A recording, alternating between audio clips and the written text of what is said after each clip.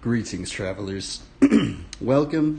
Welcome again to another strange and awkward episode of these mysterious Bible study devotionals that we're attempting to do, where we can try to practice just trying to put God first, and maybe we can try to practice acknowledging God in all of our ways, and maybe, if not even that, we can just practice reading the Word of God aloud and practicing to hone in our word usage, to maybe learn some new vocabulary, to maybe even learn a little bit deeper into the aspects of maybe leveling up our speechcraft in any degree, so we can better communicate some of the things about what God's Word ultimately teaches us.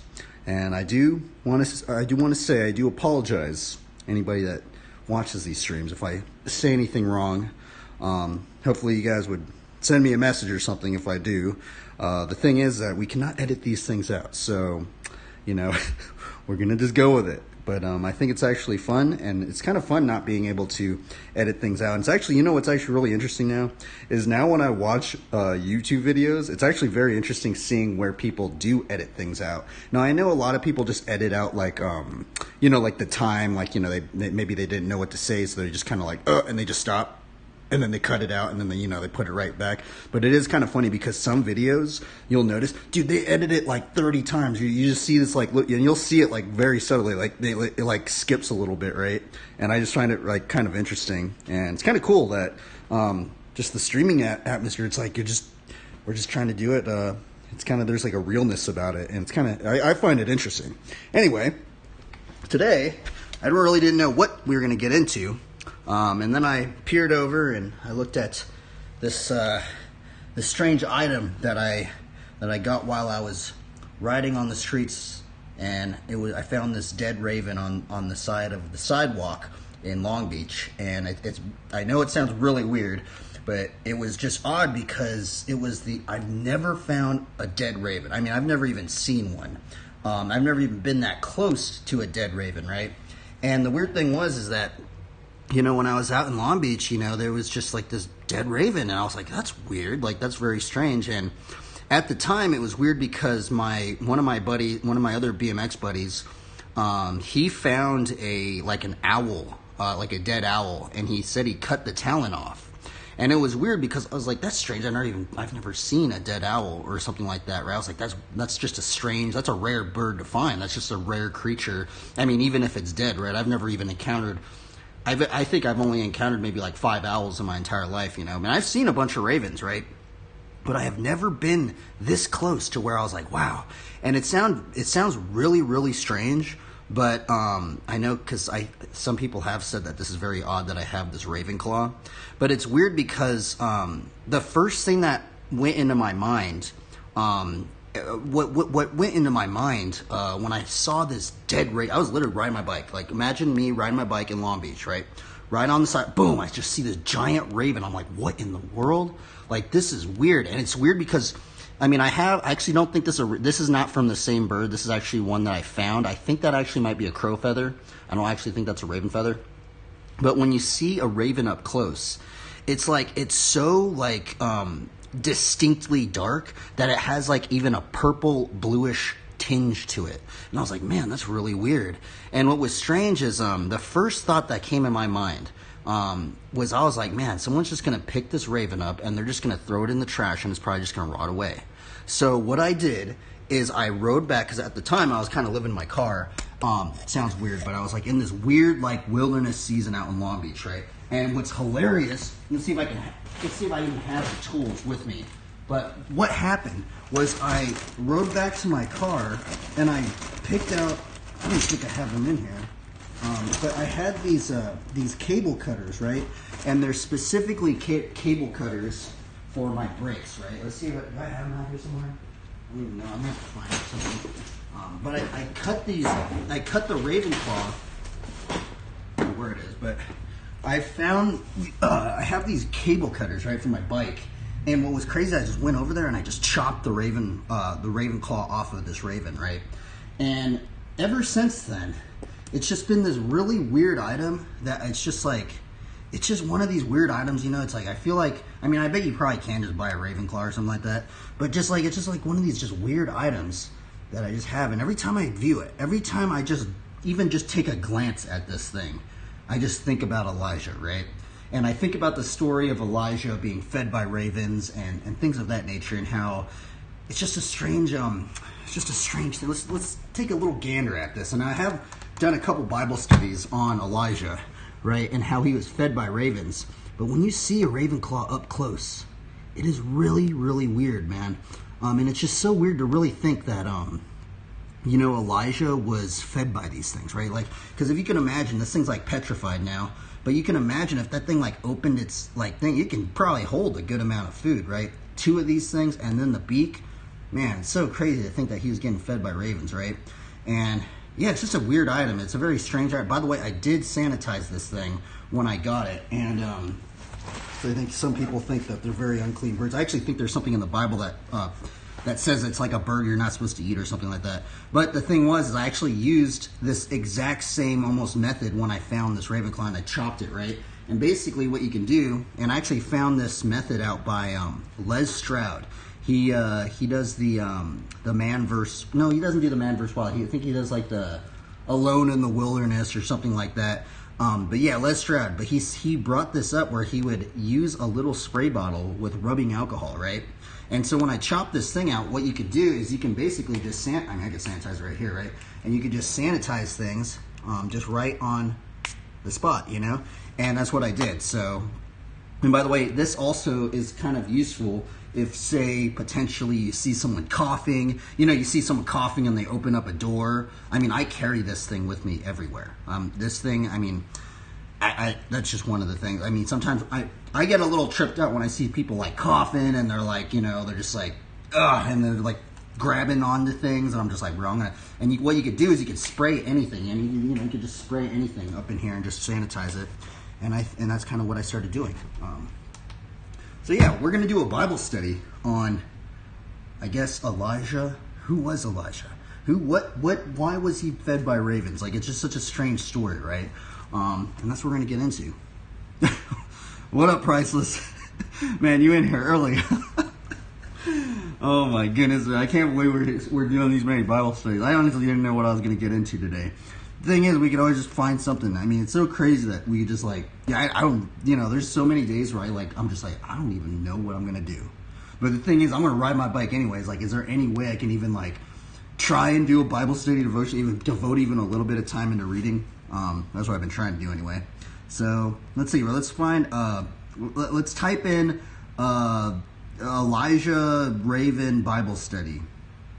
Let's see what we can find up in here, and we'll read a commentary, because it's actually kind of weird. I actually don't know too much about that story. I know Elijah, in terms of, before I get into this, right? I remember Elijah, like God told Elijah to go into like these caves by this river. And he said that the ravens were going to supply him with, I think, bread and meat, which is kind of weird to think about, right? And that Elijah was supposed to, it is weird. I think there was something happening. I think there was some people worshiping other gods at the time, and that's kind of all I really, it sounds bad, that's kind of what I've remembered about that story. I know it's way more in depth than what I brought up. But yeah, we're going to get into it. And I think there's also, because I remember doing a Bible study on ravens. I think even the raven was used when Noah used the raven. Like Noah like sent out the raven or something like that. And yeah, so we're going to read about things about ravens. So yeah, we're going to get into it. And we found this Bible commentary right here that we're going to read. Crosswalk, and that is what a raven looks like. Now, I've actually been told ravens are very, very smart animals. They've been able to, if you look up videos on YouTube and stuff, they've been able to solve puzzles, and they've even been able to mimic human speech, which is actually very, very weird. What was also weird, that I did meet this one homeless believer out in Long Beach, and what was weird about him is he knew how to croak like ravens and stuff. He knew how to like croak like pigeons, like ravens. Very weird, but it was very odd. And you can also look that up. There is ways where people have learned how to call ravens and how to mimic their speech. And there's actually one technique where I saw someone use like 2 dimes, and they make like some sort of croaking sound with the 2 dimes, and you can have ravens come down to them. Now it was kind of weird because when I met this individual, that like it was so weird, bro. It was like so strange, right? Because like they make this like weird croaking sound, right? And he like did it so on spot, man. And it was kind of odd because I had this like weird thought. Now, this isn't in the realm of like anything really biblical or anything, but the thing was, is how cool would it be? I mean, I started asking people this, right? I would ask people, would you rather have the ability to have a gun, or would you rather have 20 ravens that you could control and maybe, you know, pick at people? For me personally, I think it would be crazy to have like 20 ravens. Imagine you being able to just talk to 20 ravens and they could just like go around, just fly around with you. That would be gnarly, man. I always think about that. Okay, so we're going to read this commentary. What is this going to say? Let's read it. Have you guys learned anything about Elijah? The other thing about Elijah, it's actually a very popular name. I guess maybe it's not that popular, but I have met, over the course of my lifetime, I have met many people named Elijah, and that was what the weird thing was. I was like, their parents named this dude Elijah, and it's just so weird just thinking about that their parents named him that. Like, were their parents just like really into that story of Elijah or something like that? I don't know, right? But a lot of people are named Elijah for some reason, so let's just read this. As I was doing my Bible study on Elijah just yesterday, the story of the ravens was the focus. When Elijah was in Cherith during a time of separation and preparation, God fed him by ravens. The mystery of the ways in which our Lord works is eye-opening in this biblical account. We can look at Elijah's provisions and be reminded of the unique ways in which God always cares for our needs. What happens in the story of Elijah being fed by ravens? In 1 Kings 17, Elijah told King Ahab that the Lord was sending a drought. God led Elijah to a dry land called Cherith, east of the Jordan. 1 Kings 17:3. He tells Elijah that he will drink from the brook and ravens will give him food. 1 Kings 17:4. Now what I'm wondering is just how did Elijah how did he relay this information? Did the Lord just did he just like get this thought just get implanted into his head? Did he hear something? Was there just like maybe some signs that he saw before he that's just so weird, right? It's just so, I don't know how that would, it's just so weird to think about, right? Okay, let's keep going. The amazing obedience and trust that Elijah shows come quickly after in verses 5 through 6. Time and time again, Elijah set the example of loyal obedience to the God our Father. Elijah does what God said to do and goes to Cherith. The ravens brought him bread and meat in the morning and in the evening, and he got water from the brook. Man, that would just be, even imagine that, bro. I feel like most people, I think even I would get tripped out. I guess because modern day ravens, because we live in a society, right? And there's like trash cans everywhere, and I think most people connotate ravens with, that may being by the trash or something like that. But it's just so weird thinking about the ravens were giving Elijah not only bread, but just some sort of meat. Now, I don't know what type of meat it was. Was it just like, how did the ravens get the meat? It's just very weird, right? And it's just so weird, man, thinking that potentially Elijah, the ravens that were feeding Elijah were holding these provisions with these, almost maybe even these same claws. I don't know if they were holding them by the claws or by the beak. I honestly think it was a kind of a mixture of both. but they could hold a good amount. What I'm also wondering is how many ravens. Was it just like a couple ravens? Was it like a bunch of ravens? I don't know. It's weird, right? It's just strange. There's like a lot of things that they don't really cover, nor have I heard other believers really bring up. Okay, let's see. Let's keep going. What is the context of 1 Kings 17 and Elijah being fed by ravens? This might seem like a strange story to you. Why would God provide for Elijah in this way? Why would the Lord even make him go live in an obscure and dry place? The context of 1 Kings 17 is during the rule of King Ahab and his wife Jezebel. Man, I hear that word a lot, actually. It's so funny. If you guys, I don't know about you guys, I don't know if this is just like a modern day thing, but I hear a lot of like people bringing up the Jezebel spirit. I don't know if you guys have heard that, but for some reason I've heard many believers. They bring up like the Jezebel spirit. It's just interesting, but, and I guess that was King Ahab. So I guess in the time of Elijah, I guess the real Jezebel, right? The real, so let's see here. Let's keep going. They were absolutely evil and disobedient to the ways of the Lord. What we learn in 1 Kings 18 is that Jezebel was killing the prophets and Obadiah was hiding them to rescue them while Elijah was in Cherith. They wanted Elijah dead and looked in all the other cities. This may seem like an odd location to Elijah, but God and in his sovereignty was saving his life. Now, when I think about just the story of Elijah, right? The story of Elijah to me, it reminds me that even in just the strange and the peculiarness of life and even in the unorthodox ways, right? Because there's what I've noticed, right, is sometimes what's weird about like going into a lot of churches at times. Now, I'm not downplaying a lot of churches, but what I have noticed kind of like going into a lot of churches sometimes there's kind of like this aura of like you kind of don't want to stand out, right? Like you kind of don't want to be like a sore thumb and stand out. You kind of want to be like, maybe the other family members that are going in there. Maybe sometimes you'll notice, like, if you go into some churches, they're trying to dress really nicely, and just because like maybe like 1/3 of the church congregation is trying to dress nicely, now everybody wants to try to dress nicely. But then what's really weird for me, especially when I was living out in Long Beach, is that I would go to some of these churches and then like right outside I would meet some like homeless believers, and they only have one pair of clothes, bro. They're like tattered up and stuff. They don't even like care what they're wearing, and I'm just like, whoa, man.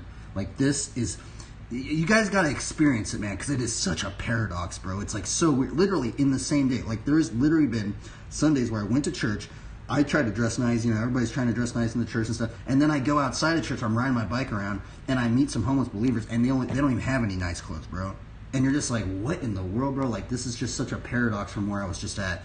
And sometimes it's like, sometimes I wonder if like the Lord like uses these paradoxes, right? And especially it kind of reminds me of the story of Elijah, because you think that it's just weird, it's just so strange and obscure of how God was using, and not only Elijah, but if you notice, there's actually a lot of prophets and biblical characters, bro. At the time during where they were living in, they seemed like probably like they were living in such unorthodox ways of life. Even thinking about John the Baptist, right? John the Baptist was said to have been wearing a camel's cloak, living out in the wilderness, and he was eating locusts and wild honey. It's just like, what in the world? And you know what's so funny is sometimes I think, if you were to meet some of these biblical characters, I'm wondering how many like maybe believers, even like maybe pastors and stuff, would they just think these people were crazy? Like, would they even allow them in their church congregation? Right? It's just crazy. A lot of these like gnarly prophets, they were like almost like wilderness men. Like, they were able to just live out in the wilderness, bro. Like, that is insane to me. It's just like so crazy. It's just so like, because I feel like it's easy to read these stories about, oh, this prophet lived out in the wilderness, right? It's like, okay, or like they were led out in the wilderness and they survived out in the wilderness for 40 years. And it's like easy to read this stuff, right? But when you actually think about doing that stuff, bro, it is brutal. It is not easy just to live out in the wilderness. Like, so many people are confined to the constructs of our society at the moment, right? We need all these things. We need all these amenities. We need, all these things. And some of these dudes were like, bro, we can live anywhere. How crazy would that be, man? Imagine having the ability just to live anywhere. Now, it's kind of funny. There was this video game and there was this RPG item, and it was about like something about the homeless people, right? And I remember it was actually in WoW. I will say the game. There is like, I think it's like these leather gloves that you can get in WoW, and it's just like a gray item, right? But there's like a little flavor text at the bottom, and it says something like, "He who lives nowhere lives everywhere." And I was like, what in the world? And it was like something about like homeless people or something. And it was so crazy because it reminded me of this other quote that I heard from some other believer, and he said sometimes like the homeless people have actually the biggest house, because the homeless people can basically live anywhere, right? And it's very strange to think about that, but it's actually just, it kind of reminds me of some of these prophets and biblical characters. Okay, let's keep going. What is it going to say now? Why does God feed Elijah via ravens? Our great God could have used any means to feed Elijah, but he intentionally chose ravens. If you know anything about birds, the raven is not a dependable animal. We see in the story of Noah how the raven does not return. In Genesis 8:7 says, "And sent out a raven, and it kept flying back and forth until the water had dried up from the earth." Okay, let's see here. Perhaps if God had chosen doves or robins to perform this twice daily turn-down service, some kind of brilliant brainiac ornithologist could come up with a scientific hypothesis describing how birds of that type might be capable of pinpointing a singular location day after day. God, however, chose a bunch of ravens for the job. I mean, I feel like ravens is a good one, because I think ravens actually might be one of the smartest birds. Actually, let's look that up right now, because that's what I've been told, but I'm actually not sure. Let's look that up. Are ravens a smart bird? I'm pretty sure they are. Now, let's put ravens. Are ravens a smart bird?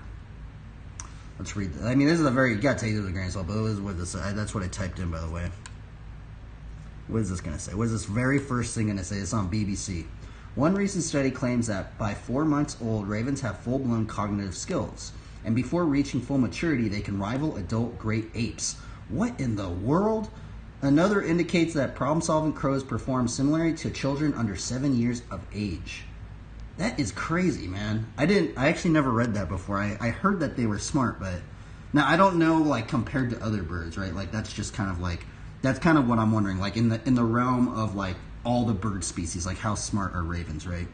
But yeah, I have heard that they're very intelligent birds, so it kind of makes sense, right? Okay, let's keep going. Where are we at? Many times, our God does not choose to work in rational ways, so that without a shadow of a doubt, we can know that it had to be Him. Maybe you are in the season of your life where you do not know what the Lord is doing. Could you be questioning His provision and His ways? Now, sometimes I think about this, man. Like, I'm going to be really honest, man. There's been many times where I'm like, God, I am very much doubted. I'm going to be real, right? I will confess there's many times, man, in my season in the faith where I've doubted God a lot. I'm like, God, why is this not happening? Why isn't that happening? Why am I not being provided with this? Why is this singular thing only provided for me or something like that? But I feel like that's a good thing about the story of Elijah, right? That God could be somehow providing in many, many just full-blown, bored, just like mysterious ways, man. Imagine like, oh man, that's just so weird to think. I mean, it's crazy for me to think about, but okay. All the while, He could be protecting you and caring for you in a unique manner, just like He did for Elijah. What I love even more is that we see a similar message in the New Testament in Luke 12:24. Consider the ravens. Dude, it's so funny. I forgot that might be in a different translation. Consider the ravens, they do not sow or reap. They have no storeroom or barn, yet God feeds them, and how much more valuable than are the birds. That's weird. I think that might be a different translation. They don't say actually what translation that is, but it says consider the ravens. I think most other translations just say, oh, look at the birds. But that's weird that one says, consider the ravens. And it's weird because they use that word consider. It's almost like observe the ravens, right? Like let's just look that word up right now. Consider Bible definition. Like, so if that's what the Lord is saying, we need to consider the ravens. What does consider even mean, right? I think that means, I mean, it's kind of bluntly obvious, but let's see. Let's just read. Now I'm going to read this KJV dictionary of this is the KJV 1611 Holy Bible dictionary on consider. Let's read some of this. These are kind of short. I could bring it up right here. Consider, to view attentively, to sit by, to sit.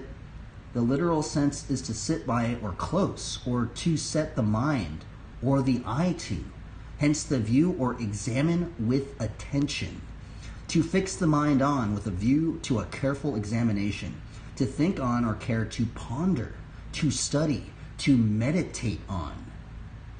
What in the world? It's so...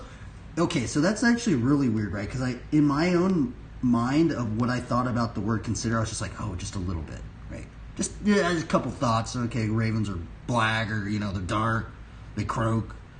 But it's weird now when I think... Now, see, this is what trips me out now, right? Because now when I look at the biblical definition of just even that simple word consider, to meditate on, to ponder, to think carefully, to examine... Bro, like, it literally makes me, like, think about this. It's just, dude, it trips me out, bro.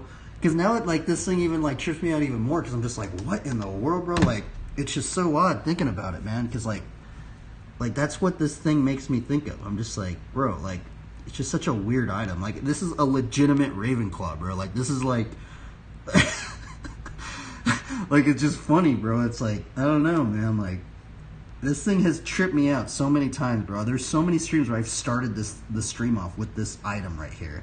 And, yeah, it's just very strange to me, man. Like, it's just peculiar. Like, I just cannot help but think about the ravens. So if you guys ever find a dead raven, just know, you can sanitize it with the bottle of rubbing alcohol, spray rubbing alcohol. And it's just a weird item, bro. This might even be illegal to have. I actually don't even know. Because I think some birds, you might not even... I think what someone told me, like, having a feather of certain... Actually, I don't think ravens are illegal, but I know, like, if you have... I think it's, like, the bald eagle or something like that. I think you can't have, like, feathers or something from the bald eagle. So that probably is the same with, like, the claws and stuff. You might not be able to have the claws and stuff. I'm not too sure on that, but... So I don't want to endorse any sort of illegal activities or something like that, but potentially you might want to look into it before you maybe get a Ravenclaw. Because I never looked it up. No one's ever said that it was illegal for me. But let's see here. Kiskadi, my favorite of the class of crow/raven. Interesting. Now, are crow/ravens, are they the similar? Oh, they have to be, right? I mean, what is the difference? I think ravens are just bigger, right? Ravens are weird, man. And it's also weird because a lot of, if you notice, the other weird thing is I have been kind of fond of ravens even before, like, I, read the story of Elijah and stuff like that. But just from a lot of these RPG games, if you play, like, the nature class in a lot of these RPG games, there is a big thing. I mean, even if it would be so funny for me to sometimes it's so funny for me to meet people that aren't, like, into Christianity whatsoever, but they're into, like, RPG games, bro. And I, like, bring up something about an RPG game. They're like, oh, yeah, dude, I know what you're talking about. And it's just so funny, bro. I'm like, man, like, if you only knew, like, the lore behind where some of those things has originated from, it's just hilarious to me. But, okay, let's see here. Where are we at? Man, this is a long commentary, I think. Holy moly, we're only 30 minutes in, bro. Dude, these Bible studies are so weird, bro. It's like sometimes it just feels like I'm just doing this for 5 minutes. I look down, like, in 30 minutes, bro. It's insane. Okay, let's see. Where are we at? Lost my place. Okay, here we go. God was having Elijah consider the ravens. That's weird. Now, see that Now, this is a big thing right here, right? Because when there is something that is mentioned in the Old Testament and then also mentioned in the New Testament, I think there's something very very big to consider there, right? Because there's like it kind of maybe like goes through into the new covenant, right? That's what I think of, by the way. By the way, I also want to relay, if anybody that listens in, I do have trouble, I will be honest, I do have a lot of trouble with the Old Testament stuff. And if you have noticed, I kind of don't get too heavy into the Old Testament at times, unless it's like a psalm or a proverb, because those are like way easier and stuff like that. Or just like a simple story like this. But what starts happening is there are a lot of laws in the Old Covenant, right? And unfortunately, there have been a lot of denominational splits, because some people think, oh, well, this law in the Old Covenant still carries over to this one, and then some believers over here like on the opposite spectrum, and there's a lot of like controversy at times, right? So because there's just so much controversy sometimes it makes me a little bit harder to get into the Old Covenant, because the Old Testament stuff, because there are a lot of things like that, right? But I feel like with the story of Elijah, you know, just because of it's kind of mentioned even from the Lord, right, about considering the ravens, I think there's something to be learned, right, to be had. So let's keep reading. Elijah had to know that in order for him to survive, the ravens had also had to survive. In order for them not to eat his breakfast, God would have to take care of the birds. The Lord values the ravens, but how much more did he value Elijah? God values us just as the same. We are his image bearers, his adopted children and his chosen ones. Man, chosen ones, that is a... Bro, if you guys have noticed, I think it's weird because this has actually been this this phenomena. I'm going to call it a phenomena, right? But there's this, it might be called a prophetic ministry. I'm actually not quite sure. But if you go on YouTube and you just type in chosen ones, for some reason, man, there's like this whole new, like, I mean, I wouldn't say it's new. I don't know how old it is, right? But I'm starting to notice all these believers, and there's a lot more that they're starting to like pop up everywhere, right?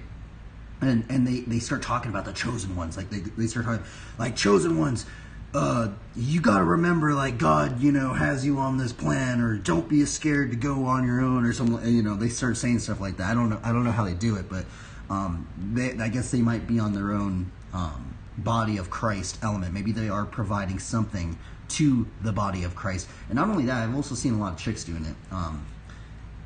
But yeah, chosen ones. It might be because of the because of that movie or the show thing called The Chosen. Maybe that's why it started just emerging a lot. Who knows, right? That actually might be a reason. Maybe that's a good reason. Maybe they tapped into the YouTube algorithm, right? Because so many people are watching The Chosen, right? So maybe a bunch of these like prophetic I don't want to call it even a prophetic ministry. I don't know if that's even prophetic at all, right? You know, but I see a lot of that, like the Chosen One stuff. The Old Testament is rich if we see it through a Jesus lens. Very true, right? Okay, let's keep going here. How can we glean hope from this story? Okay, so that's kind of funny how they use the word glean. See that word? Glean. Now, what gleaning is that back in the day, now actually I don't know exactly everywhere was doing this, but what gleaning is that the farmers of the lands, right, they would set off 1/10 of their land crop, right? Now, a lot of people think of the tithe as money, right? But if you actually start going deeper into what the tithe was at many times, even in the Old Testament, I think it was also like wealth and possessions and stuff like that, but also it was basically anything that you were producing, right? And at the time, a lot of the farmers, they would set off 1/10 of their crop, and that's actually why they call it a tithe. Tithe means 10th, right? And what they would do is they would have a little bit of their crop, and the crop, that little portion, that little 10th portion of their crop was used for the homeless people. It was used for the wanderers. It was used for the travelers that were like just traveled into the land, and they're like, you know, they're just starving and stuff like that, right? And what gleaning was, or actually I think I might be wrong. I might be getting something off, because I think gleaning was something where people would, pick up the last portions or something like that. I might be wrong. I'll take that with a big grain of salt, but I'm pretty sure there's something like that. Okay, let's keep going. Every time that I see or think of a raven now, I will never be the same. What in the... Dude, I feel like that's what I thought of too. That's so funny, bro. I feel like that's what because of this thing, I feel like I'm never going to think about a raven the same way, right? It's just hilarious. These birds that I once considered pretty ugly, I now delight in the thought of how the Lord takes care of them and of me. Many times it can be frustrating to have desires to do great things for God, that we miss out on the joy of all the still moments. It is in those places where we gain greater intimacy with the Lord. It is there that our prayer lives and increase, and our faith in our Jehovah Jireh is strengthened. He had the opportunity to be ministered to by God himself, to sit quietly by the brook, absorbing God's love. He had the time to see God's faithfulness, to learn to trust his heart. Interesting. Okay. I love how Elijah boldly and confidently obeyed the voice of God in an unknown circumstance. So many times I find myself anxious about the unknowns of this earth. However, the story of the ravens feeding Elijah gives me a great hope that God is also omniscient and he is in control. My God sees things that I do not see from a narrow point of view. My God loves me more than I may ever know on this side of heaven. He loves you too. May we have the courage, like Elijah, to follow the Lord's leading and trust his purposes. Interesting, a chick wrote this one. I wasn't expecting, I actually thought a dude wrote, I kind of thought a dude wrote that, but it's kind of funny that actually chick wrote that one, right? Kind of interesting right there, huh? I want to kind of look up now. I have been seeing some people. Have been seeing some believers on their YouTube videos. They look up like animals, and they look up. It's weird because I don't think I've never really done this. I'm going to be really honest. But they look up. Well, actually, I've done it maybe a couple times. It's been a very, very long time. But I have seen some believers, and they look up like what. It's weird. Some of these YouTube people, they're like making all these videos like every single day, right? And one of this one chick, she says she'll like see things throughout her day, and she looks up like biblical symbolism from what she saw or something like that. So I kind of want to like maybe see what that. Well, I want to just type in like ravens, biblical symbolism. So let's read some of this. This first one says, some traditions associate ravens with death and darkness, while in others they are revered as creatures of wisdom and prophecy. Ravens in the Bible, a closer look at their symbolism and significance. And I guess that's what today will be like. Today will be like Bible study, ravens. You know, and it's kind of weird because now, you know how that Bible study talked about consider the ravens. Well, now, should we just be considering all ravens? Because also, like, I mean, because if you think about it, I mean, if you guys have watched, like, Teen Titans, I don't know if you guys have seen that. It's kind of like this. I used to watch it. I'm not lying. I honestly thought the animation was really good in Teen Titans. But the thing is that there was this chick, and her name was Raven. Like, I'm pretty sure it was Raven, right? I mean, is there anything to learn from that chick? I don't really know, right? But okay, let's see. Let's read this. Ravens in the Bible, a closer look at their symbolism and significance. I'm just going to scroll through this one a little bit. Ravens in the Bible. Ravens play an iconic role in the Bible's vast body of stories and teachings. Not simply simple birds. These intelligent beings represent deeper meaning that resonates with readers today. Okay, let's see here. The ravens of Elijah, the providential providers. In the book of Kings, ravens are described as instruments of the divine providence. At a time of drought and famine, Elijah found sustenance from these birds during his time of need. They brought bread and meat each morning and evening, as according to the scriptures.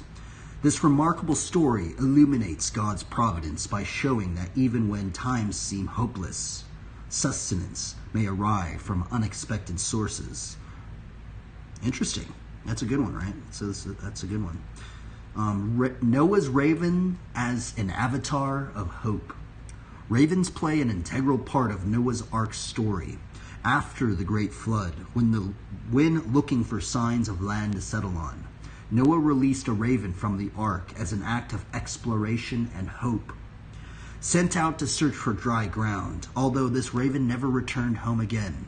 Its departure marked a new chapter of world history by signaling an end of a destruction brought on by its deluge, as well as hope for renewal and new beginnings. Ravens teach us faith and spiritual lessons. Now, what is this going to say? I'm curious. What is it going to say? Let's see here. Ravens in biblical narratives offer powerful lessons of faith and trust. Just as Elijah turned to them for support during his times of trouble, their presence serves as a reminder that God cares for all creatures, such as when Elijah relied on their help during conflict and difficult circumstances. These stories emphasize the necessity of placing our trust in a higher power, even when faced with seemingly overwhelming difficulties. Ravens seen as symbols of transformation. Ravens symbolize more than provision and hope. They also represent transformation. Their black plumage, often associated with darkness, can be seen as a symbolic of change and rebirth. Just like how an egg hatches into an adult bird, life challenges and trials can bring personal growth and transformation in us all.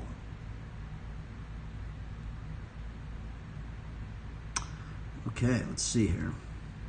Now, what is this one going to say? Dude, this is a weird commentary. Applying raven symbolism in daily life. I've never heard a believer say that to me. By the way, take this with a grain. I did not write this, okay? But I feel like if I were to say this to other believers, I'd be like, "What is this new age? What is this new age hoopla you're speaking to me?" I did not write this, okay? So take it with a grain of salt. Let's read this though. What is it going to say? Applying raven symbolism in daily life. The lessons and symbolism associated with ravens in the Bible can be applied directly to our daily lives. Like Elijah, we can find comfort knowing that help can come from unexpected sources. Similarly, with Noah's raven, we can embark on journeys of exploration and discovery, trusting new horizons lie ahead. Just as ravens symbolize transformation, we should embrace change as an avenue to personal growth and renewal. All right. I feel like they just covered that, but they just did it again, right? What is it going to? So this is the last part of it. It says, conclusion. Ravens in the Bible represent more than mere physical features. Their presence embodies a wealth of symbolism and significance that goes far beyond the physical manifestation. From being messengers of hope and deliverers of goods, their symbolic representation embodies multiple layers of meaning that run deep. That was a good way. No, I don't know why they brought up goes far beyond physical manifestation. Why are they bringing up physical manifestation? I just don't I don't know why they would use that word, but I don't know.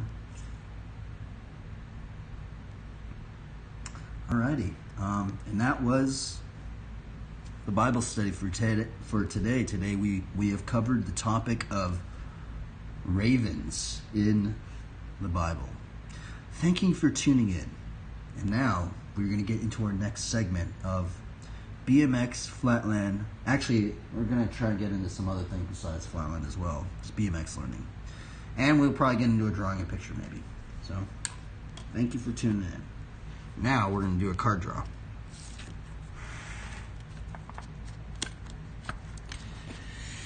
Okay, let's see here.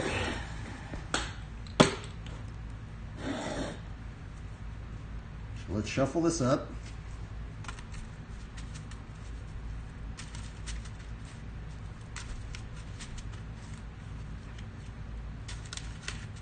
Let's shuffle this up pretty good. Do do do do do. Do do do do do do do do do do do do do. Do do do do do do do do do do do. I need to switch some of these cards out too. Should probably just get some more cards, honestly. It's kind of funny, like I get into like these. What's hilarious about it is like I feel like this like card draw, it almost is like a game to me at this point. But I feel like a lot of other games, for some reason, I just like get into them and then I get bored of them. And it's kind of funny because I've actually been looking back past my old Bible study streams. Bro, I have been doing this a long time. It's crazy. And it's crazy. I think it's just because it just doesn't take up that much time. Like I just like, you know, just draw 7 cards. It's just like, what are you going to do? You draw 7 cards. What do you think about? It's like, you know, you don't have to invest a lot of time into it. It's not like I'm putting hours and hours and hours and hours into it, right?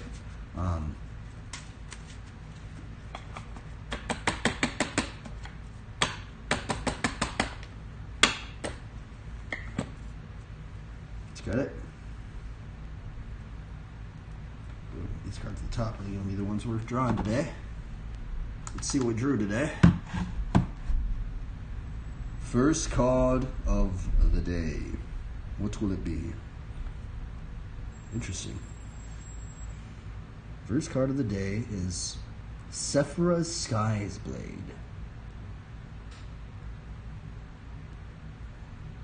That is a gnarly card, man. The art on that thing looks insane, bro.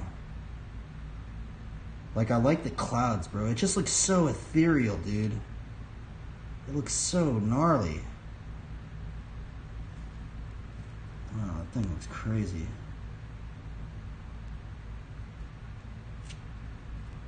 Interesting. Angel of Glory's Rise.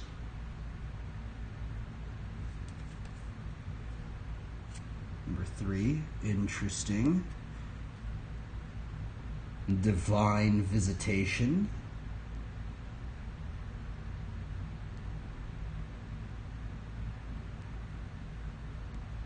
It's weird. That's what that flavor text says. It says the angels appreciated the offer but politely declined to eat any birdseed. What in the world?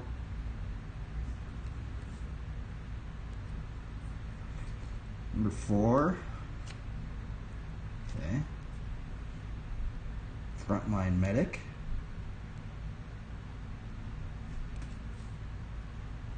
Number 5. Interesting. Celestial Ancient. I haven't drawn this card in a very long time, actually. Look at this card. Wow, it's actually crazy. I haven't drawn this card on stream in a very, very long time. Man, that thing looks crazy, bro. That thing almost looks like a raven, doesn't it? It looks like a weird raven thing. Let's read the flavor text. We thought the clouds had moved from the night sky. Then the night sky moved and the horizon grew wings. Done by Mark Teeden.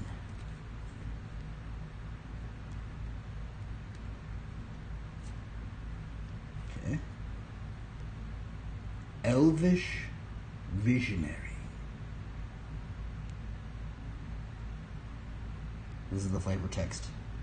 From a tiny sprout, the greatest trees grow and flourish. May the seeds of your mind be equally fruitful. Done by D. Alexander Gregory. Now we'll do our last card draw on our Instagram.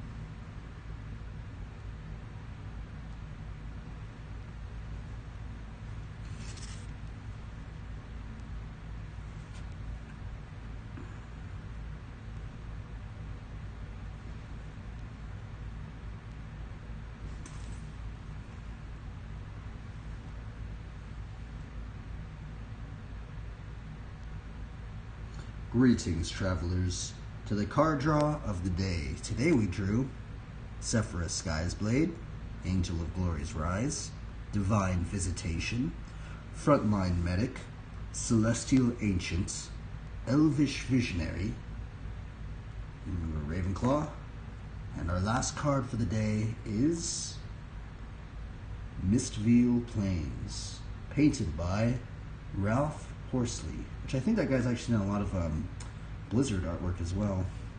But I really like this card. We haven't drawn this card in a very long while. Celestial Ancient. And I like the flavor text. It says, "We thought the clouds had moved from the night sky. Then the night sky moved and the horizon grew wings." Man, that artwork is amazing. Nicely done. Done by Mark Teeden. Farewell, everybody.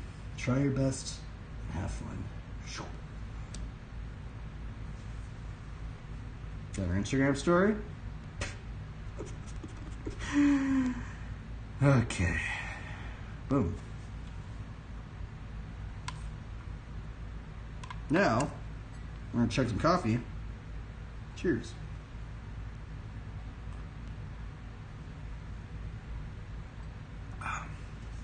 Oh yeah, this is the last card of the day.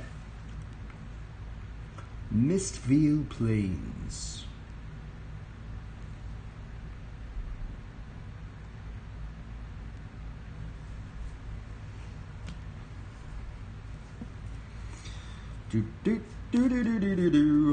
Now this would be an interesting company to start getting into if you were to get, you know.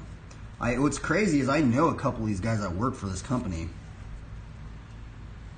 But if you guys wanted to know, there is like, what's really cool about this company is they always put like the artists and stuff right there. You know, what's cool about it. And also they have a month. They also have a month deadline, by the way, if you guys were wondering. A lot of these artworks, these are done in 1 month. So let's say like every single one of these cards, right? So what they do is the art director will, you know, you'll be in contact with the art director. They'll probably give you the title of the card right here. Maybe the art director will be like, oh, well, we want this, this, and this. Basically what they do, well, from what I've been told, is you have a month deadline to do an entire painting like this, right? So you have 1 month, a 1 month deadline. So the first week is the first rough draft. You're supposed to send them a bunch of sketches. Like you're supposed to send a bunch of little thumbnail things, and I think it's just the rough draft sketch. The art director picks one of your sketches, and then you move on to the color stage, the first like rough color stage. I think that goes on for like another week or so. And then you basically have 2 weeks to paint an entire painting.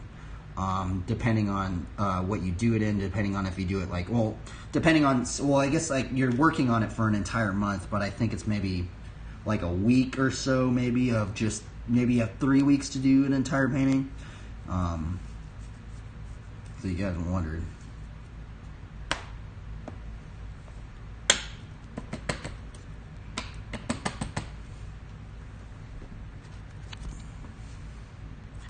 Alrighty, now we're gonna get into bike riding. Let's do this.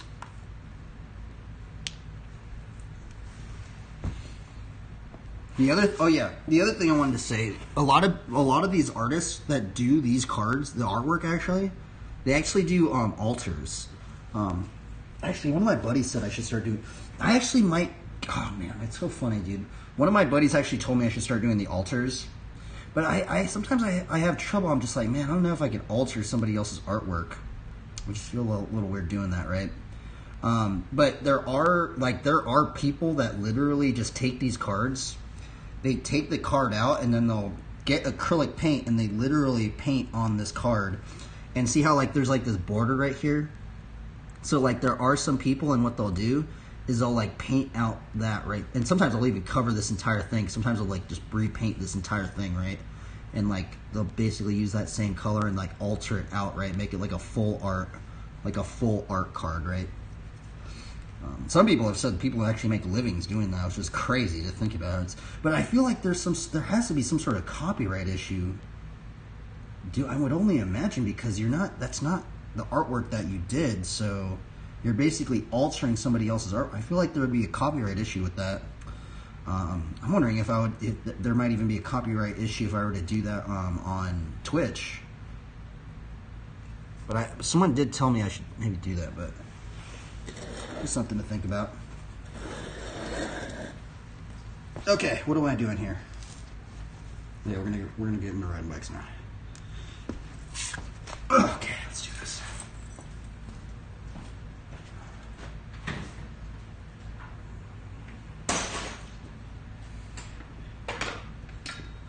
Check our PSI, going to 100.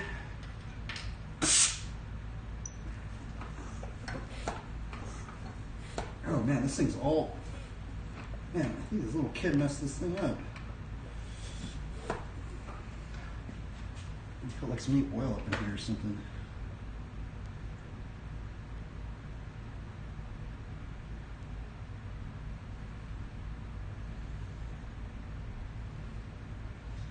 I remember seeing this little kitty playing around my pump.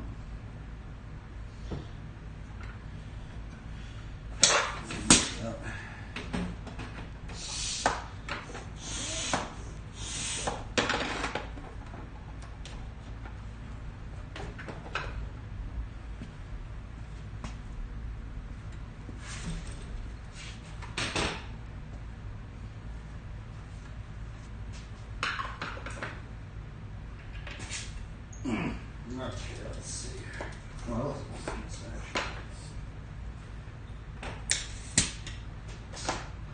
okay, let's see here. Copyright issue if you're advertising to sell. Well, that's the thing. That's what those alters do. There's people that they go, oh, well, I'll alter that card, and then they get paid money to do that.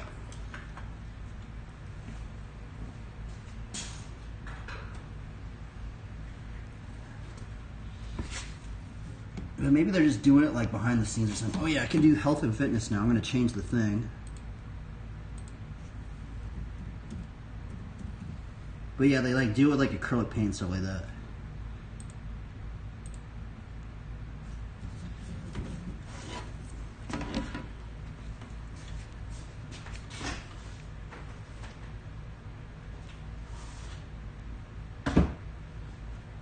Okay, put some music on.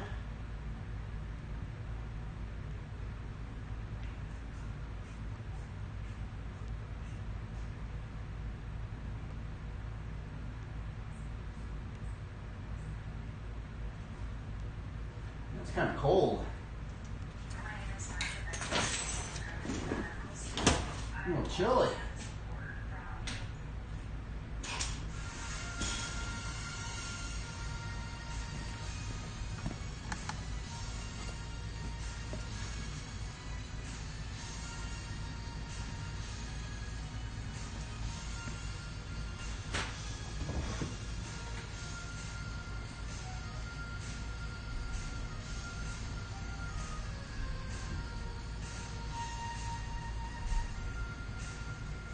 Oh, they don't trip to grow community, yeah. I mean, that's another thing I like about, like, I feel like maybe that's kind of also why I like these cards, is because, like, you know, like the video game stuff. I'm not saying, like, video games don't do it, but a lot of video game companies, I've actually been told they're starting to lean more towards AI artwork, unfortunately.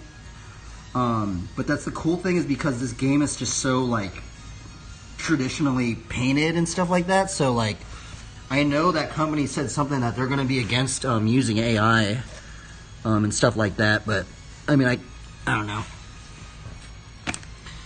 It'd be cool if just all those artists started just doing everything just traditionally, because that way, you know, you have a real physical painting.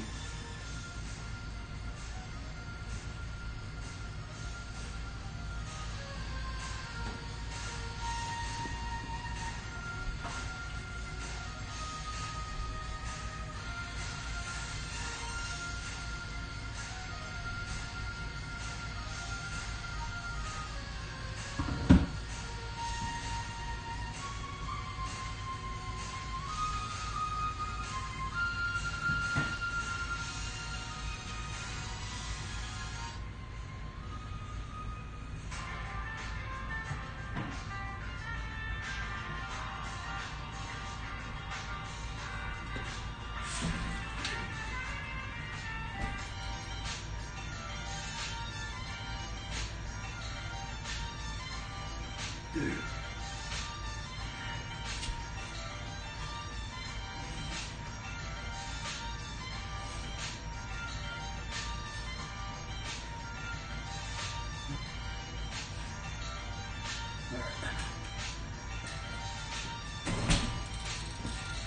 Start with some fire whips.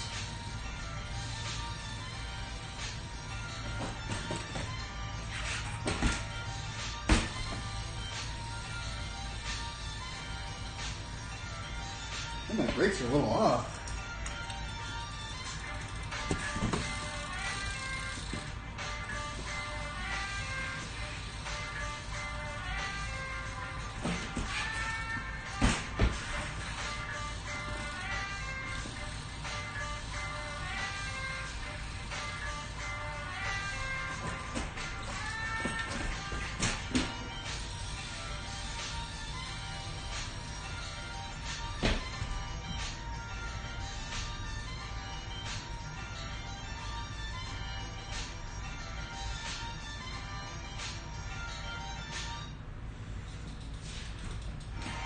I'm all cold, I'm all slow.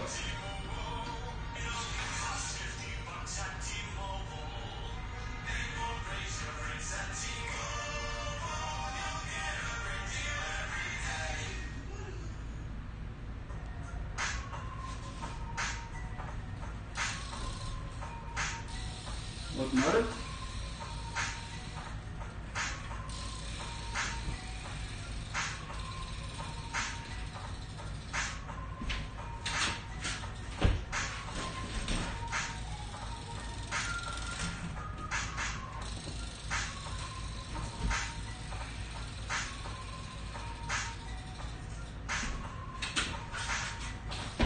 I almost got into it.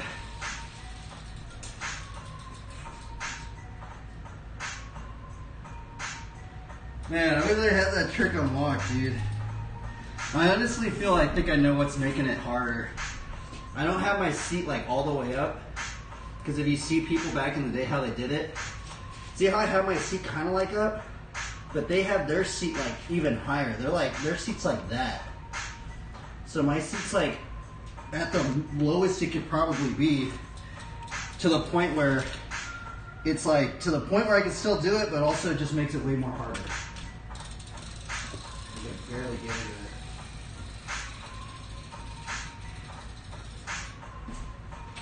I think that's what it is.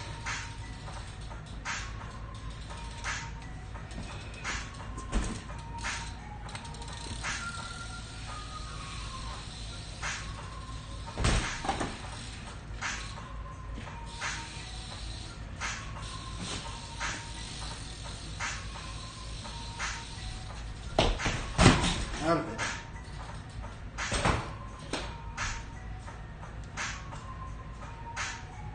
I'm gonna put this light on.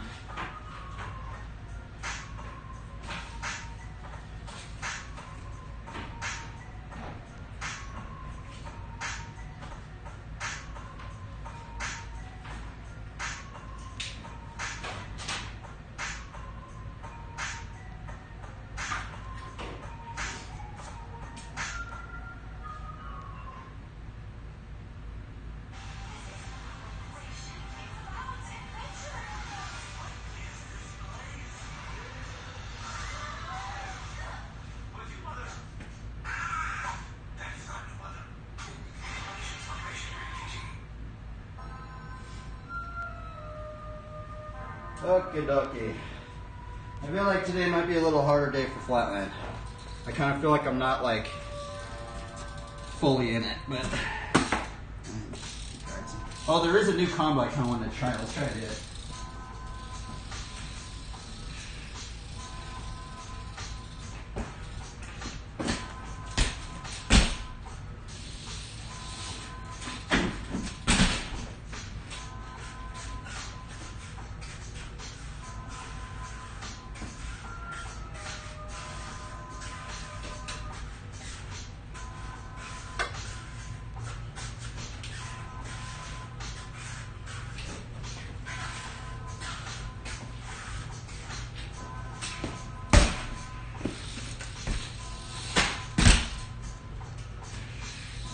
actually landed it. That was gnarly.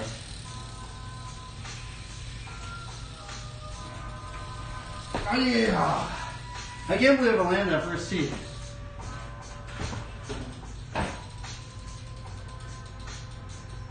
That was crazy. I was like, dude, there's this new line I wanted to do. I actually did it.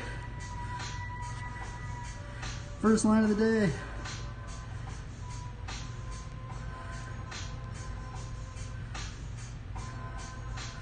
Add stream marker. And that's what I do for my clip. See that button right there? It says add stream marker. You just hit that button and boom, that was the clip that I just landed. Makes it way easier, bro. To just like film. You can just like get so many clips so much faster.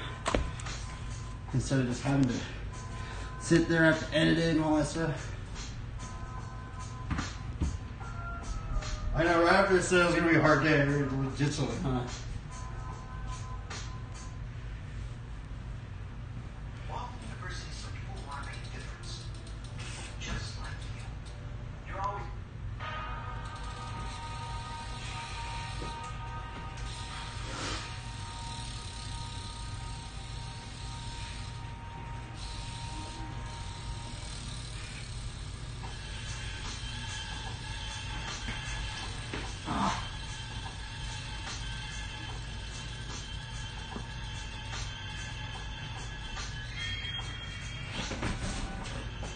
I want to learn that one.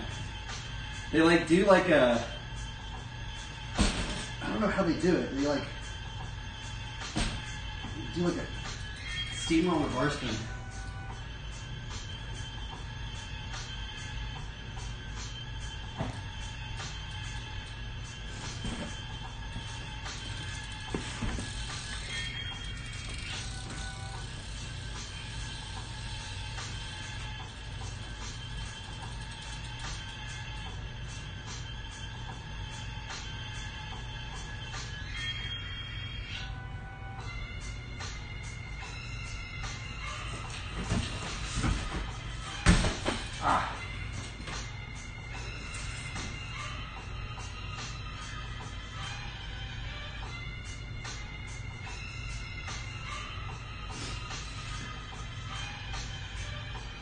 I did want to start grinding on this box a bit more too.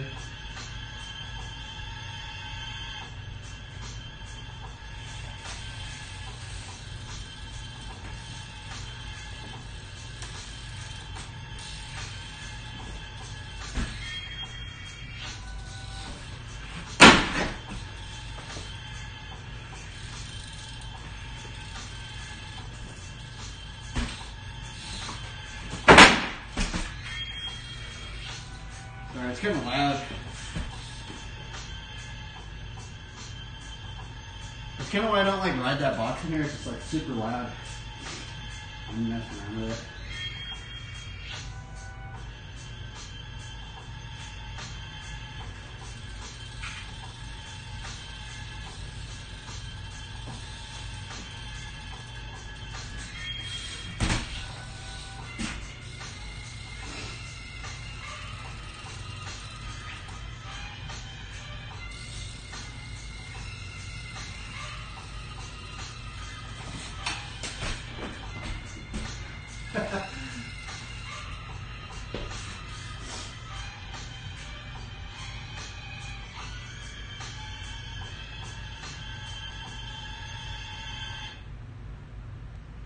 Fun times.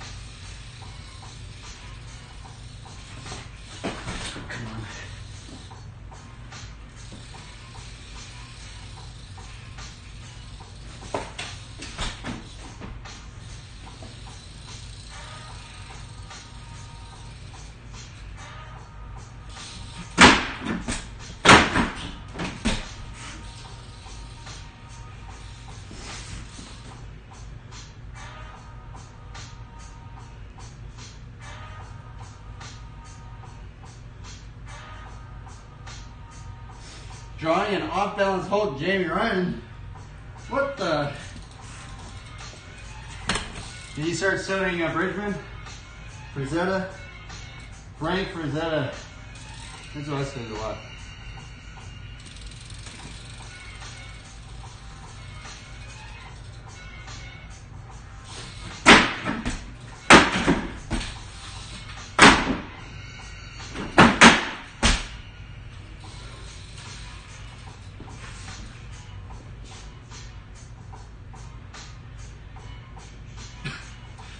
Banging on stuff. They're banging on stuff, man.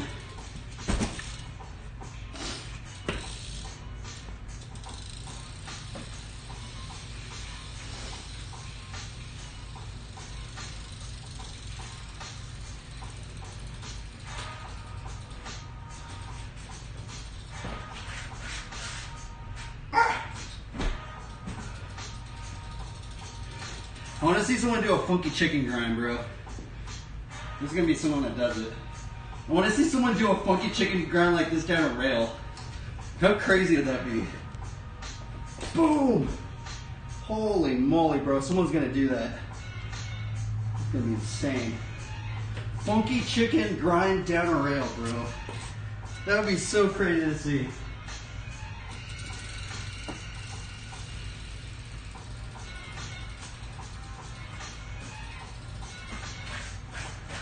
Ah.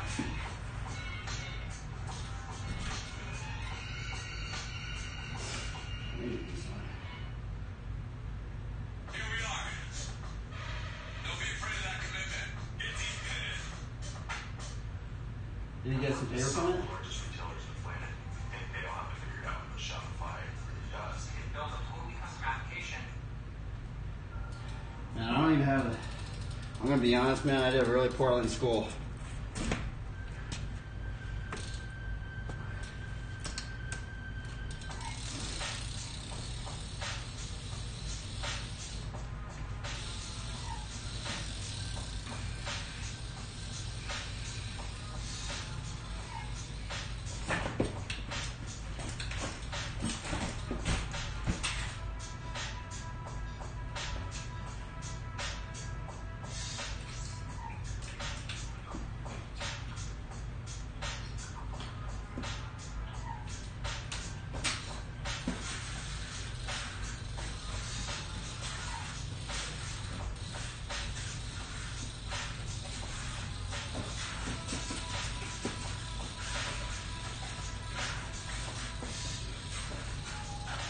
Ah, yeppa. Almost did it.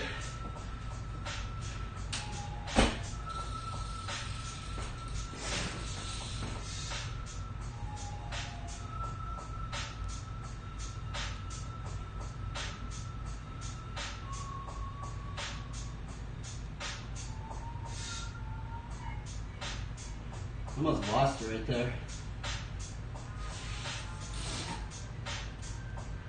Oh my god, it's weird.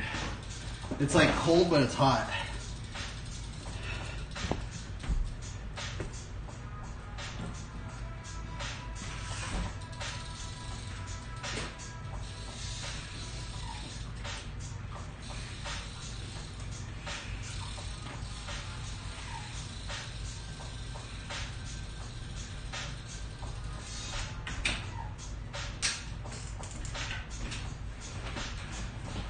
Oh, I almost did it.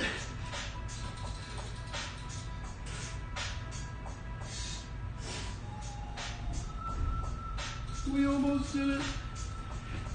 That lawnmower looks gnarly, huh? It's like so like wild looking.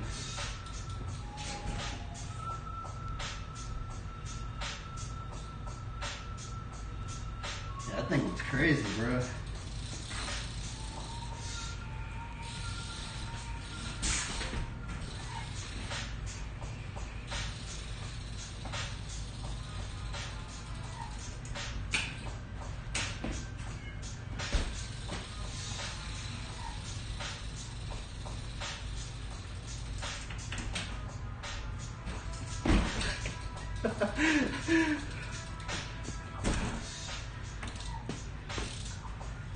never really got into doing the lawnmower, I'm gonna be honest.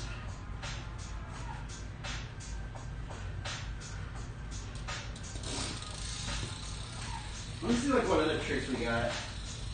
We got like this one.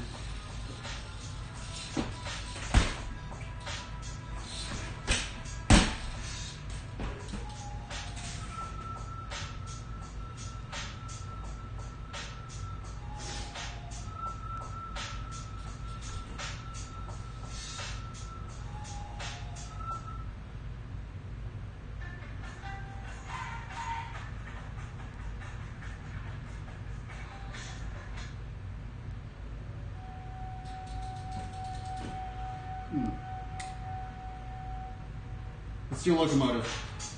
I think the locomotive is my hardest trick so far. I haven't landed another one, so hopefully I can just get it back. I kind of feel like I've been losing it. So you guys do it again.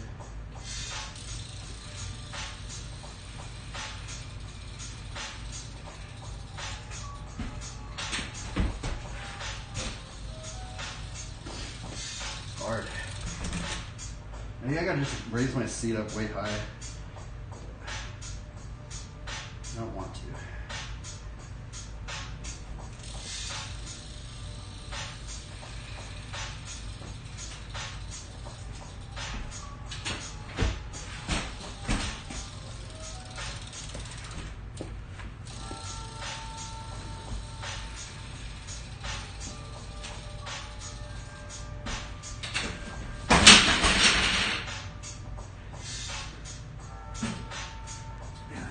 Brutal.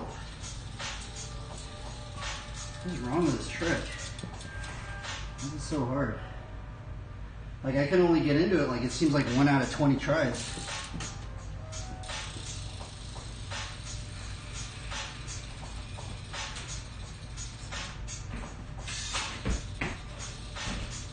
Maybe back here no-hander. Let's try back here no-hander.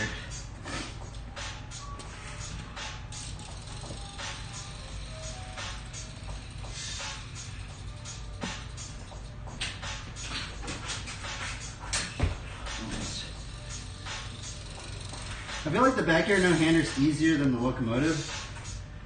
Like it's easier to like kind of like land it because like your bars are already just right there, so all you have to do is grab on. But the locomotive is weird because like you have to like scuff correctly, and if you mess up the scuff, like you can't land it.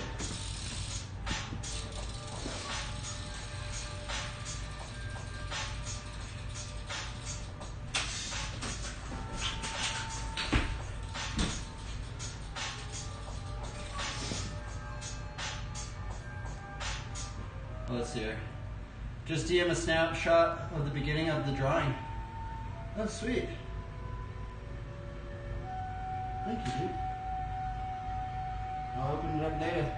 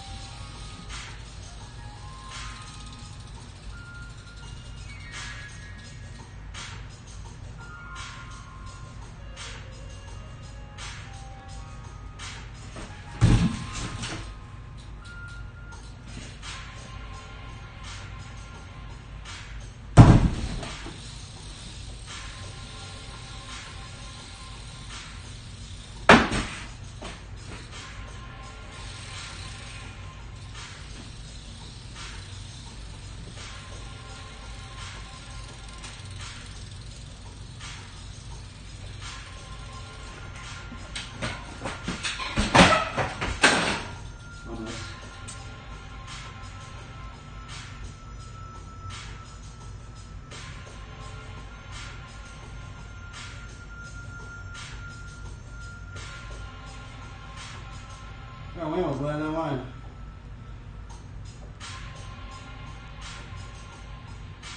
That was close.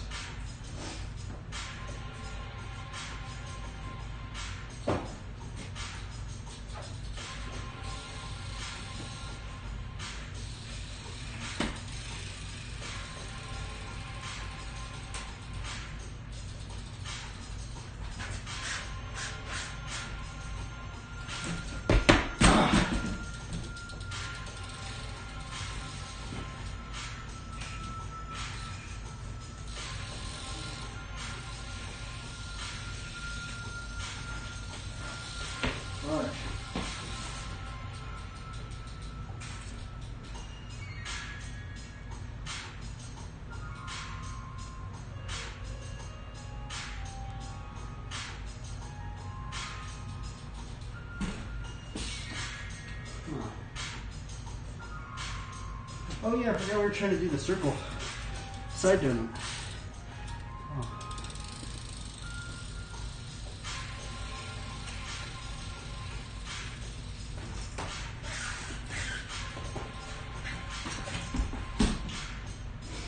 Man, that trick's hard.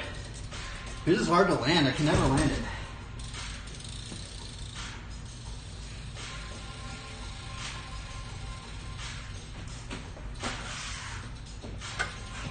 Oh, fudge.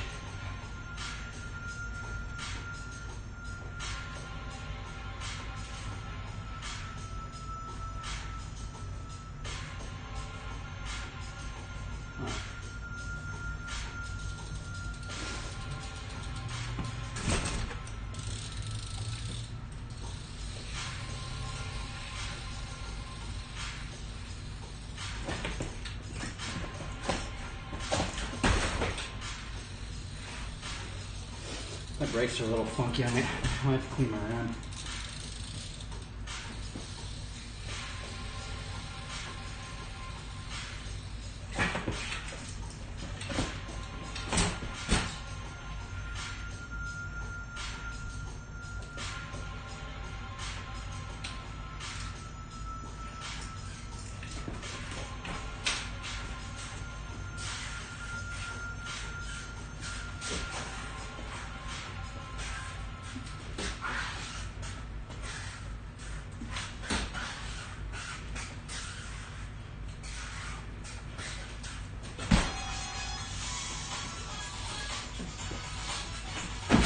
Oh, I almost did it.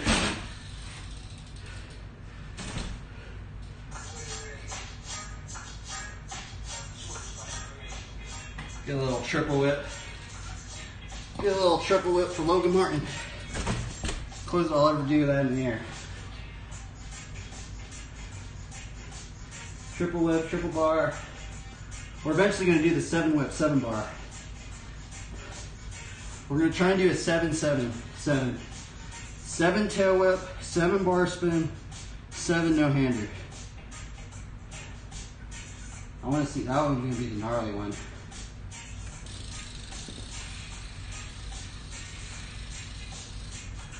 Seven, seven, seven, seven.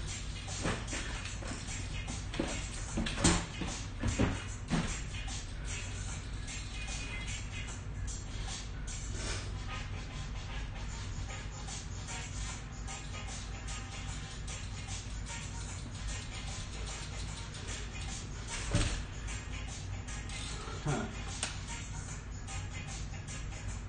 Yeah.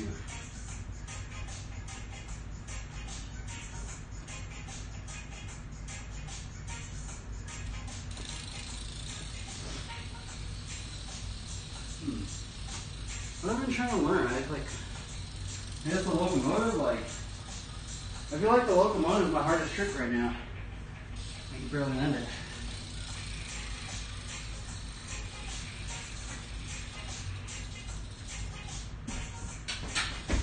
It's hard.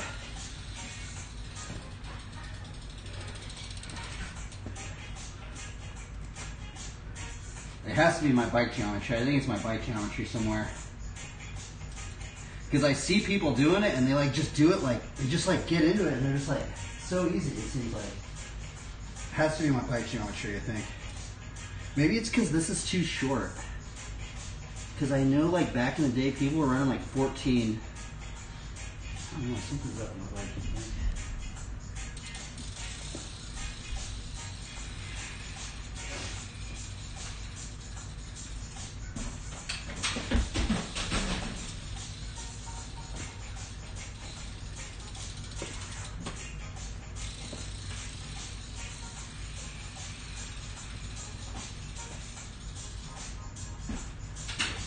Come on.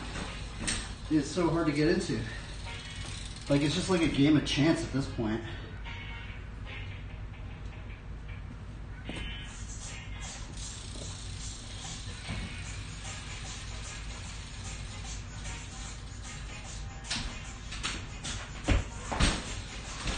don't know what's wrong with that trick. Brutal. The bad part is I don't know what I'm doing wrong. I think I'm just too slow. She's slow.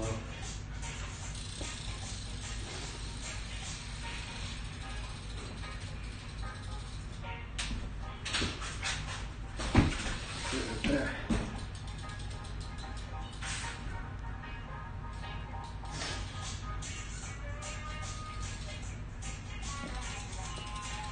Double flail, maybe?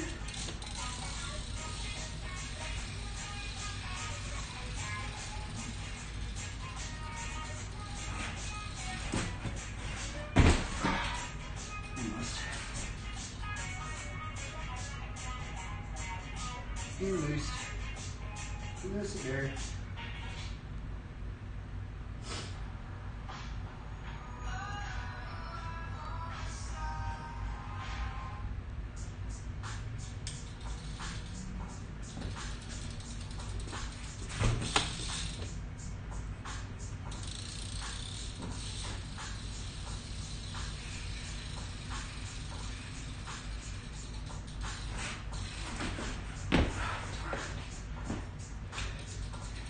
Man, that trick is hard too. It's weird because I felt like these two tricks were actually going to be easy to learn. Because I kind of thought the locomotive wasn't going to be that hard. And I also thought the boomerang wasn't going to be that hard. But man, I'm just terrible at both these tricks. I don't know what it is about them, but it's just like, dude, it's hard for me. I thought the boomerang was going to be way easier. I think I'm just doing it wrong, but I don't know. Oh, come on.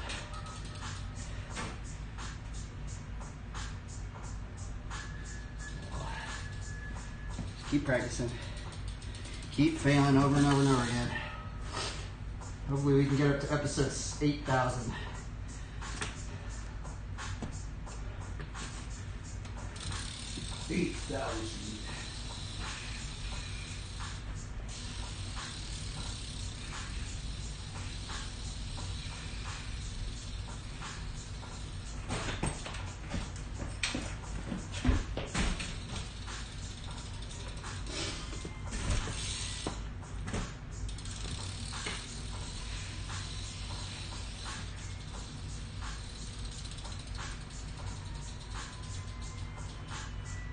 Peace.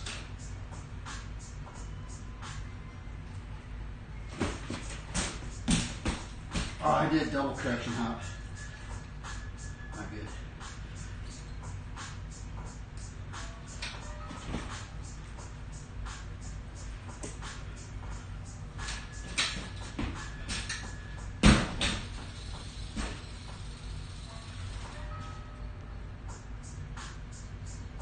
Okay. And we're gonna create a fit. Keep shredding, bro. Keep finding them lines and combos. I need to start progressing more, man. I feel like I'm on a gnarly plateau. I haven't really I need to learn more stuff. Yeah. I need to learn the funky chicken tail whip. That's what I need to learn. That tail whip is dude.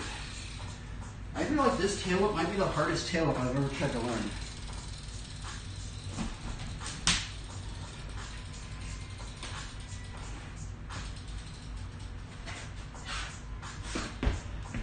I don't know how they're doing it. Because I see them and they I feel like you have to just get the right torque of doing the tail whip, because if you tail whip it too hard, it throws you off of the balance point. But then if you don't tail whip it enough, you can't get it all the way around. So you have to find that perfect balance.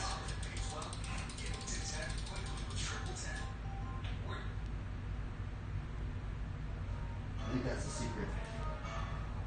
For some reason I ain't hot on how to do this one.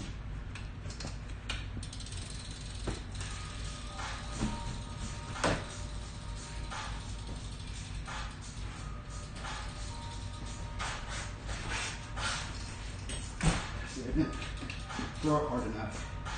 I can tell what I'm doing wrong. You just gotta get that right, just the right ump on it.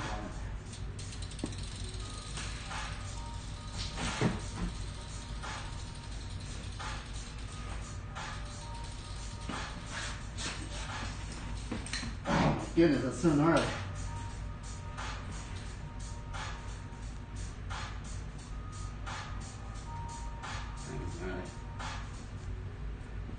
You'll get there, but eventually need to decide about the surgery. I'm going almost 3.5 years without an ACL. I'm basically 3.5 years around flatline.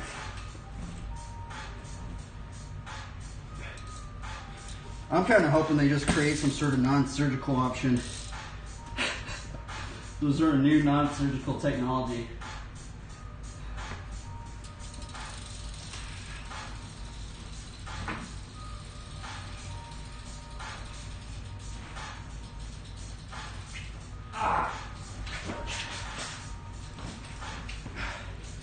That is a hard trick, man.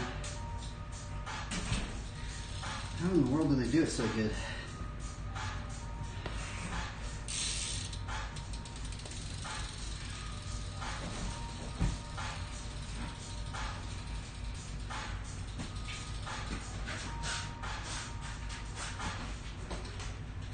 Oh, let's get it right there.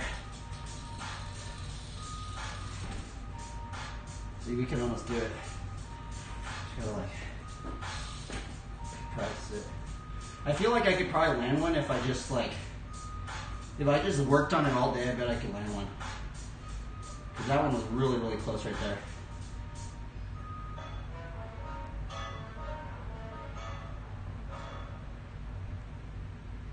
Man, that one was a close one.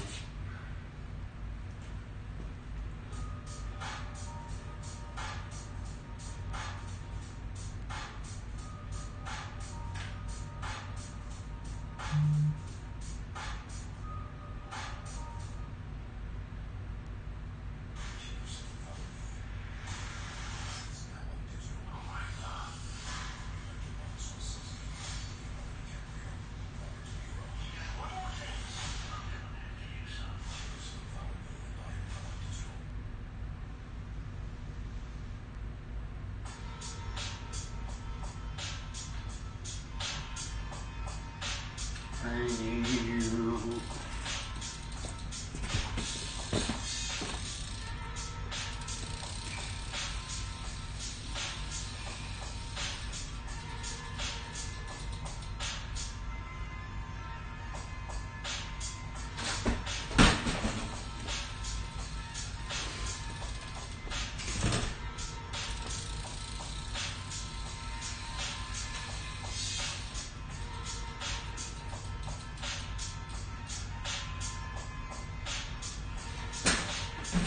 Oh, come on.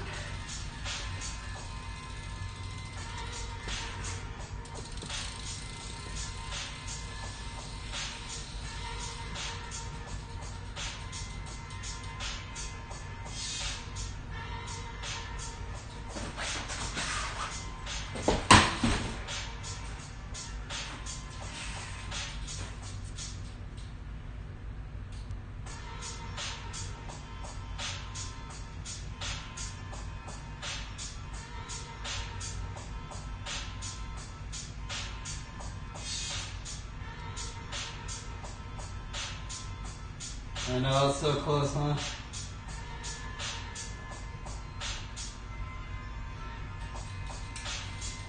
It sounds weird. I almost feel like I was doing better with my other tires. I feel like these ones just don't have enough grip.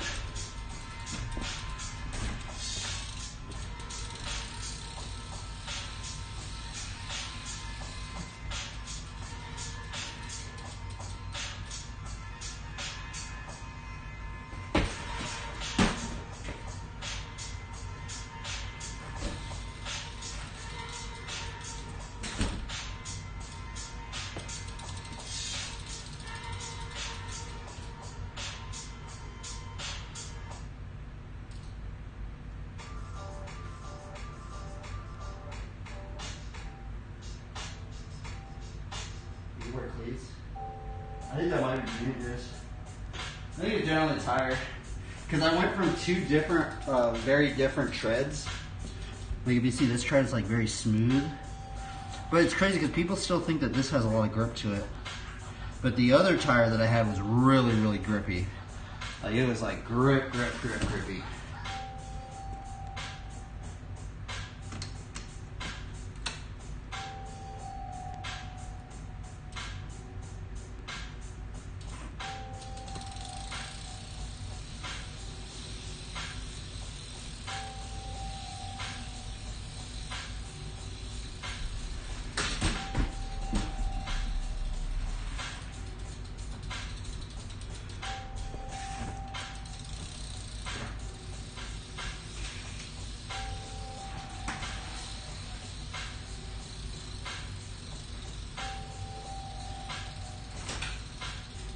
Oh, I almost did it.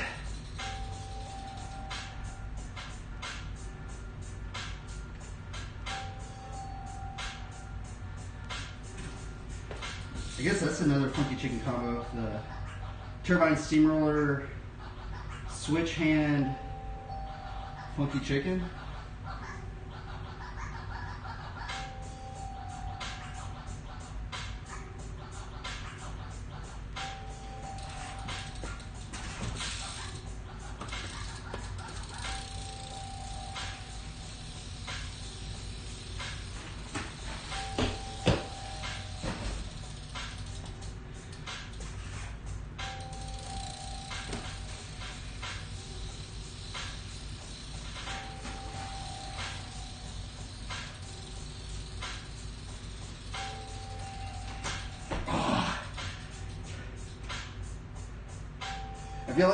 I feel like that trick right there, like your brakes get in the way.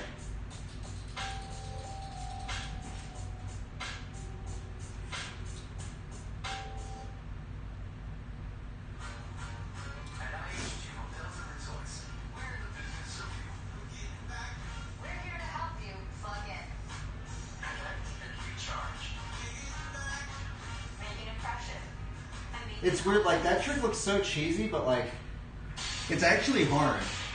Like it doesn't look that crazy. Well, maybe it's not that crazy. Well, it's not that crazy at all, but like just doing this and then just switching your hand, like I feel like that it's like hard for me to do that. It's like you have to like learn it like opposite.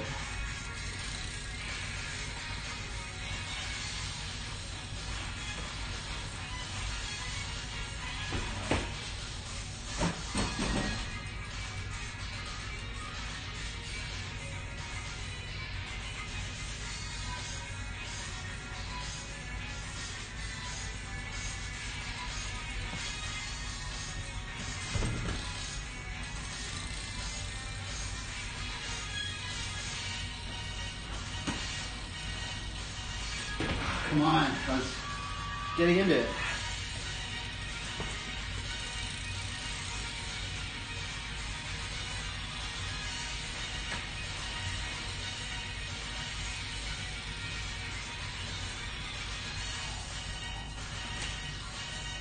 Oh, dude, I'm about to do that soon.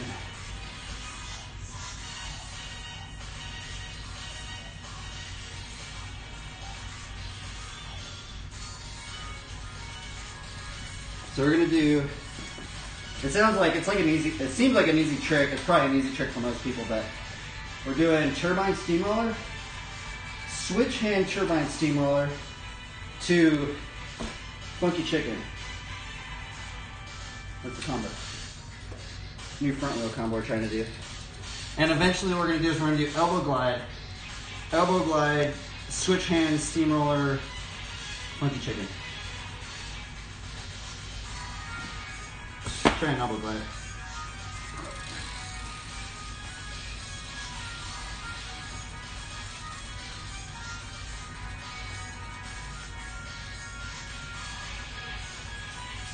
Oh, nah.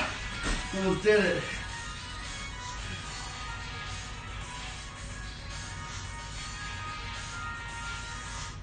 That was close.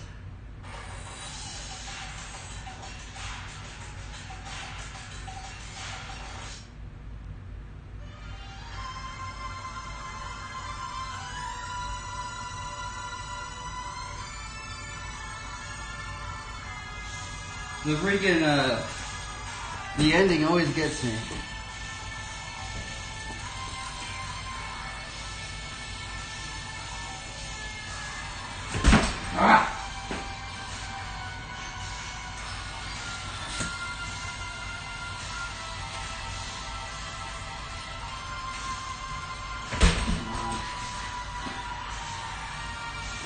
giving up on that one.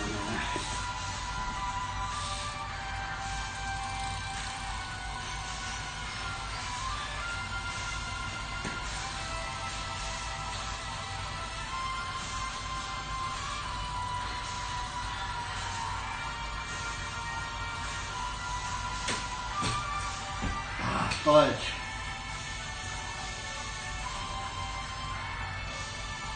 What's crazy, I'm actually starting to pump a little bit. Like, I don't know exactly how they're doing it, but like, I can like feel it a little bit. I don't know the mechanics completely on it, but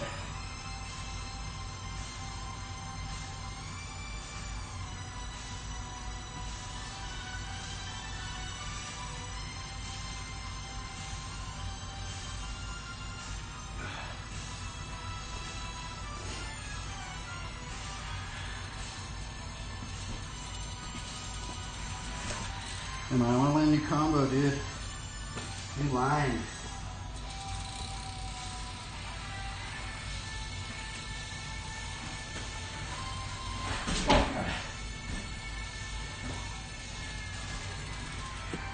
Come on.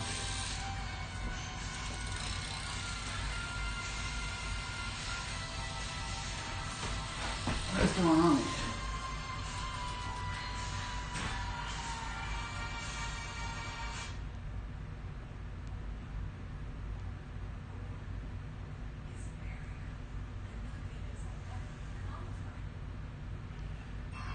Shouldn't be that hard.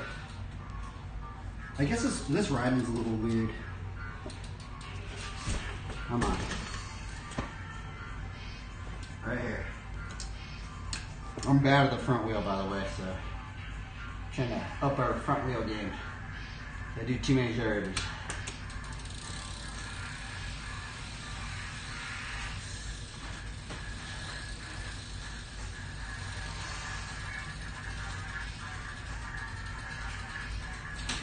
Oh man, I'm gonna do it. Like, I'm not used to the balance point.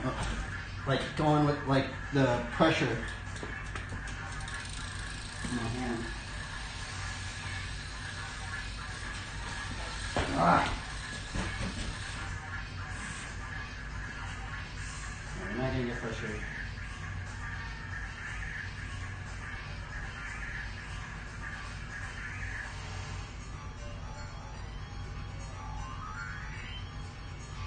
No frustration. We need to be joyous and bear the fruits of the Spirit. Okay, come on.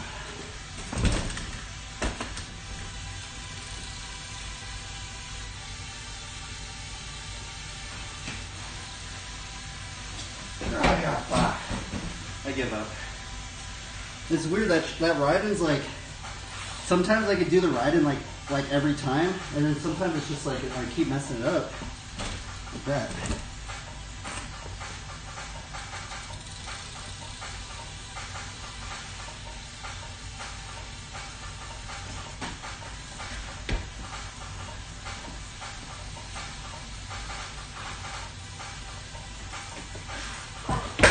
Oopa.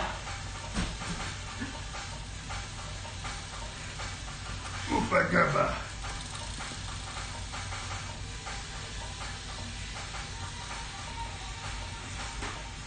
Oh my goodness, man. I'm terrible at the front wheel. I don't know how you guys do it. I feel like the front wheel is harder than the back wheel.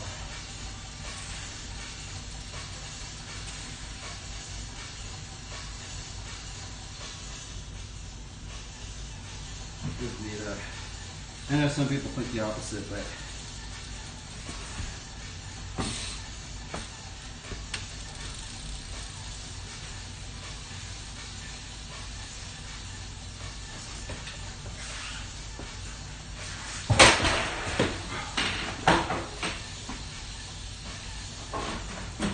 almost.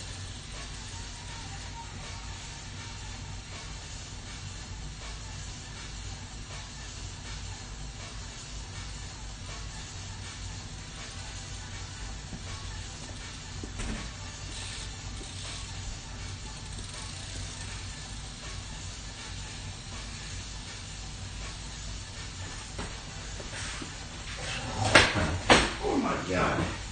Somebody slid out. That was crazy.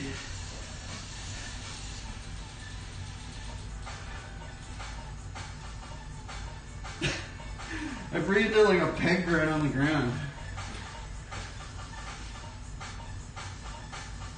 That was gnarly.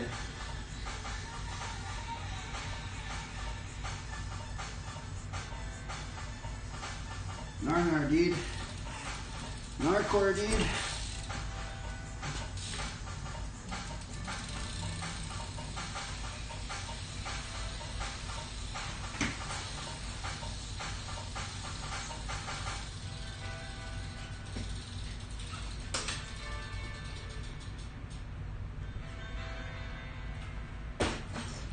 Oh, I almost did it right there, bro. That was it. That was my new combo. We need to examine it. We almost did it.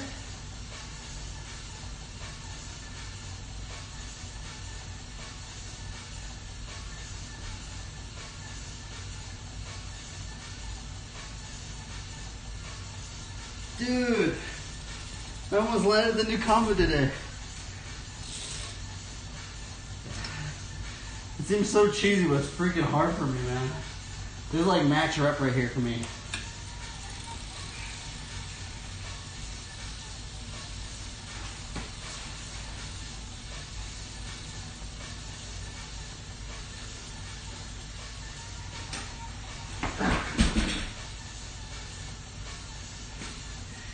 Just gotta switch. That's all you gotta do.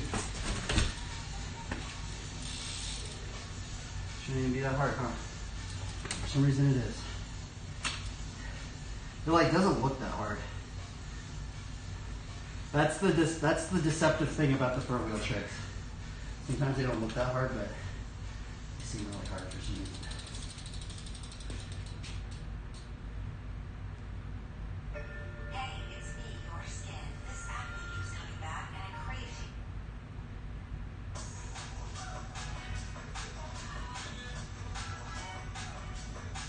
What's this?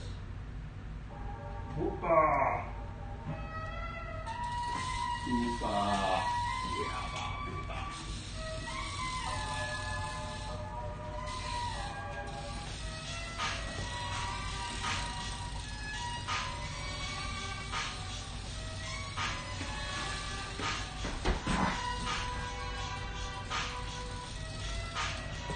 Alright, I gotta move on.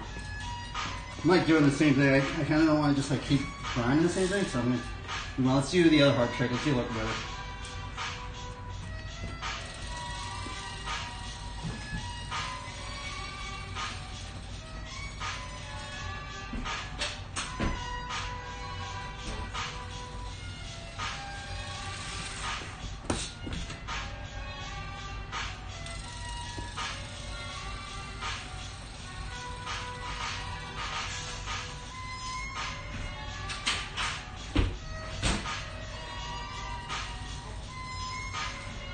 Sounds weird.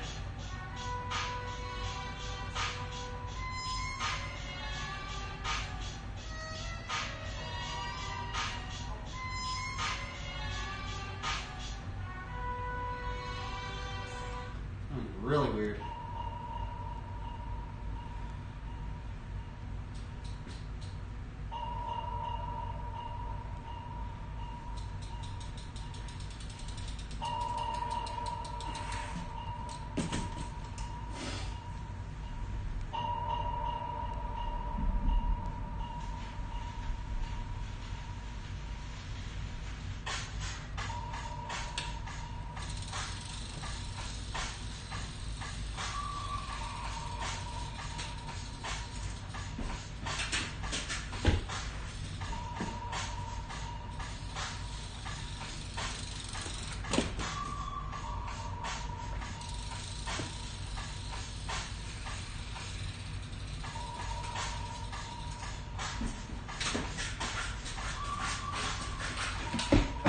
Did it right there. Man, you just gotta be in it. That's the secret. You just gotta be in the zone. Like you cannot mess up a scuff. That is the secret. Okay, let me examine that one.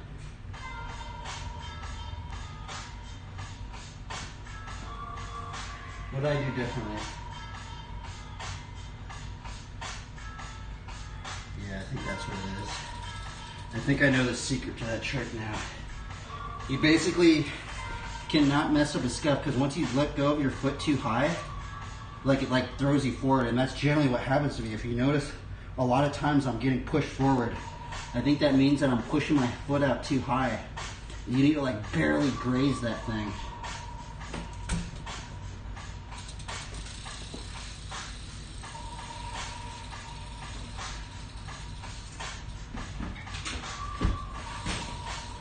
But then also, like, I'm not putting my weight, like I'm not getting in the balance point correctly, because sometimes like I'll get in the balance point, but then my weight's over on this side or this side. It might also be how I'm putting my foot on the peg. Because sometimes if I put my foot maybe a little bit, like just like a millimeter on the outside, I can feel like it like pushing me a different direction.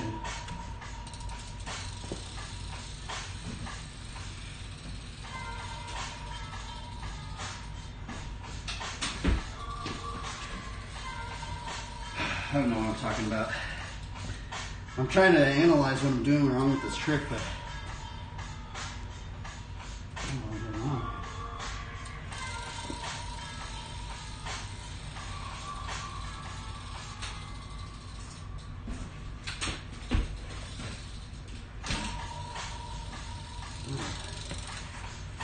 wrong. Maybe I'm endoing too high. That might be actually the reason, because I think maybe if you endo too high, it's putting a little bit too much weight over on this side. Maybe I have to do like a little endo.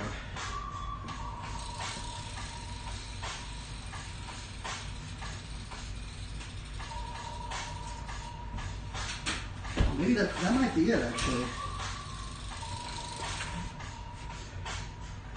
Yeah, maybe the little endo is what it is.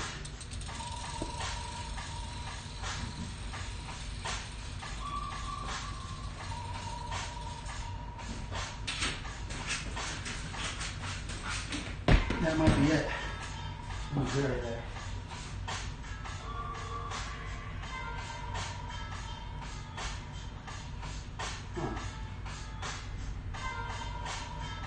Sometimes you just gotta like experiment with everything. Panera's toasted baguettes are loaded with fresh details. Right? Make it official. Mozzarella and freshly made ricotta dressing. And when they come together, those details become big. Toasted baguettes from Panera, freshly prepared with clean ingredients. Well, what's weird is there's like not a how-to for this trick. It's weird, like this trick for some reason like doesn't have a how-to, like. So I've just been sitting here for 2.5 years just grinding this thing out. I think I might have gotten it. Like I'm getting close because like I think what makes it hard is this ride-in. Because the ride-in is hard because there's so many variables to it. Because like you can lift up this like too high. You have to be like that. You can lift up this too high and it messes your weight up.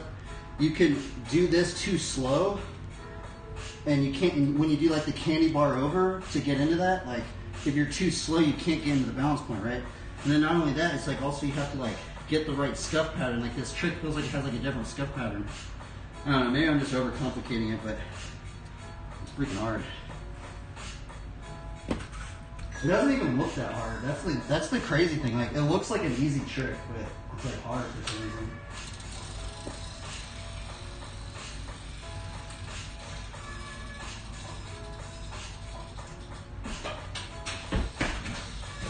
I also think it's the seat height. I feel like if I ran the seat height like that, like if my seat was probably that much higher, it'd probably be way easier, because I've seen some people that hook their leg kind of in between here. But I don't want to run, like I feel like this is absurdly high right here. But people in the 80s, they were running it like that, you know?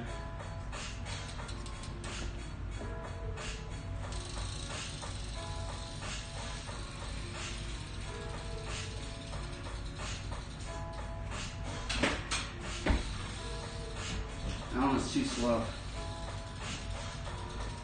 I can kind of tell what I'm doing wrong.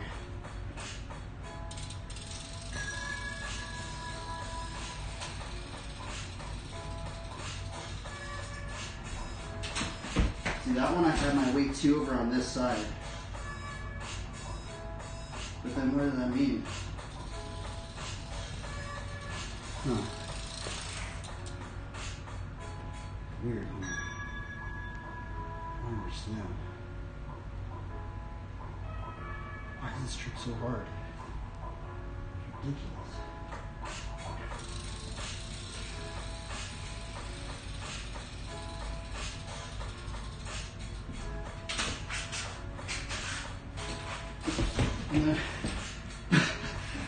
See, and then the messed up part about this trick is like, even just getting to that point is like hard, but then doing the ride out is hard too, because like, to do the ride out, it feels like you have to like do this long scuff, and you do the long scuff and let this kind of go down a little bit, and like it gets you to the point where you can land on the back, because it like kind of like, I don't know, man, it's weird.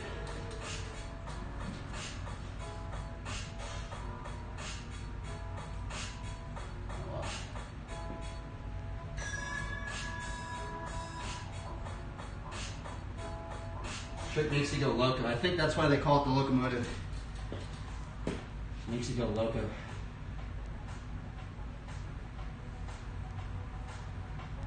What you trying to say? Don't you know I'm loco? Or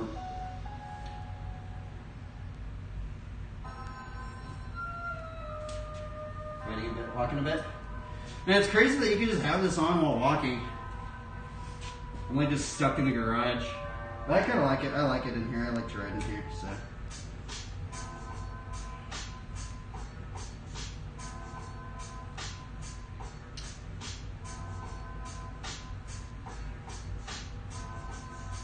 Let's ride back here, no hander.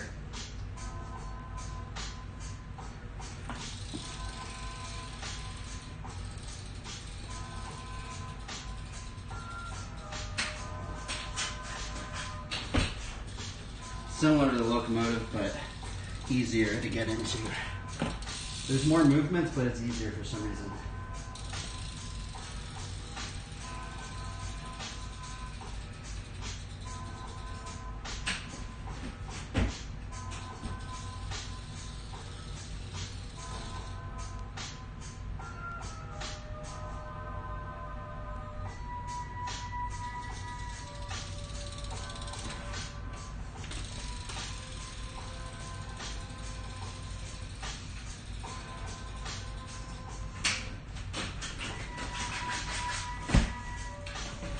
I almost did it.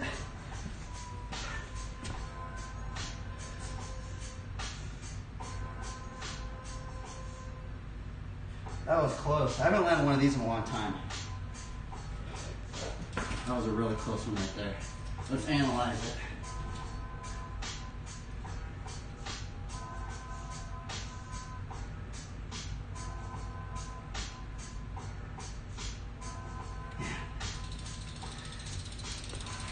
That one was like too close for comfort right there.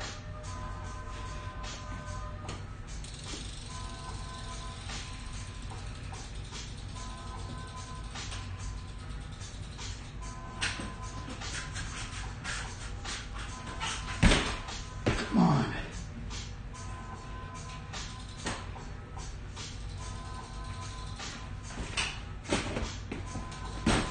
That was so gnarly.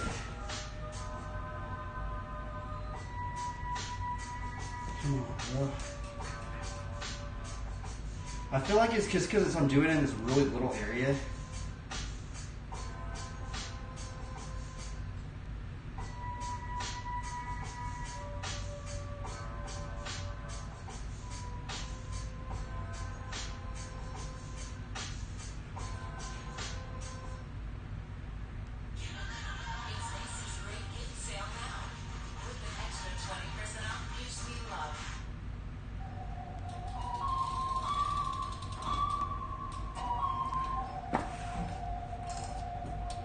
I've actually loaded back here no hanger one time.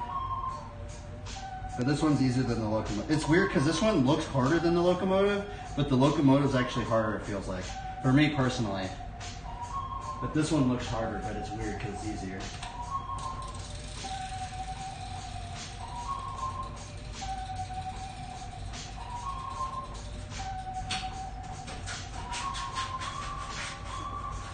I messed up. It's fun though. This one's actually really fun. It's just kind of lame because I can't ever land it, so I'm just like, but it's fun. I guess that's what matters.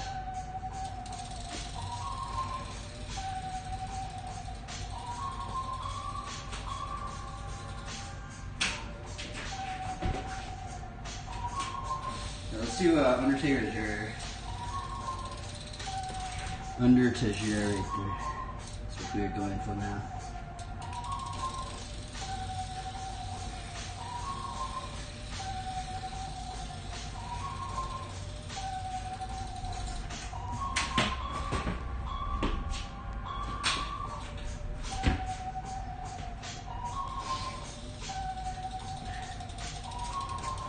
Weird, I have landed the under to girator, but I've only landed it one time. It's crazy. Because like when you see people doing it, they make it look really easy. But I think they're like really lanky. Like if you're like really tall, I think this trick's easier.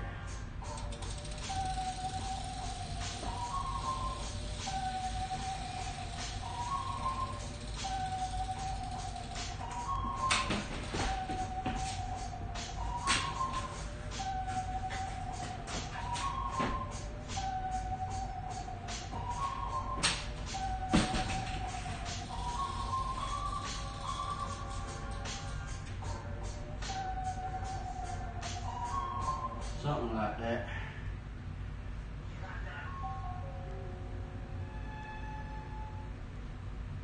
You got that. You got that.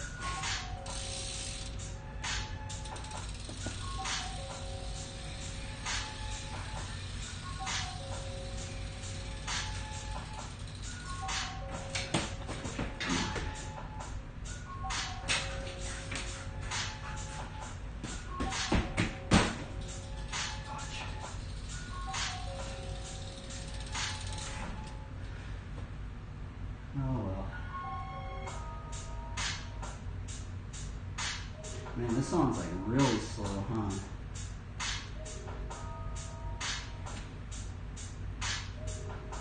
This might be let's see what that's in fireworks.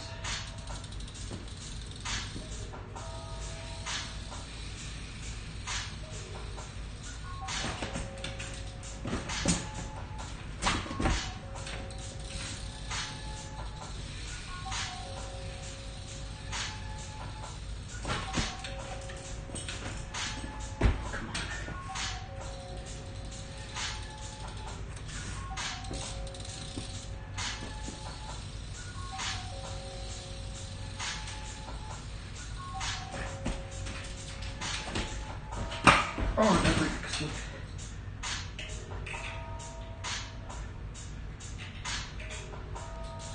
First hook.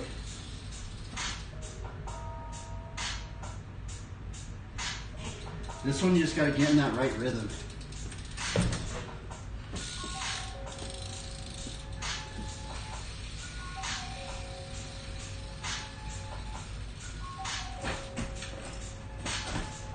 Come on, bro. Like I mess up just a little fraction of a millisecond.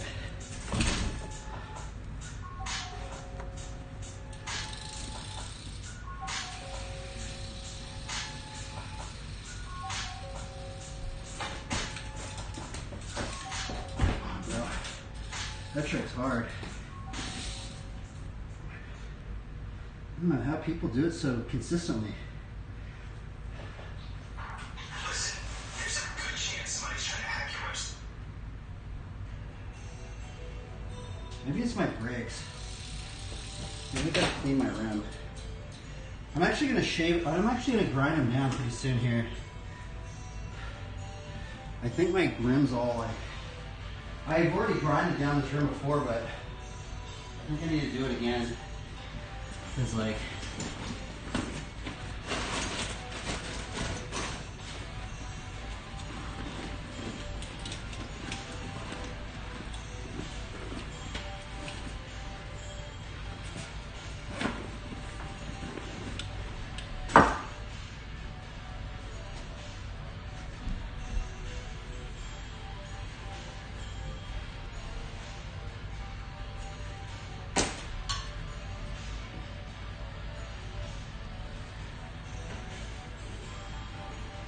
Like I feel like this trick, the fire whips, like you gotta have your bike like dialed. Otherwise you like can't do it. Weird.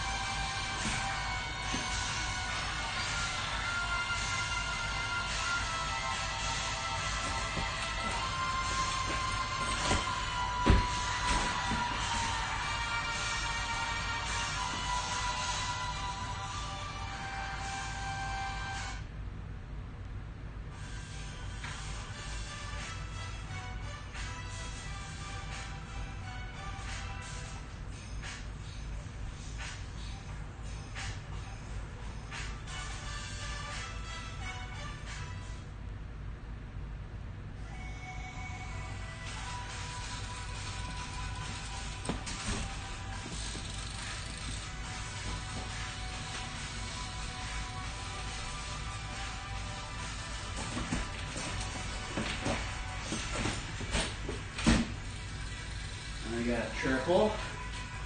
That one's not too hard though. I'm trying to get to 5.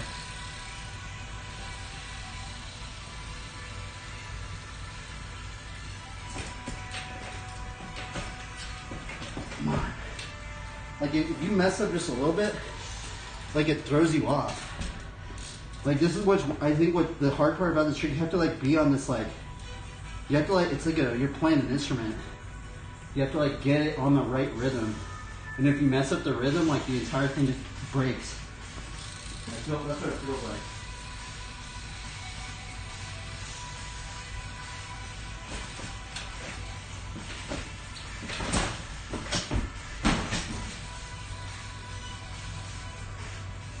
I don't know. It's driving me crazy though.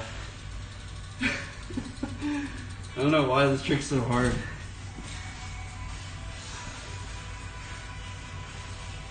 Come on, let's get a 5er.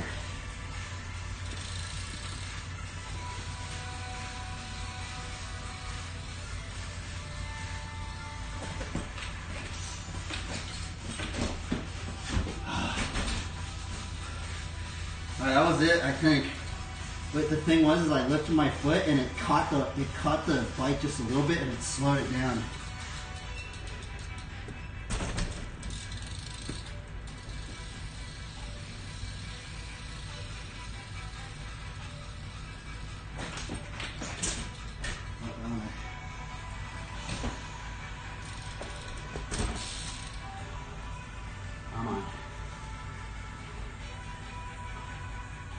Do this.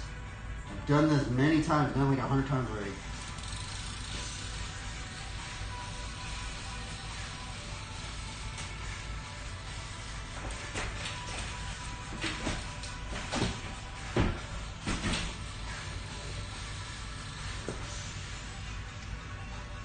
Dude, you're kind of crazy. This is the other thing, I kind of don't know what I'm doing wrong on this trick too. I think this one might be my bike geometry because I feel like I see everybody doing a lot of them and they have a really small stem. That has to probably affect something because I've been noticing that. Most people that do this trick and they do more than 10 of them, they have a little stem, it seems like.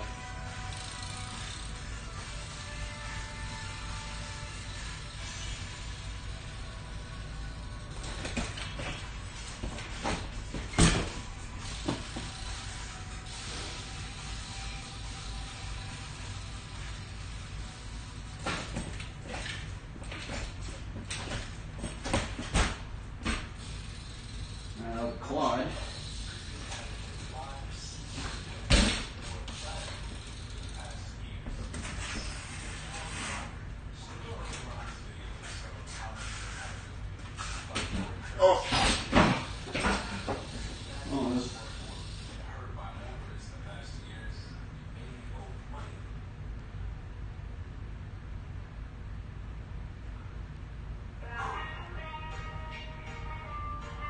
Well, I got the quad.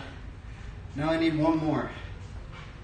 The PR for my personal PR is 5.5. I'm trying to get to 7. I'm gonna do 7 whip, 7 bar. 7 whip, 7 bar.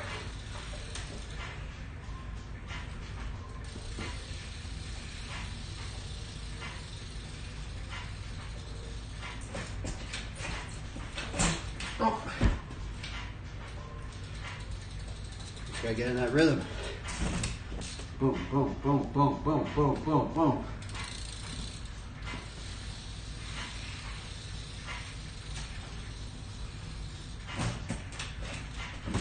Oh, good stuff. Come on. This trick's brutal. I feel like this trick's very unforgiving.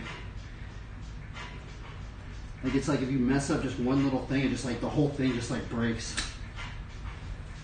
Like it's like there's all these system malfunctions. Like you mess up one little thing, one little millisecond, and it's just like there's a whole system failure.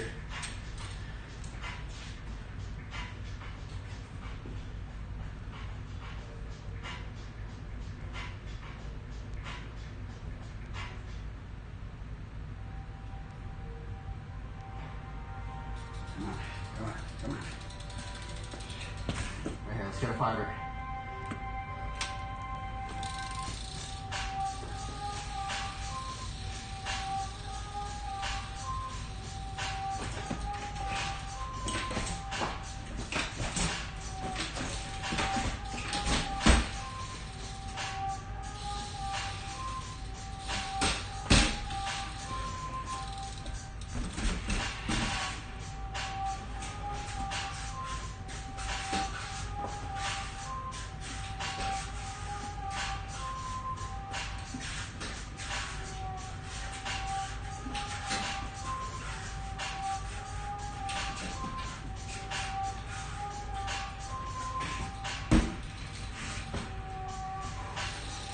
That's cool.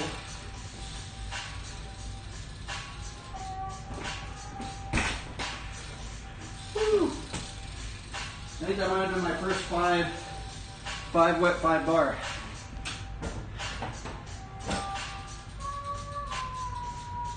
Cool. We just had to do it like 70 tries a day. I think that might be my new PR for most whip to bar spin. 5 whip, 5 bar. We're gonna try and get to 7 now. Hopefully we get up to 7 whip, 7 bar, 7 no hander. That's the dream right there.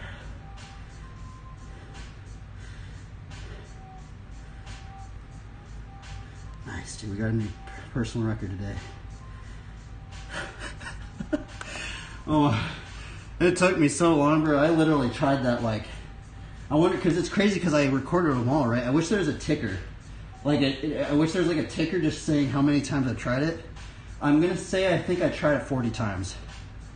It might have been more than 40 times. It might have been like, yeah, I think maybe, probably more than 40. It might have been like, I think 50 tries maybe, right? 50 tries to get the 5 whip, 5 bar. I don't know. But what's crazy is like, I see people doing it, and they do it like, here, I'll show you like some pro guys.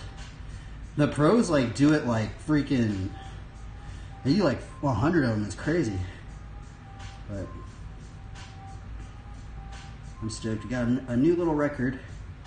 It's not that crazy, but it's crazy to me, but like, I don't know, most people just think these tricks are lame, so. But for me personally, that was like very challenging.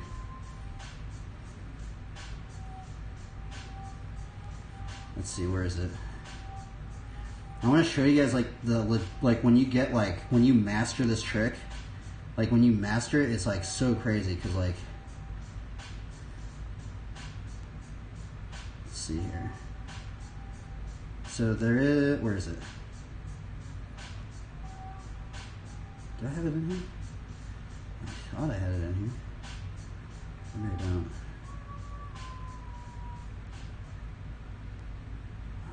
I guess I don't have it in here. I had it saved somewhere. I have it saved on a playlist somewhere. Do I have to just look it up?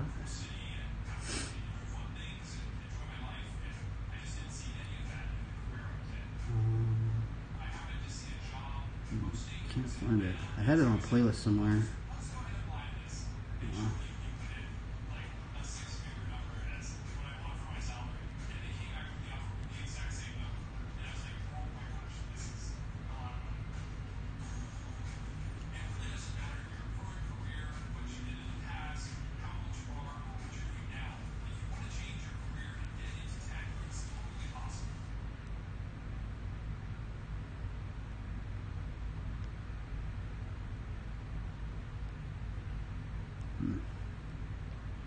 I guess we'll draw a picture now. Whoa, that was crazy. My business has grown significantly since getting on Shopify, and I know that as we continue to grow, Shopify can keep up with us in terms of speed and in terms of how well it can deliver the customer experience. Start your free trial today with Shopify.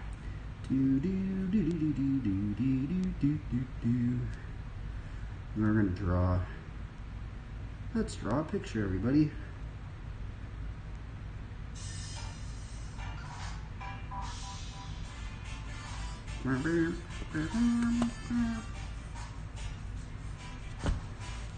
Maybe I have done a 5-whip 5-bar. I don't know if it's a PR. I actually think I might have actually done one. I don't even know if I might have did a 5-er today. It might have been a quad. I can't remember. Okay, I'm ready to just clean up a little bit and I want to draw something.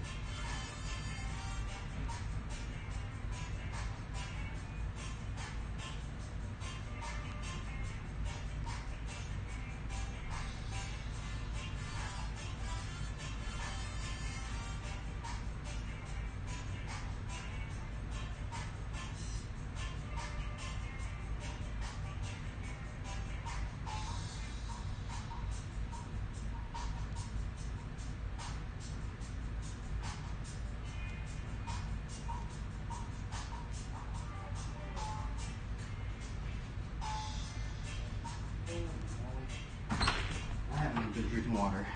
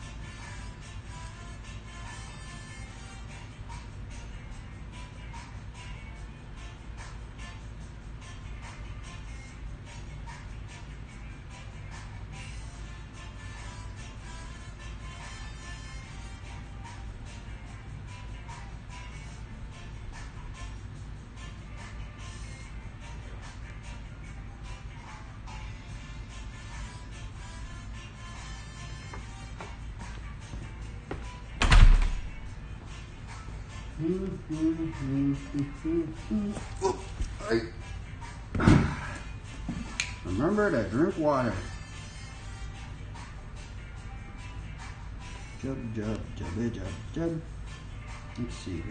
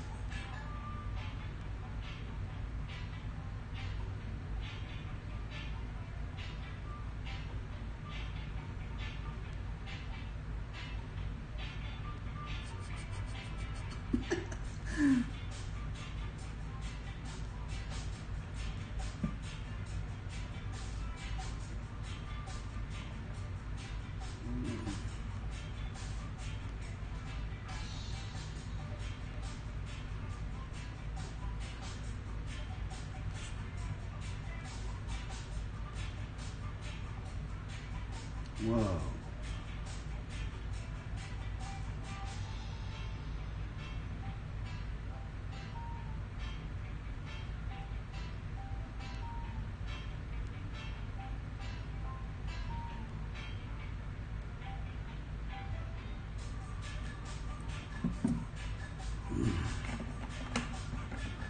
All right, now let me get some paper going.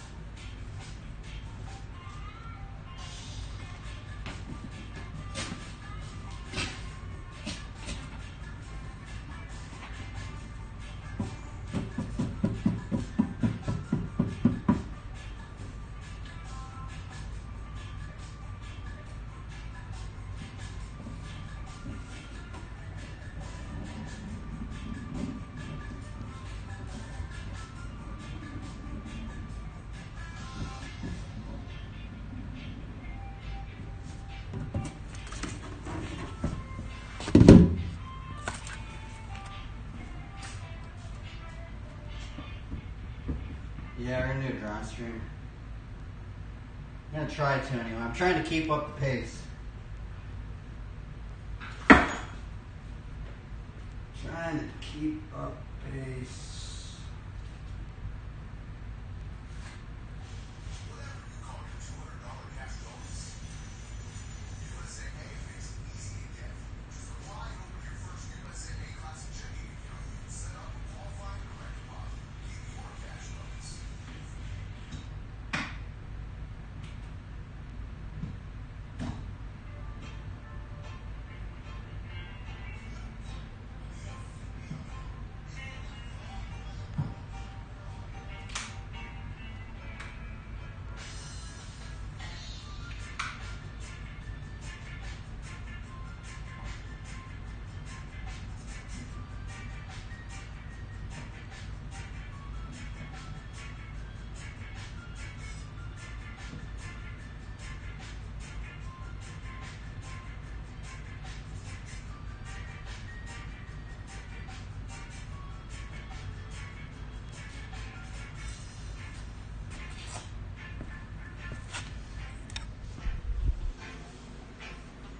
You should draw my room. It's kind of warmer in there, but I mean, I guess I do have a heater out here.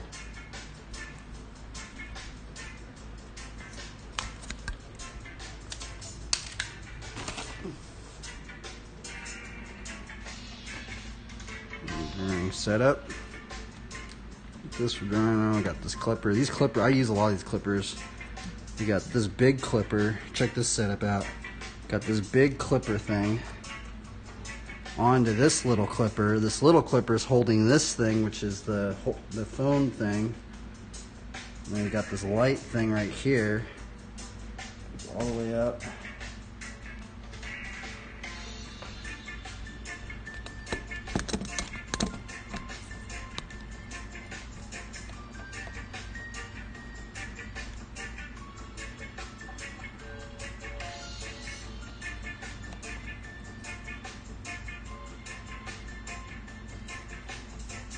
I know, the clippers are just so handy, man.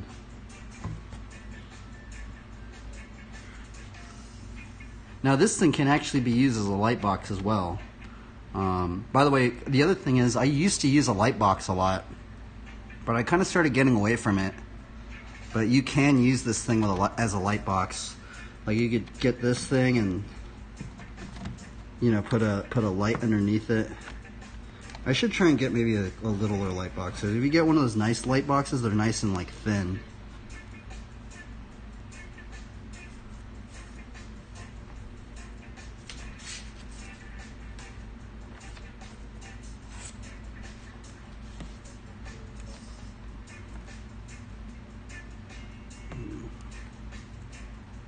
Trying to get it to where it's like a little bit more level.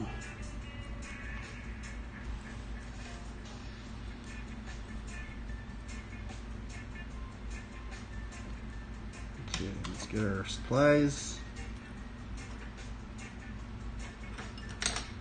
I kind of want to try and start inking again, but I haven't been inking a lot of my pen.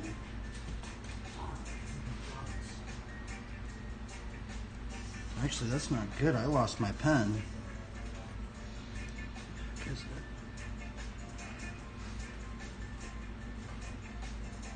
Where I put, oh, here it is.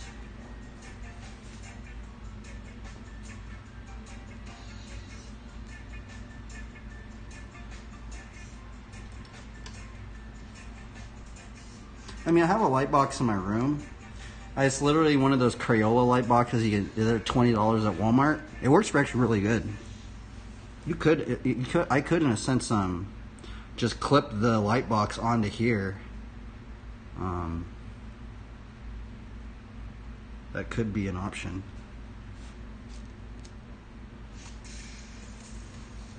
Let me put it into art now.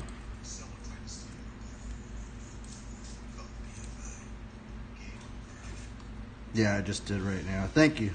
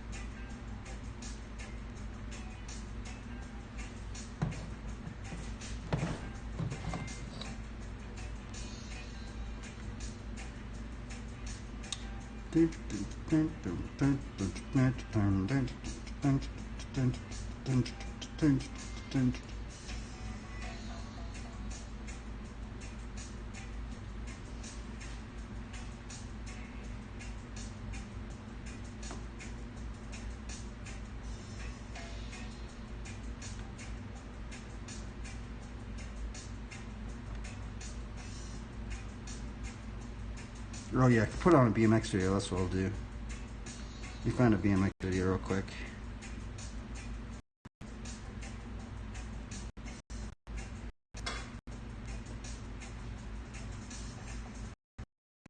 I wonder if, I don't think I would get in trouble for, I mean, I see all the big streamers, all the big streamers watch all sorts of stuff on YouTube. It seems like they don't ever get in trouble, so. I don't know what to watch. Let's see here. I want to like watch like a BMX, a cool BMX video. Honestly, I'm gonna keep watching that BMX 101 thing, man. I know it's really good, maybe not.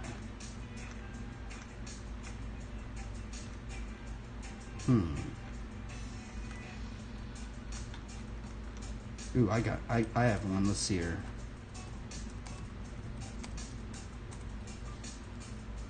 Actually, I kind of want to just start off like how I used to. We'll just do the old one first.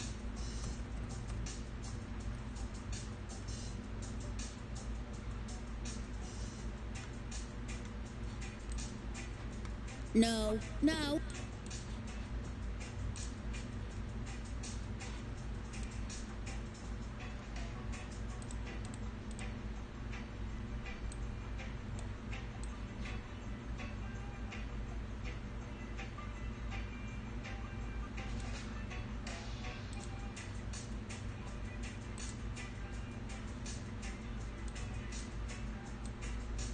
Oops.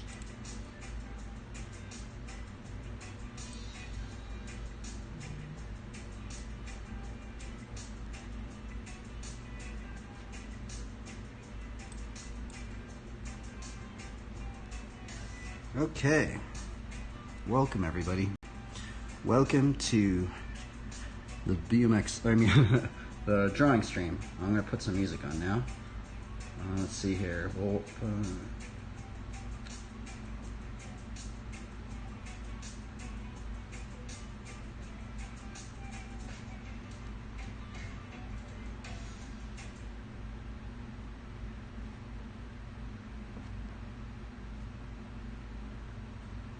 Oh, let's look at that one. Wow, Westfall.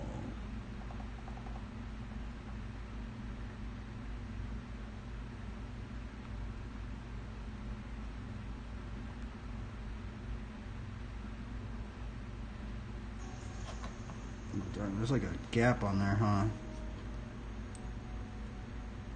Yeah. Now, I've been actually wondering, what's actually very interesting about these riders right here is that it seems like they're all running 1.75 tires. Not only the Flatlanders, but also those guys that are airing out. And I'm kind of wondering because, I'm kind of wondering what has started the bigger tire trend. I'm kind of wondering. It's kind of weird. Because it's kind of strange because you see these guys and they're just airing so gnarly. Like, did it stop? The heck?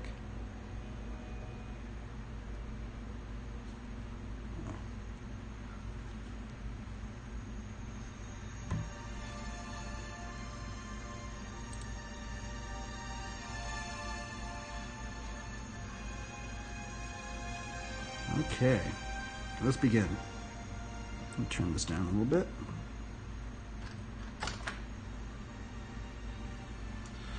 So how we're going to start this drawing off?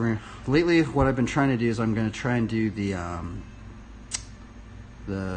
character, then I'm going to try and do a graffiti piece, then a character, then a graffiti piece. I think if I do it that way, I might not get as burnt out.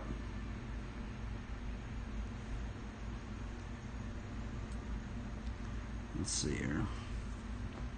I think we're going to do the thumbnail over on this side today.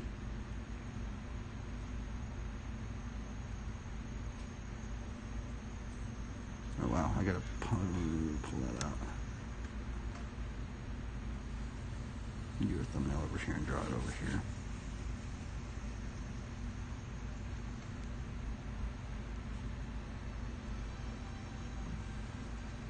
Because generally I've been doing most of my characters on this side, you know? And I'm doing on this side. Different music.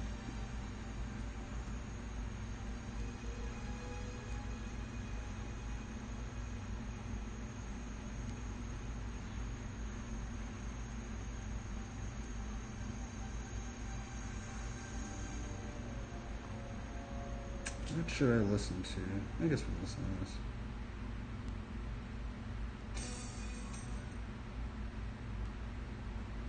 Okay, so let us begin. So where should I'm trying to look on the screen to where I should draw it. Okay, so we're gonna draw it over here actually. We're gonna start off with a little thumbnail today, like most days. So we're gonna start this one off. We're gonna start with our line of action.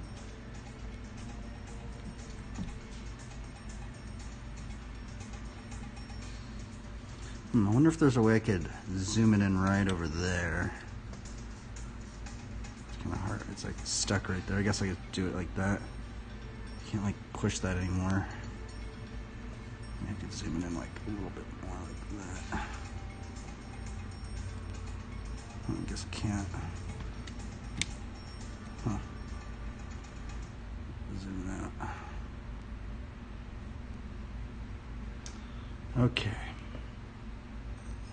I mean, I guess I should maybe just even do some warm-ups here. Let me do some warm-ups just to kind of show you guys. Because the thing is, I know it kind of seems like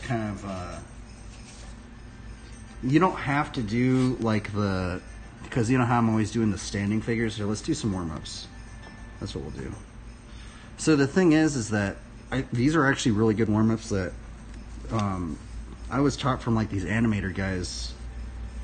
And they would go like this. So go like they would do their warm ups like this, right? They go 1, 2, 3, 4, 5, 1, 2, 3, 4, 5. 1, 2, 3, 4, 5. Now what they would do, actually I have to zoom this out, it's kind of caught up in there. Now what they would do on here is they would basically do this exercise of trying to rotate a cube within all these spheres, right? So we would imagine the cube as up like that, down like this. This one would be dead center, but up, center looking up. And basically what this is like a good warm-up is that it's a good warm-up of just trying to figure out how to think about things in a three-dimensional way, right?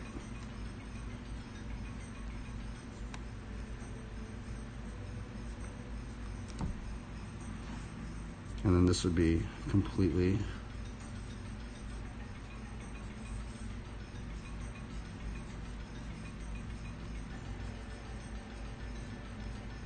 and then see that one is completely straight. So this is kind of see how it's like we're rotating a cube. A very good warm-up to do. I actually used to do this warm-up every time I started the drawing stream, when I used to do a lot of these drawing streams. That's one of my favorite tricks right there, backwards Abubaca, which is actually weird. I never knew it was called the backwards Abubaca.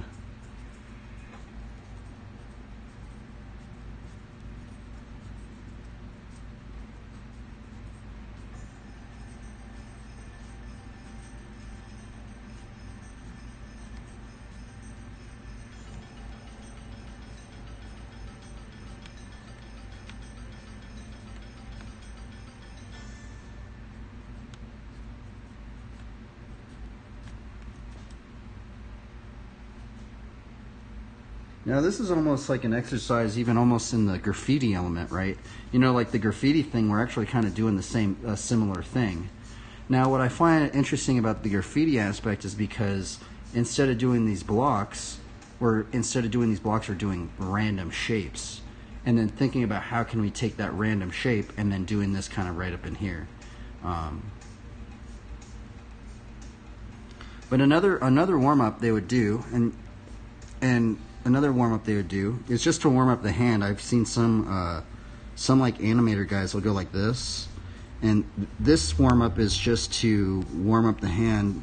So what they would do is they would just do random, like, you know, shapes like that or like this, and basically it's just an accuracy test of seeing how accurate are you trying to get a sphere in this one hitting all the corners, right?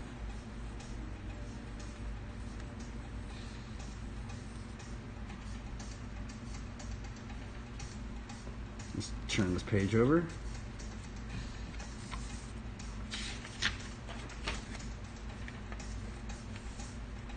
I'm going to do some other warm-ups.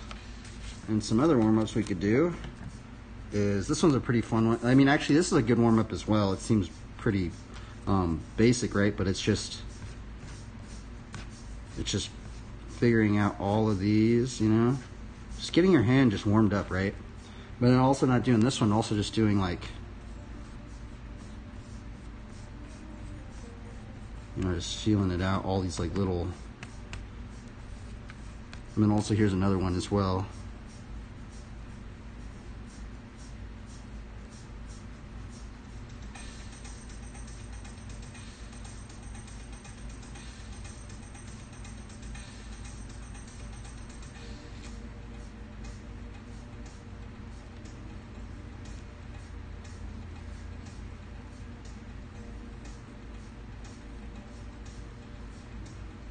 And then just like trying to learn how to 3D this thing out.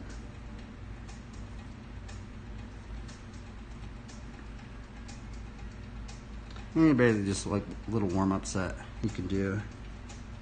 And then we're actually going to sharpen this pencil. Actually, I don't know if we should sharpen that pencil, but that is very, very blunt. So yeah, those are some warm-ups people do. They can go actually farther. Well, I'll actually go a little bit farther with our warm-ups as well today. Just gonna maybe show some stuff.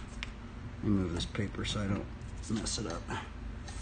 We'll get into some like figure drawing warm-ups now.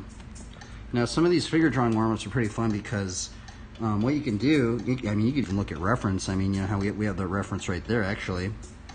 But the thing is that within the Bridgman method of constructing the figure, you can basically construct the figure as long as you learn this. You know, this is a good warm-up too right here. Like, can you construct figures within all these basic line of actions, right? And taking these line of actions, and then can we build a figure from this line of action, right?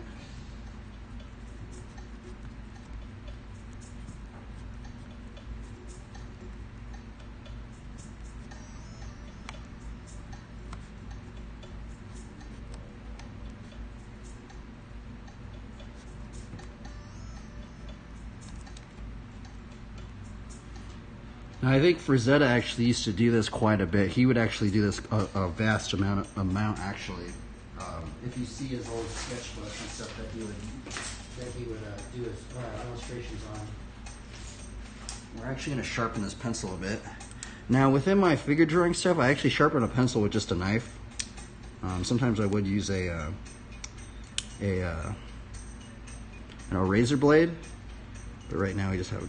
Actually, I might have to use a razor blade. It's kind of dull at the moment, but so I actually might have to use a razor blade because this thing's kind of dull. Actually, I guess right there it's not dull.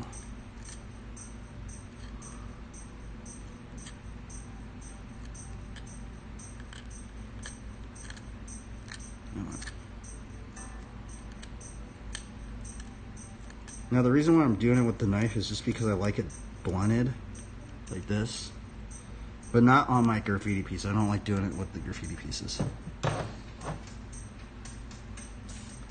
Yeah, this is cool because like this is a good just exercise because now we're taking in that exercise that we did with the blocks of turning the block around, but now we're trying to figure out, okay, well, how can we think about the three movable masses and thinking about them as blocks.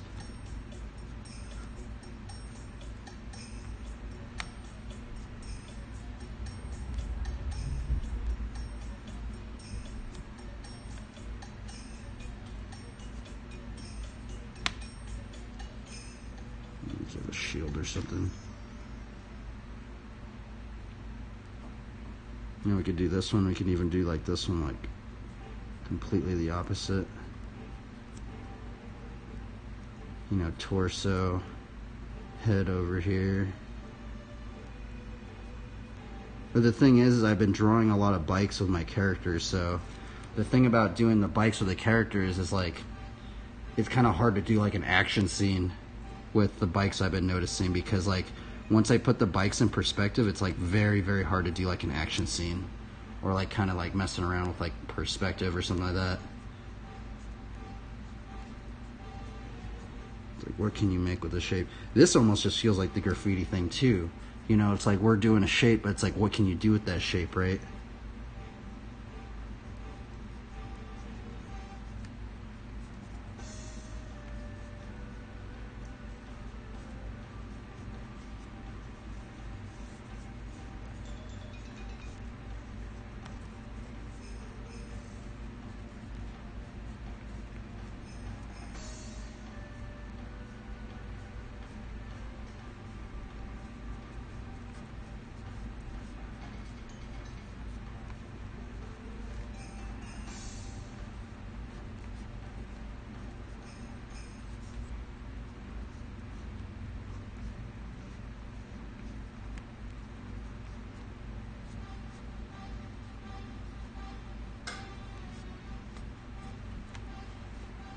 Just fun stuff. Just thinking about like the three movable masses, you know.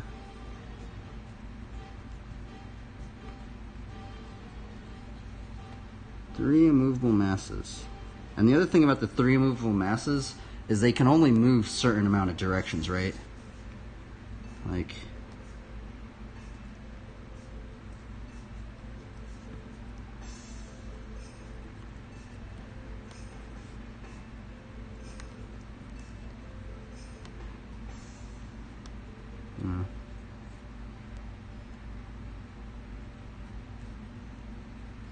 Do the side. You know, you could take this same shape right here, and we could just do a side view of this same shape right there. And what some animators I actually seen do is they'll actually animate just with this right here, you know? Like they'll just animate just this line of action and like turn it around, and then like what I'll notice they'll do is then they'll add like the arms and stuff like that. It's actually it's a very good exercise though. This 3 immovable masses is the most important part. That's what I've been taught though. But that's just in Bridgman. So Bridgman, how to construct a figure. Okay, so let's begin. Those are just some warm-ups. Now I haven't done this in a while, but there are some wild poses you can get. Like you can get like some crazy like perspective stuff, like, you know, like crazy perspective stuff, you know, like where the hand's like right there and all sorts of stuff.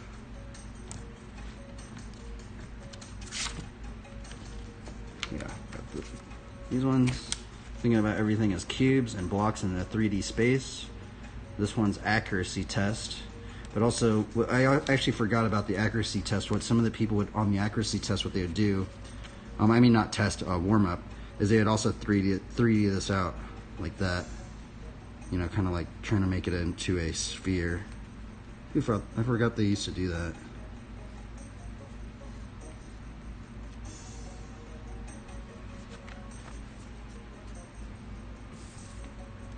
What the heck? That trick was crazy. Backwards one-footed no Miami hopper. What the? That dude's crazy.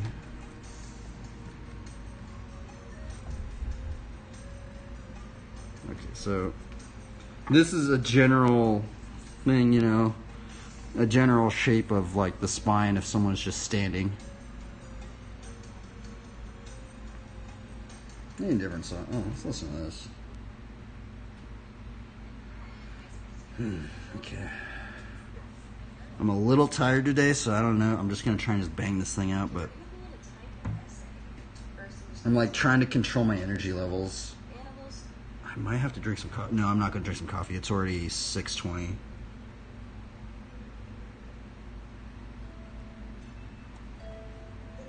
Ooh, fire hydrant. We did 5 fire hydrants today. Okay, let's begin. So we're gonna start with our line of action right here. We're gonna start with our, I guess we'll start with our head.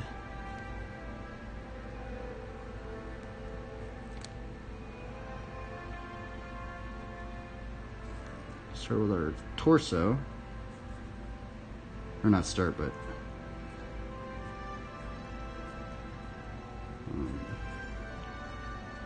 I can already tell from this one we're probably going to do a male character.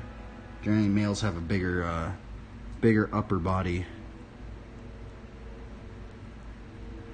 That's not always the case though. Especially if you see some, like a chick that like works out a lot or something like that.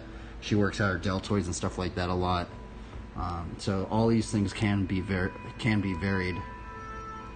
Now what some people have suggested, now take this with a big grain of salt, but the thing is I have heard some people say, you know, the reason why males have a bigger upper body in some degree is because we used to hunt animals and we used to throw spears and stuff like that. So, and then like when women would get pregnant, this is just all hypothesis. I don't know if it's actually like, you know, full on, but some people said the thing why males have a bigger upper body at times is because we used to hunt animals and you know we used to like throw spears and stuff like that.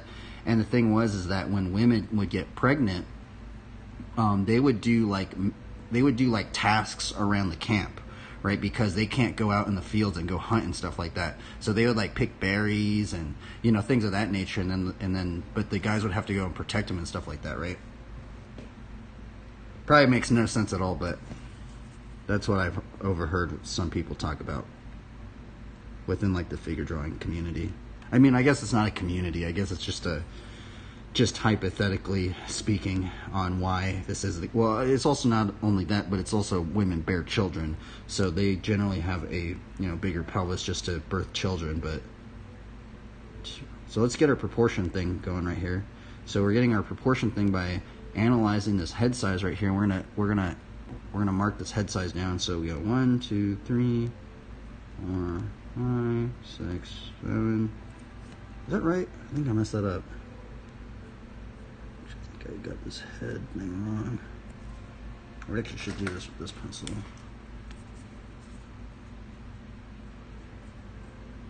This can be kind of important right here. I did get that wrong. 2, 4, 5.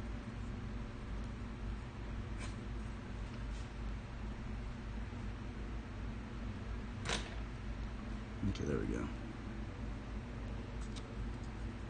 This is in a 3/4 turn perspective, so we know that this is 7.5 heads high. You can do heroic. Heroic is generally like 8 heads high, but also if you notice, like a lot of like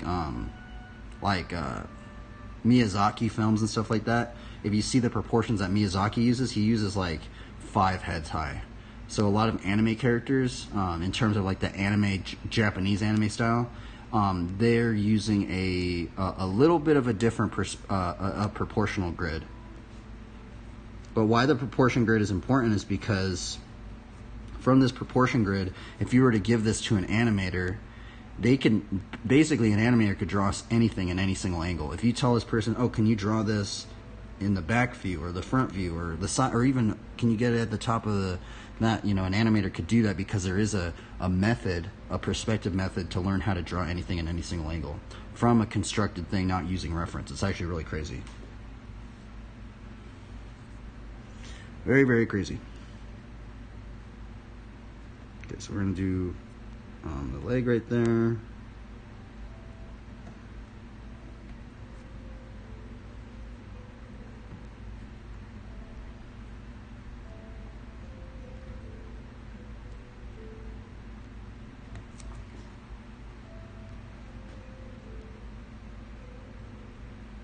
No footed candy bar, wow. That was crazy, actually, huh? See, these guys right up in here, these old... Man, there's so many tricks that, like, I don't see many people doing anymore. You know what's wild about it is they run their seats so high, man. Like, it's crazy, because if you look at my seat, I think my seat is actually really, really high. But, man, these guys are just, like full bore. They don't even care. It's ridiculous, actually. Sorry, I'm getting distracted. Come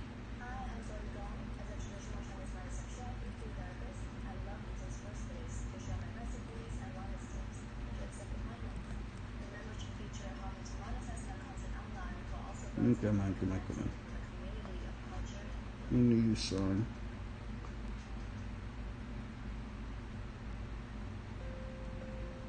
I'm not digging this. This is kind of like robotic. Spastic fork wheelie. What in the world? I didn't know you can get into it. I must have not seen this because I feel like they're doing all these tricks that I have not seen in another video.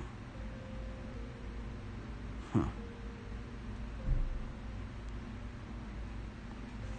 Okay, let's see. Let's not get distracted up in here. So what are we going to do up in here?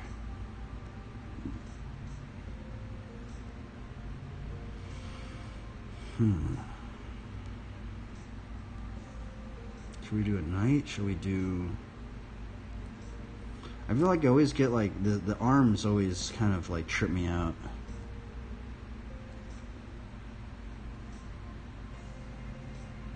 Because you can do the arm. I mean, I could do straight do a T pose, you know. A lot of elements to this, and I'm watching this BMX video, so I'm kind of getting a little distracted. Oh my goodness, that is a crazy trick right there.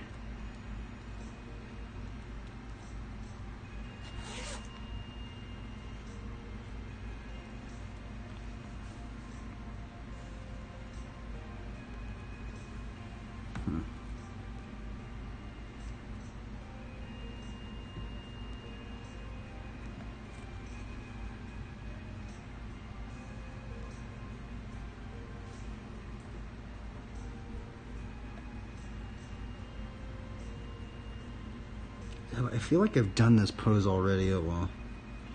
That's the other thing, is I generally just do like the same poses a lot of times. I don't even realize it. Pretty sure I did a similar pose the other day, but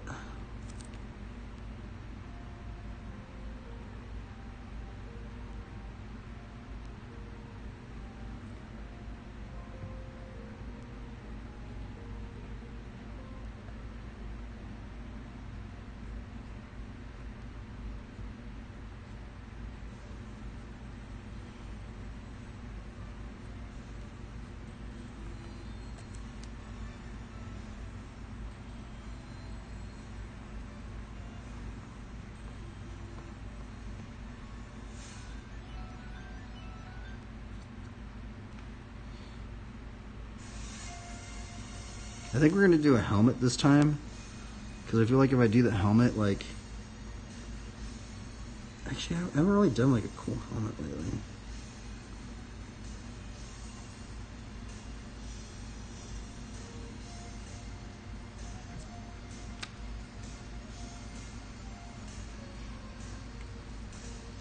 And I want to do the bike as well. I know it sounds really cheesy because we're drawing at night, but it's something that kind of keeps me in the drawing.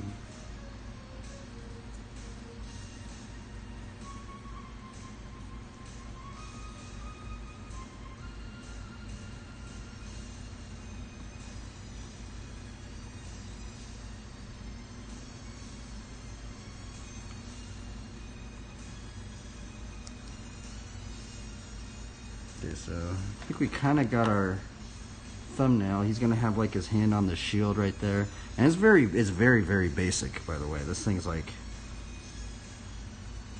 but the big one is this proportion grid right there, because that's where I know where these landmarks can go.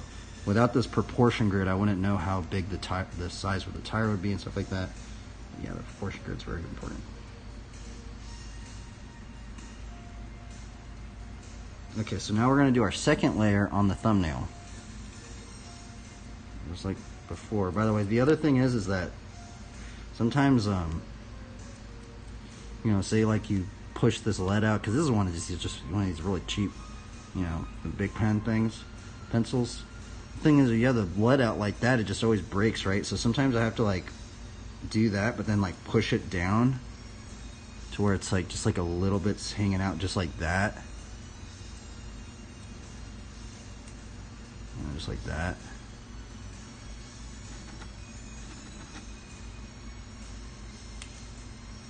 Is this like a really old video? I don't even know what we're watching. Here, let's put on a more modern day video now. I guess we'll just watch this for a little bit. I wanted to put on a modern day video as well. Now, there is actually one element to the old style of writing that I kind of dig. I kind of dig that they would just like wear armor. Like they just went full bore, like Matt Hoffman and stuff. There's like this picture of like Matt Hoffman, he's just like wearing full on armor. It's hilarious. Okay, so we're gonna do our second layer.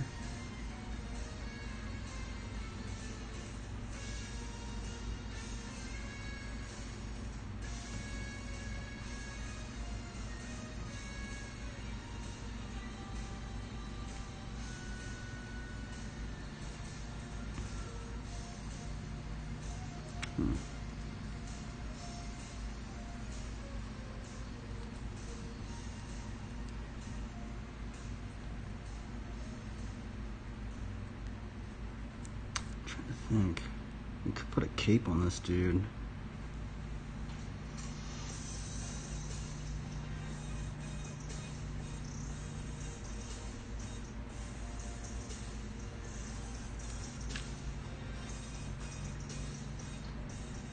Got our deltoid, got our bicep, got the forearm, thumb,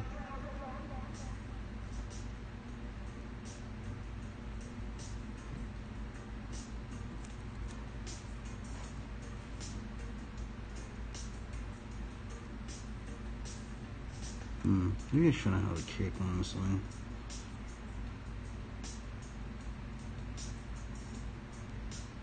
Let's not have a cape. Okay, bro, that doesn't look cool. Let's erase that.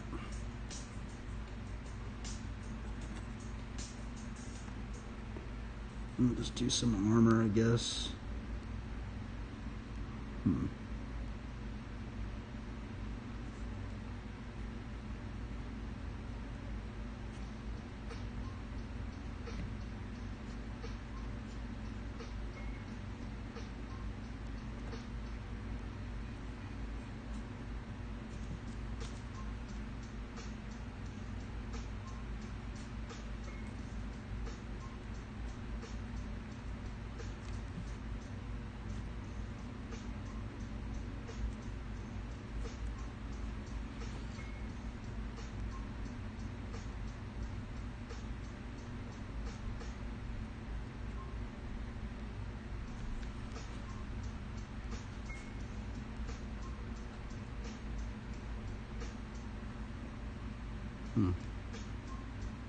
Dude, look at that seat post. That thing is, oh my goodness, that's just ridiculous.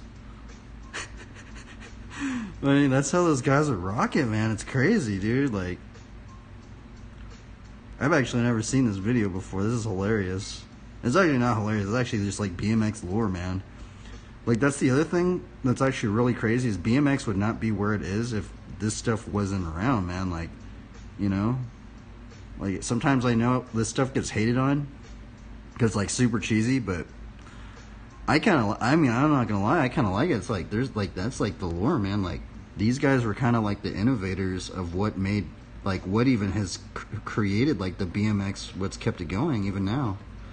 Like, if it wasn't for these guys, like, who knows where BMX would have been. So there is some deeper lore within it all, I'd like to think.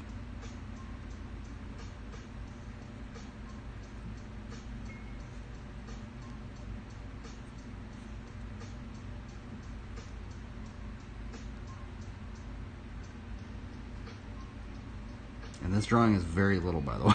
So, well, I drew a little bag right here. We're doing the helmet of salvation, breastplate of righteousness, belt of truth. Probably gonna just do like a tabard or something.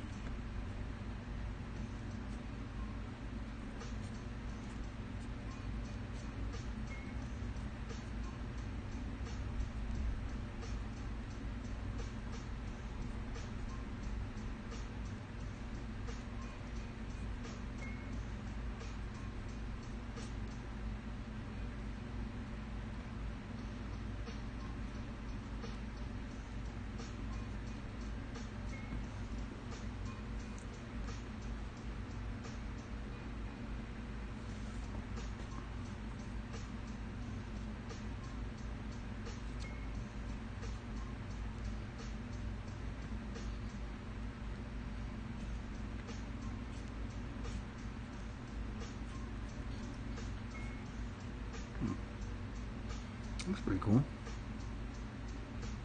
Paladin, Shield of Faith. Probably put some plate mail over on this side as well.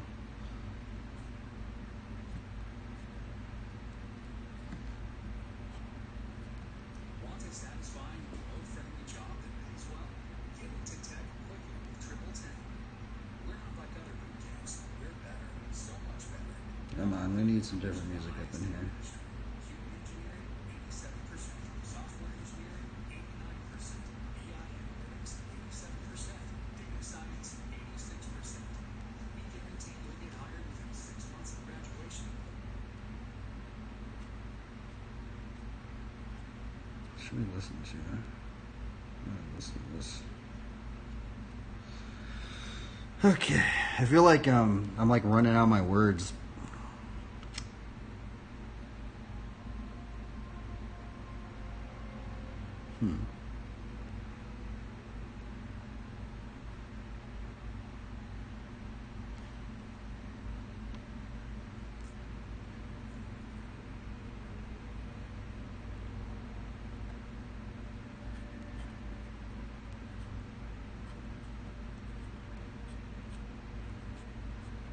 Leg drawing bicycles. Draw a flat on bike though.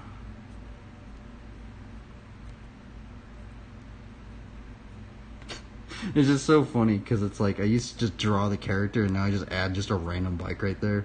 But I honestly like adding the random bike is just fun.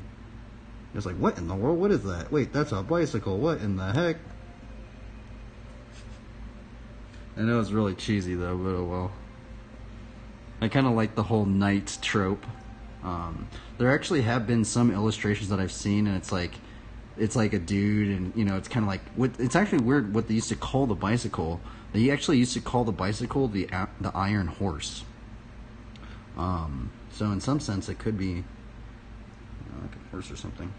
And generally, you know what I'll do. What I like doing about this kind of like this like character right here, and then the bike right there, is then it gives me enough little room to kind of like put in a verse right there.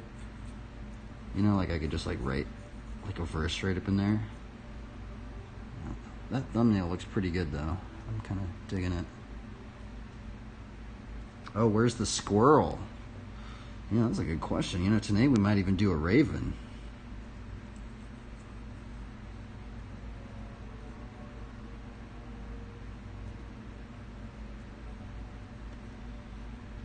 I'm gonna have to look up some reference for a raven. I always have to look up reference for the animals because I don't. This stuff we can just kind of wing it because I've just drawn so many characters.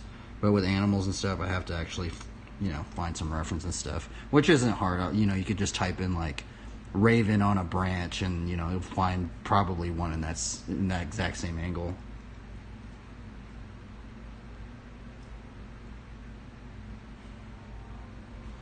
I kind of want to like put something right here. No, actually, there was. Oh man, it's actually kind of funny. This is actually reminding me. I have done a similar character like this, and I gave it to my buddy Dustin Oram. Dude, Dustin Oram has a gnarly freaking drawing, bro. He has a gnarly one that I gave him. He has one. I did a bike night, and the dude's like on top of this pig head, and the pig head's like it has like all these like 666s coming out of it, and there's like this knight, and his foot's like on top of it. You know what we could maybe try and do is like maybe do like a snake or something. Huh. Maybe like an arrow or something.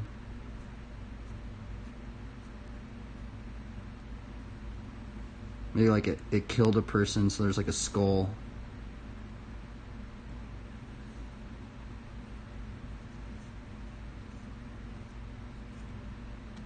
Like a bunch of arrows, and this dude's just on a bunch of skulls. Just like, what in the world? Like, he just stepped into all this death. The devil's just been sacrificing people. Like Satan's just been sacrificing people. You can just make all sorts of weird stories up, huh? And we could do like a raven. Man, see now this thumbnail is like really in depth, right? If you notice, like, I generally don't do thumbnails like this. Like, this one's, I'm kind of overthinking this one, honestly, right? But no, the thing is see, like, this thumbnail, say I was doing an MTG card, right? Like, an MTG card, they would do, like 10 of these things, right? But they would do, like, they would have, like, a topic. They'd be, like, you know, like, holy aura or something like that, right? And, like, what would you draw for holy aura? Draw me 10 little thumbnails like this, and then the art director picks one of these, and then you would move on from this stage and then do a rough color stage, and then from the rough color stage, or it would be like lighting. They'd be like, so from this stage right here, they'd be like, okay, so where do you want the lighting? Okay, well, we want a lighting down here, you know, pushing out that way, or do we want a double light source over here pushing on that one? And then from this part, what some people would do is they would scan this in right here, print it out again. They would print out like a whole bunch of them, and then you could practice different light sources by just shadowing it a little bit. And I know some people would actually do it like that.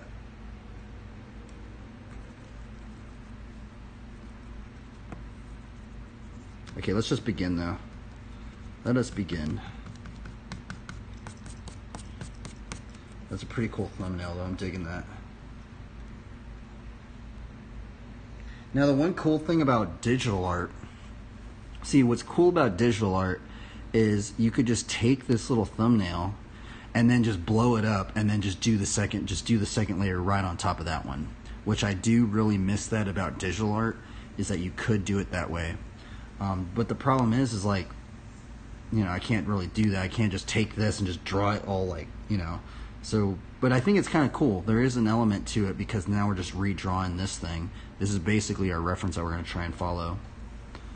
And we've gotten a lot of the problems, like that, like the cape, for example, right? So, how I started this out, I actually put a cape on it, right? And if I were to just draw it big without me kind of knowing that, man, that would have just wasted a lot of time, because I would have probably done so many more lines, and I would have been like, oh, you know what, I don't want a cape on there on the bigger drawing. Let's see here. I'm gonna out this up a little bit more, and then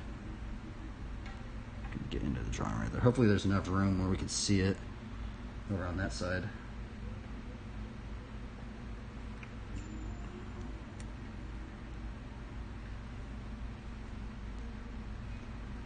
Okay, let us begin. Appropriate. Whoa, dude, that trick was crazy. Did you see that? I've never seen anybody do that. Dude, that dude did a crossbar ride. It looked like a cross, huh? I want to see that again. Is he doing it right here?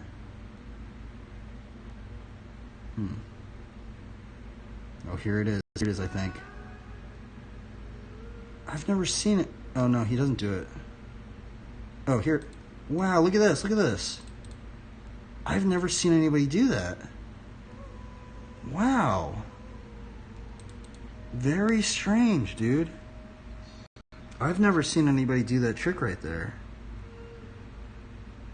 Interesting. Because generally, like, everybody you see doing that, they actually do it on their handlebars like that, so your legs are actually split apart. Dude, that looks like a cross trick right there, man. Interesting. I'm always like curious about cross-looking tricks. Interesting. Wow. It's crazy. I've never seen anybody do it that way. Huh. I'm surprised I even saw that in this video. Yeah, there's a reason why we're watching this video. Maybe it's because of that single clip right there. Alrighty, so let's build this figure up right here. Now, the big one about building this figure up is that it's going to be this helmet. See how this helmet kind of like almost hits this top of the paper right here? That actually means we're going to have to shrink this guy down a little bit more, and we're going to have to use actually littler proportions just because his helmet goes up right there, right? Which that is going to be kind of an issue. Now, I think today we're actually going to use this one to start just the main little proportion grid out, because this pencil is way easier to erase. So what we're going to do is we're going to take this, and we're going to, we remembered that our line of action, which is the spine of the figure, is generally, it's kind of like that. And we might have to push this guy a little bit more that way. So we actually, just thinking about this line of action right there, because I could see how I did it. That line of action is right there. Now, how much variable of that to there is, I feel like that's not enough. I feel like that end of that sword right here is actually going to be on the edge of that page. So what we're going to actually do is we're actually going to erase this. And this is why these thumbnails are very important, because these thumbnails are kind of like the layout of how we figure out where all this stuff fits on this space of this page. So we're going to actually go maybe like that. That might work out. Now we're going to do just a very base, just a very little base kind of like helmet, or I mean head, just to see how we can apply this on here. So let's try and see if this proportional grid is going to work out. So we got 1, 2, 3, 4, 5, 6, 7, 7.5. That's actually going to be at the edge of the page. We don't want that, right? Because look, this guy so if that's 7.5 already at the edge of that page, that means this foot is going to be off of the page. We're going to have to redo this. So what we're going to do is we're actually going to erase all this, and we're going to see if we can get it again, right? And this is kind of the hard part about doing the traditional medium, because this is kind of like why people don't like doing the traditional drawings. Because say if I was doing this on Photoshop, or I was doing this on like digitally, you wouldn't have to do that. All you'd have to do is just select that and then just like size it on your page, right? Which we're kind of doing that. It just takes more time to do that. But we did. But the good thing is that we figured out. I guess the one important aspect is we figured out where the line of action is on this relative to this page. It's about right there. We just messed up the head size right there, so we're actually going to do it just a little bit smaller. Like that. Let's see if this one's going to fit on here. 2, 3, 4, 6, 7. No, I almost feel like that one's too little. See, and it's interesting because it doesn't seem like it's that much different, right? But it actually does. Like, look at this. So this one's actually gonna. We actually might use this one. Maybe 1, 2, 3, 4, 5, 6, 7, 7.5. Yeah, we can maybe use it. Maybe just do it a little bit bigger. Like maybe just doing it like that. That, I think, is going to be it right there.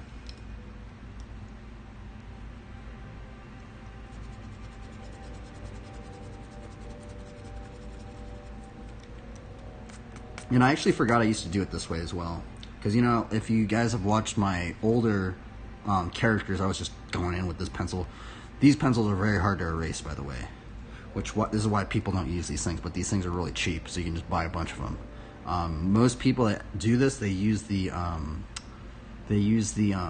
non-photo blue colored pencils, but you have to like order them, or you have to go to an actual art shop to get them. But they feel exactly the same as these pencils. These ones are ones you can just get at Walmart. Basically, you can get everyone, and this is just computer paper, by the way.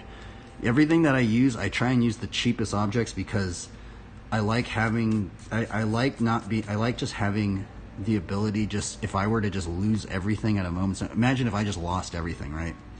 I could probably find a piece of computer paper. I could probably find one of these pencils, because you can generally find them anywhere. And you can find these colored pencils at Walmart. But once you get into some of these very expensive things, sometimes it's hard. If you were to lose everything, sometimes you're so tied down to it. So that's why I started using these very cheap materials. But not only that, who I was inspired by to use these cheaper materials was actually Frank Frazetta. So it's kind of funny because what Frank Frazetta actually used to do, the deeper lore about some of how Frank operated and how he did his illustrations, is that Frank Frazetta actually used to use the cheapest of things. Like he would just use like Mickey Mouse colors, and it's so crazy because people think like he was using all these crazy pencils and all this stuff, but honestly it was all just technique that he was doing. Like that's the big one, and that's kind of what I was like, wow. I didn't know he was just do it just generally just with anything, right? And that kind of just shows like you just give somebody just anything and they'd just be able to do something, right? Let's get into it. So let's see if we can find this proportional grid from this head sphere. We got 1, 2, 3, 4, 5, 6, 7, 7.5. And since it's going to be in the 3/4 angle of perspective, we're going to know that this is actually going to go out just a little bit. And his foot should be generally probably at his end of his foot should probably be right down there. So it's not off of the page right here. But also we have enough room to maybe put that little helmet, because he has like this helmet that kind of like, it actually almost kind of goes off of the page right there. But see, now this right here just took so much time, right? And we barely even did anything, right? We just did that. We like have barely drawn anything. But now the good thing is now since we have all this placed in here, now we can use the other pencil, and now we're gonna get into our I forgot what it's called, a gesture drawing. So I'm gonna use this pencil now, our blunted colored pencil. And we're going to get into our gesture drawing. And then we're going to erase that. After we draw this, we're going to erase these lines up in here. So let's just get into it. We're going to, and by the way, also what I'm doing on the side of the page, all this stuff right here, I like to, do this sometimes and just make sure I'm on that edge. And the reason why I want to be on that edge is because you can get like this thick line into a skinny line. It's kind of like using a brush a little bit. So we're gonna start with our head. This is our line of action, which is the spine of the figure. Now we're gonna start working our way up. I'm just repeating myself at this point, but we're gonna just go into working on our 3 immovable masses. And we can see our 3 immovable masses that we did on this figure right here. So we're using a very broad-shouldered torso construction, but it's also based on this proportion right here. So it's like 1, 2, 3. Now 4 right here, this 4, that's actually at the end of the pelvis. That's actually the end of that pelvis right there. So actually push that a little bit too hard. Actually probably needs to be like that. And that's what's good about this proportional grid, because then we can figure out where we're kind of like getting things wrong a little bit. So 1, 2, 3, 4. At 4 is the end of the pelvis. And see how this line of action goes like that? So his spine's like right there, but then his pelvis goes kind of like down like that. I probably make no sense at all, but that's what I'm trying to think about.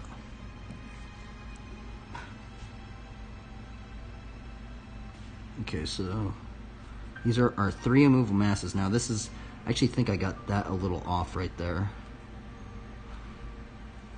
in all honesty, but because that needs to be, I actually think that needs to be like down there.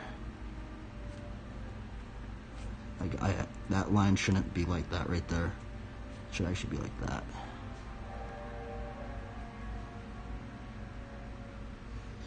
Okay, so 1, 2, 3, 4, 5. Actually, I think I messed this up a little bit too. See how this almost kind of like goes, I actually might have messed that up a little bit. I did mess it up, darn it. That's why this is all jankified. Ah, fudge. See, this is like the whole thing, like, the whole carpentry thing. You have to measure once. Or no, you measure twice and you cut once, right? This is where I messed up, right? I messed up some of these up in here, look. 1, I think I messed up that one. Darn it. Knew something was wrong. Now, what you could do, some people actually use a little, what should we call it? I forget what it's called, a little measuring thing. But I'm just gonna eyeball it. 2, 3, 4, 5. 7, 7.5, okay. Okay, I need to change this video. We're watching a different video. Let's open here. Man, we almost freaking went through that whole thing. First measure time.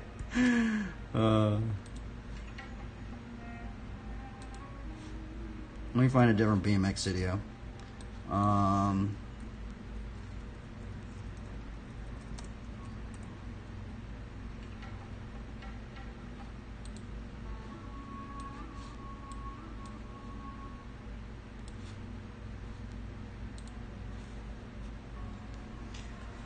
Okay, let's see here.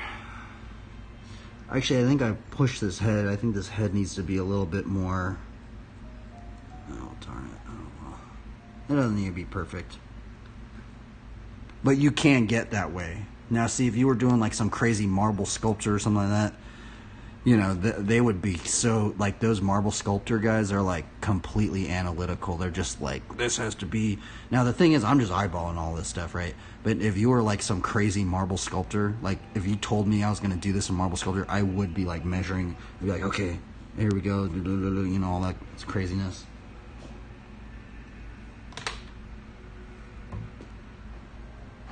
All right, let's do this. So let's just get into it. So 1, 2, 3, 4, 5, 5.5. That's 5.5 is a very big one, by the way.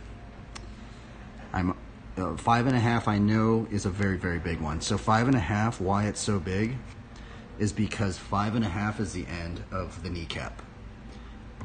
Now see, these big landmarks are very important to memorize. And I feel like it's not even that hard to memorize, right? It's just like 3 and 4, and then you got the end, right? And you build everything else off of that. And just like, and so, you know, like, just like the line of action right here, how it's like, kind of like flowied, you can take that same flow line and do it within the leg, right? So the leg could be like that as well, because the leg isn't just like it's not just like this where it's just like straight, right? So generally what I'll do from this is you can cut this in half, right? That is like the end of the crotch right there. We know that, right? I know it seems kind of weird, right? But from the end of, we just cut that in half, right? And so from there, we know that there's like this, I forgot what the muscle's called. It's like this big thigh muscle that goes down.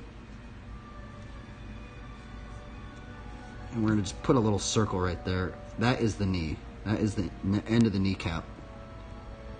And since this is a 3/4 figure, we know that that's gonna go up just a little bit because it's in perspective. Okay, so we're gonna push this, and then generally the shin bone, you know, if you see a lot of shin bones, they're actually just not straight. Shin bones actually curve a lot. So that's what we're gonna do right there. We're gonna do this curved shin bone, like this. It actually is gonna be basically at the end of the page, but it's okay. And see, just like this one was curved, we curved that. See how this out? See this is like a double. It's almost like this right here, but we're just kind of like doing it again. I feel like I just don't make any sense, but oh well. The thing is, if you guys read the Bridgman How to Construct a Figure Drawing book, I'm basically just, that's where I learned all this stuff, by the way. By the way, I really like this BMX video right here. I wish I could just have it on just there's a lot of great music on this BMX video. This is actually one of my first BMX videos as well that I really got into.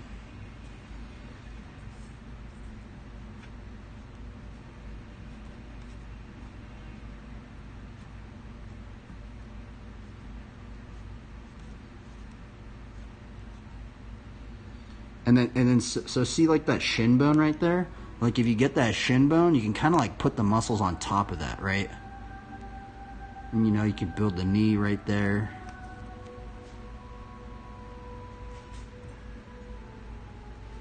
Okay, so from this point, see how it's all muddied up? It's all dirty. What we're gonna do is we're gonna erase all of this stuff that we got wrong.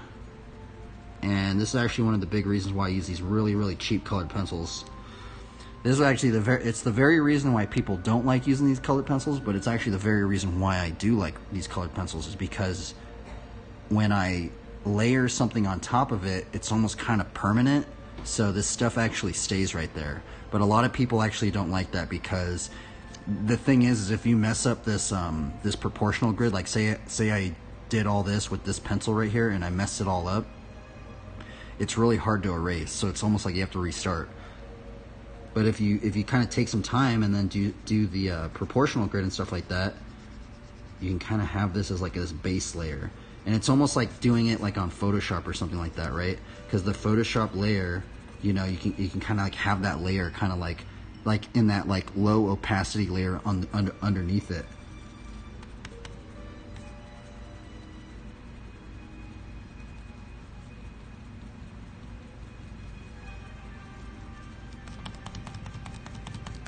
And see how it's see how I can't even erase that? Look at that.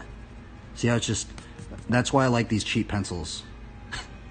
But the very reason why people don't like these things. But now what's crazy is I actually don't even know anybody that really does this. The only reason I started doing this was because there was, I don't know, I think it was either I guess I do kind of remember somebody doing it. It was somebody in Long Beach. Like somebody in Long Beach like gave me some pencils or something like that, and they're like, oh, you should try and using these. And then I just started using them because I had all my stuff stolen basically, and I was like, and I just started liking to use it. Because prior to using these pencils, if you look at my old like WoW illustrations, I actually used to use the lead holder pencils. They're called the Stadler lead holders. They're kind of pricey, and I would actually use those pencils. Now you can actually do it with those pencils as well. These are just cheaper. By the way, I'm gonna put on a heater. It's kind of cold in here, so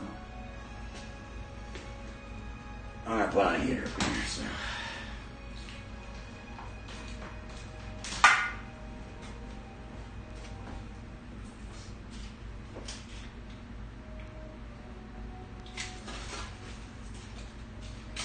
We're putting this heater up on here. I'm cold.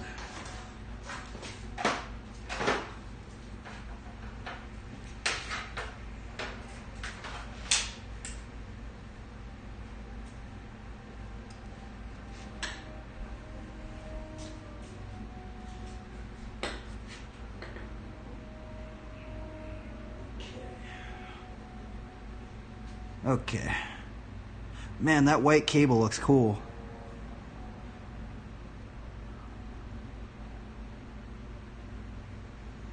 Alright, where are we at? Okay. Look at this. I think I'm actually going to push this head just a little bit.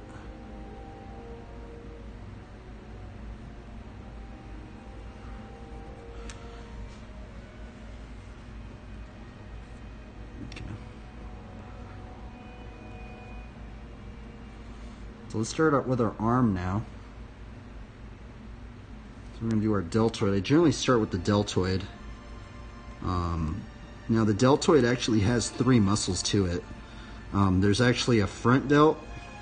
Now if you were into working out, you kind of know this, right? There's actually a front delt, there's a side delt, and there's actually a back delt. Now this is actually where the lats would be. Now lats are very hard to get, by the way. But if you look at like someone like Arnold Schwarzenegger or something like that, or any bodybuilder actually, generally how you get a gnarly V-taper, by the way, you know, like why they call it a V-taper is because a V-taper is like, you know, you could see it's like a V right there, right? And generally they work out their lats, so their lats are just like whoop. And yeah. So let's do we have our deltoid. This might actually be off the page, bro. I might have to redo this. I might have had to push this out a little bit more. Darn. This is actually really, really bad right here, boys and girls. Anybody that watches this, what is the bicep? This is, yeah, darn it. This is going to be like right off the page, which I actually don't like. Because sometimes when I'm like working off the page, I'm like having to smush things together. Yeah, I don't like this. This is like, I'm probably going to redo this, darn it.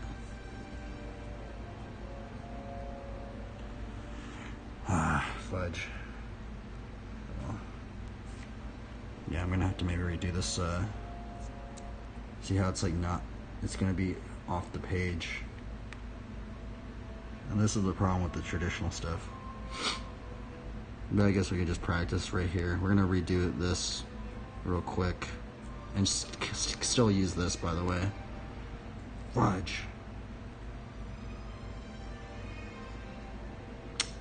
Fudge, I messed up. And see, that's where I messed up. Yeah, you could use the light. I could use the light box right now as well. We could actually do that right now. That's actually a good idea. So let's. I'm gonna take. This is actually a good point where actually people do use the light box as well.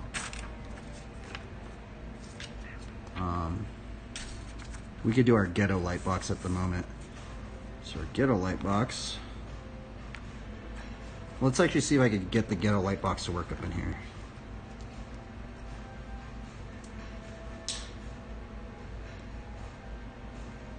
So with the ghetto light box, I do have the light box in my room, but this is the ghetto light box. So we're taking our phone right here. See our phone? What I'm going to do is I'm actually going to put it like this. I'm going to take this clipper thing right here. I'm going to clip my phone to this piece of wood. And it's not actually going to clip. I might have to use something else. Darn, I'm going to have to find something else. Oh, here, man, I might use this. Might have to. Sometimes you have to use a different clipper. I might be able to use this clipper right here. But we're just basically going to clip our phone onto this piece of wood. Is that gonna work? I haven't done this in a while. But yeah, you actually you did bring up a good point. This is actually a good point of when to do a light box technique, especially if you worked on something a bit. And see how we're pushing this piece of paper. We're gonna push it out just a little bit more because I messed up the sizing. And what we're gonna do is I have these little clippers. Where's the little clipper at?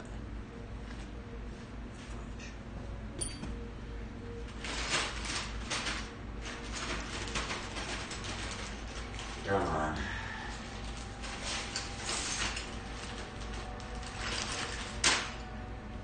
Sorry, everybody.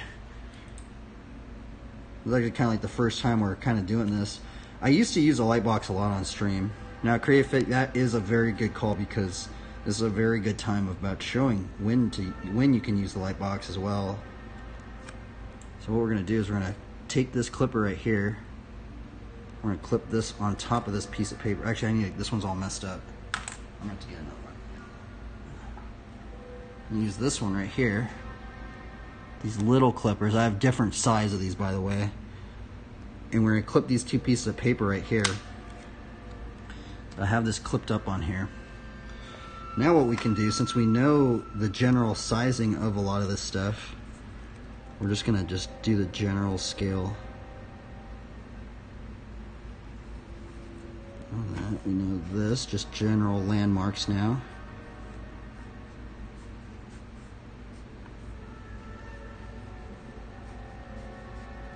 And we're also going to take these measurements, and then we can build it from that, from these measurements right here.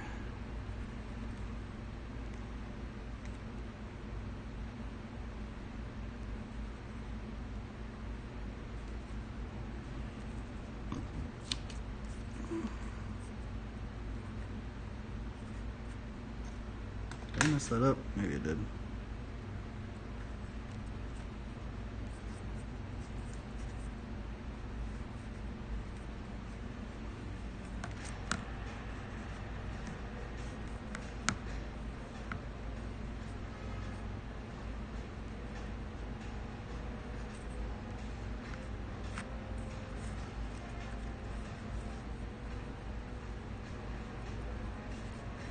Okay, let's restart it now.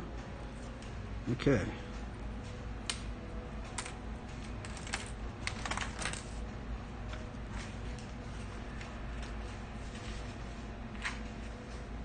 Take this off again. Now that's the ghetto light box technique. It's kind of nice though, because you could it's kind of portable, right?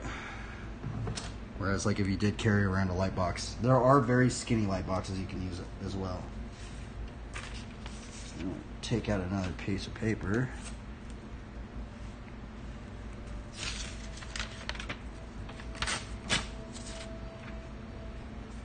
Oh yeah, another thing I want to say is I also draw behind a piece of paper.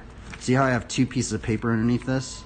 Now the thing is, I actually used to draw behind a lot of pieces of paper, but if the thing is you know the whole light box technique, generally you're drawing on top of one piece of paper, right?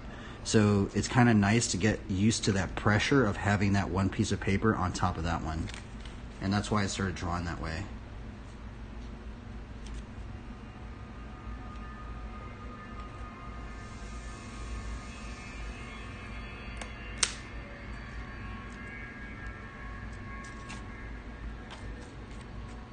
Now how can I clip this on here? I'm wondering.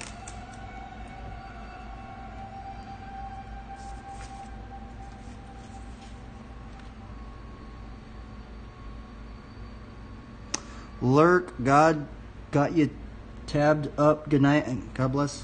Thank you, man. Thank you for stopping by, man. Appreciate that. I hope you're doing good. D. Greg's TV. So I'm having this one. I would put this underneath it, but sometimes if you put it underneath it, you can mess it up. So I'm putting it underneath the other layer. You actually can't see it. It's actually off the screen now. but I'm putting I'm putting the little thumbnail, and then I have that little clipper, and then I'm using this big clipper to clip everything. That's why I really like clippers, because like you can just clip a whole bunch of things together very fast. Or you could use tape. Some people do use tape. So see, I have it like that. No. And there's 2 pieces of paper underneath this one. And here's our old drawing. Where is it? I don't even know where our old drawing is. Oh wait, it's right here. It's this one. Actually, you know what we could do? This is what we'll do, so people can see the thumbnail that we just did. We'll just cut this.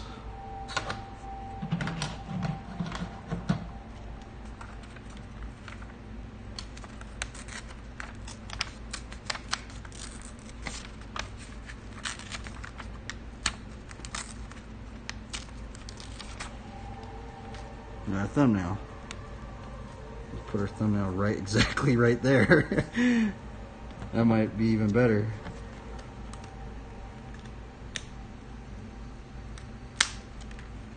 Boom.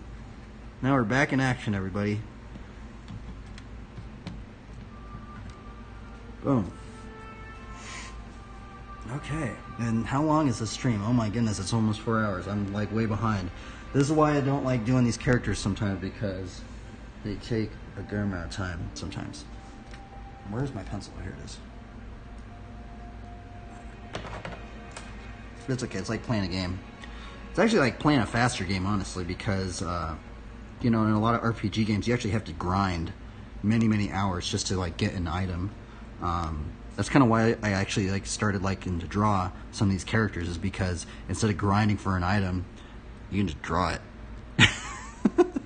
It sounds hilarious, right? But, okay, where are we at up in here?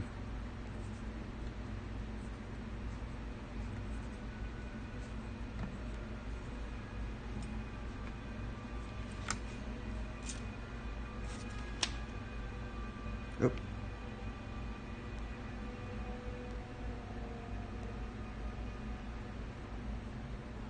I almost pressed the stop streaming thing.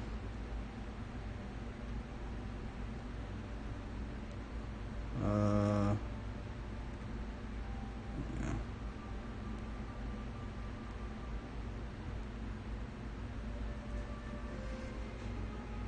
I don't know if I should even, let's see here.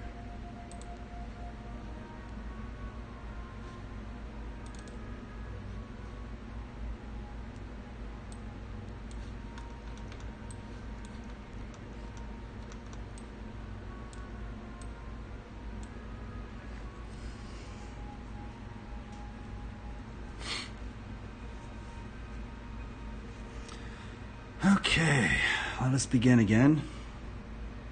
I feel like today is kind of hard actually, but it's okay. I feel like I'm being more analytical than I normally. Normally I'm not this analytical kind of, but I feel like just today it just seems more analytically. Okay, so we have the bicep, we have the forearm, we have the hand right here.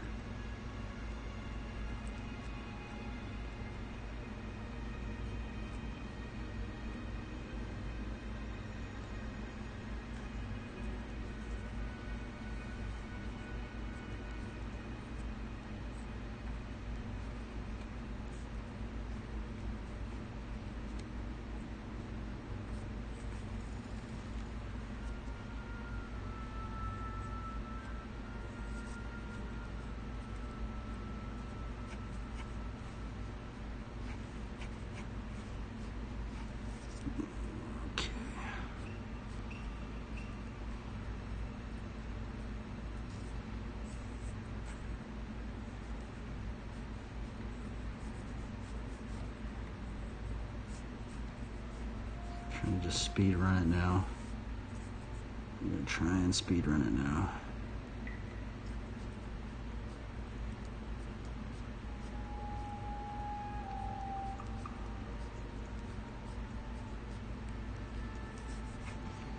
I feel like sometimes when I get really analytical, my drawings get kind of stiff too.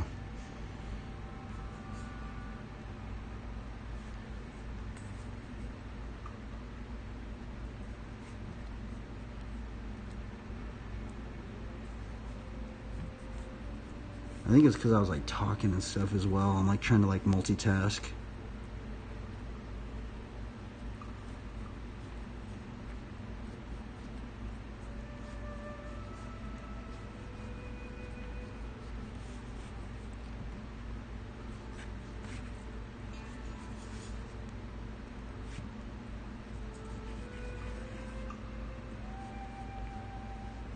It's okay.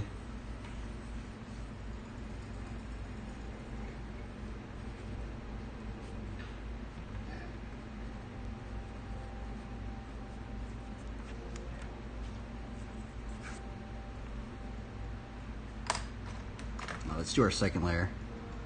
We kind of have this going now. We could do a little bit more indication.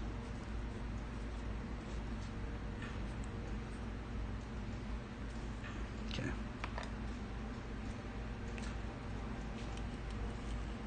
Let's do our second layer.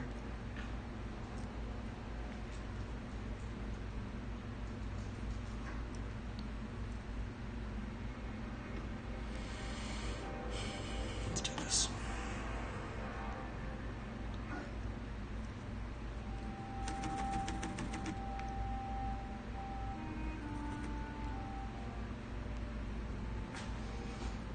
I'm trying to follow this thumbnail as much as I can.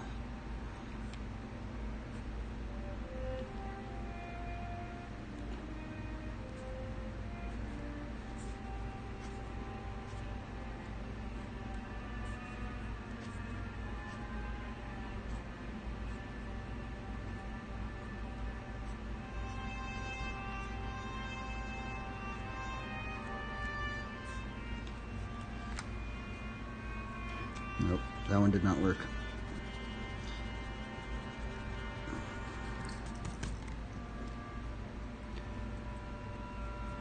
And sometimes you have to, this is like the really important area, by the way, as well, so.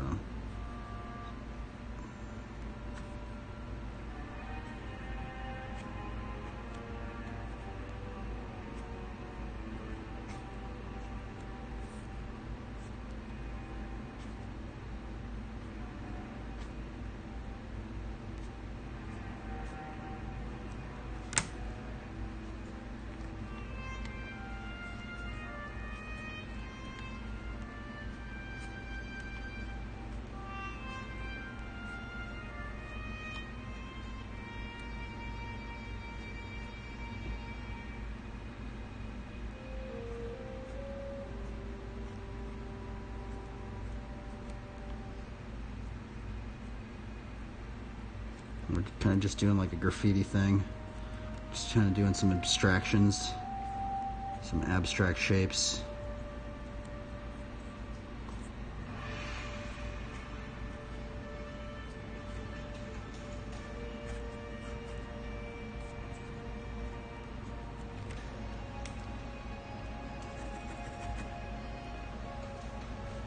I'm still not digging that one.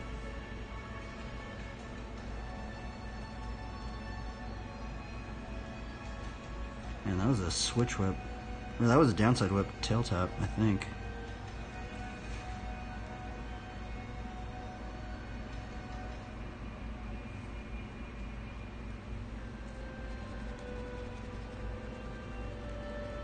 I feel like I got these proportions wrong.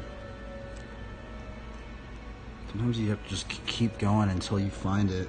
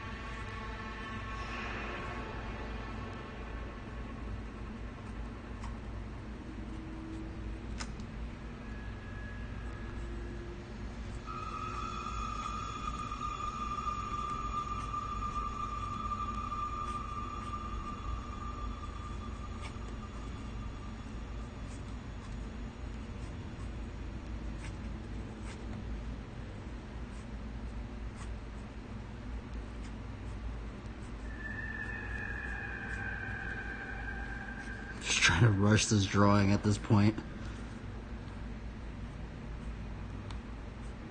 But we kind of got it down.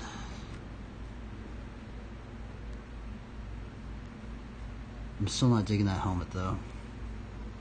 That helmet's hard. I might even just do a head. Might even just do a face right there.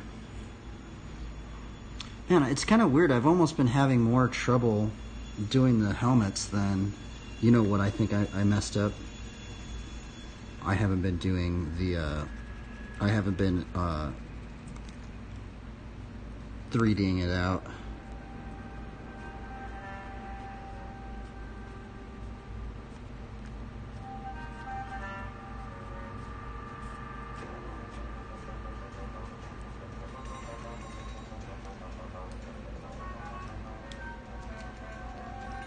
We might do a head right there, I don't know. For some reason I'm struggling with the helmets lately.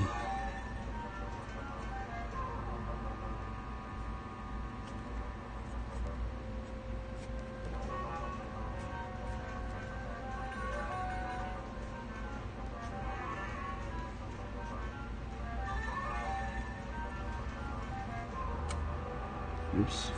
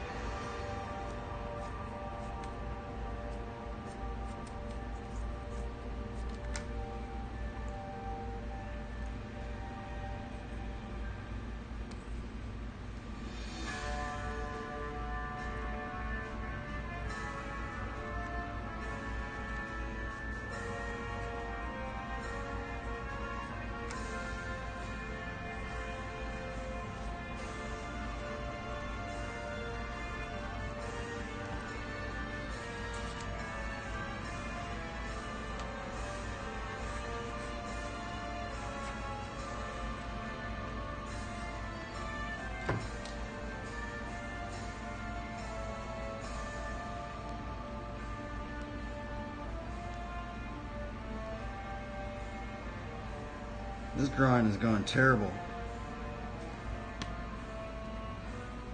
I might just re-lightbox it.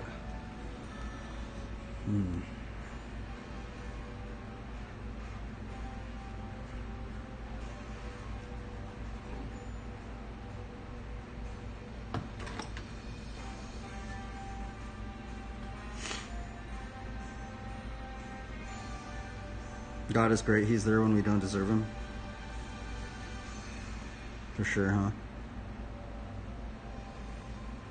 Indeed.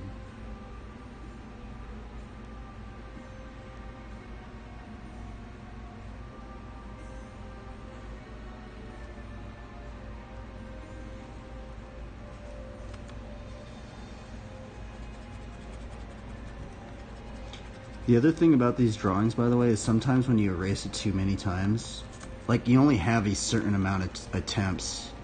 That's the other thing, is sometimes when you just go too deep into it, you kind of just start messing the paper up, just like I messed the paper up right there. I might have to just do another lightbox layer underneath this one. It might be one of those days, man, where I'm just messing up completely, but it's okay. That's how some of these drawings are. Like we try and try and try and we cannot get it.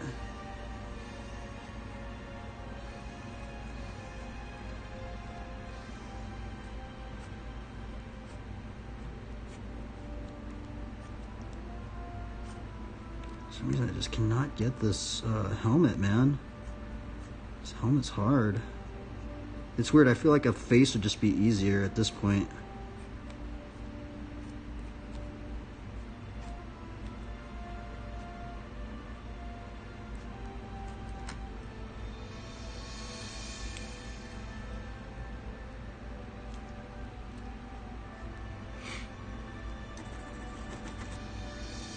This might be a long stream. I'm gonna try and get this done in one attempt.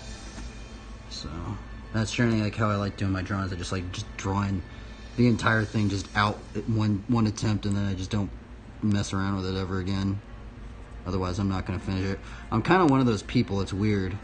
Like Like, if I just don't finish it, I'm probably never gonna finish it.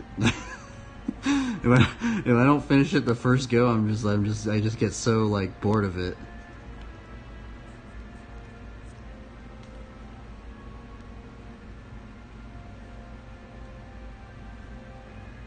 Run about the cake, hope you get it.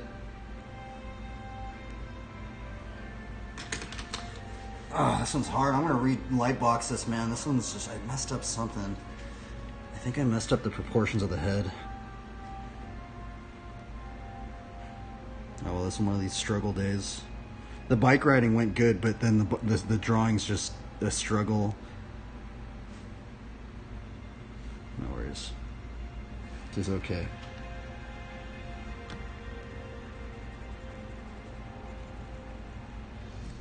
I'm just trying to do everything in one stream. While trying to acknowledge God in all of our ways. Sometimes I wonder, like, how crazy would it be if just, like, pastors just started becoming, like, gnarly, like, streamers, you know? But sometimes I'm curious, like, what they're doing.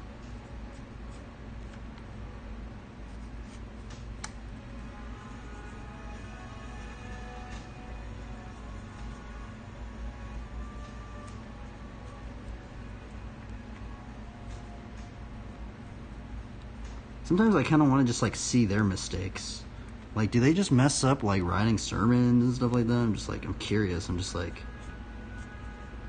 or like where they're getting their, are they reading commentaries? Like, I wonder what they're doing, you know, like, but I guess that would be kind of weird for them, right? Especially like if they're like, yeah, I kind of took that from that commentary.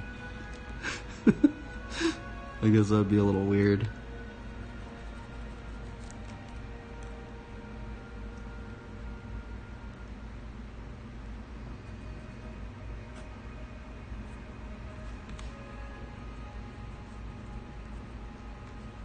Okay, that's starting to look, finally kind of looking a little better.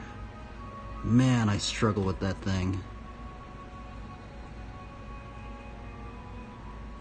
Oh my goodness, that helmet took so long. It took like 7 attempts. But we finally kind of got like a... And it's weird because I barely changed it, but...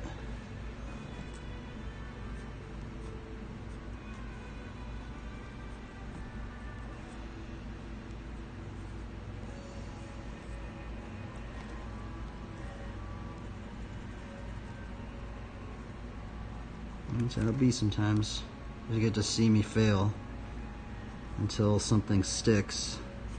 That's kind of what I'm wondering. I'm wondering if that's just how like the Bible studies are too, where I'm just like kind of just like messing up, and then I actually land something.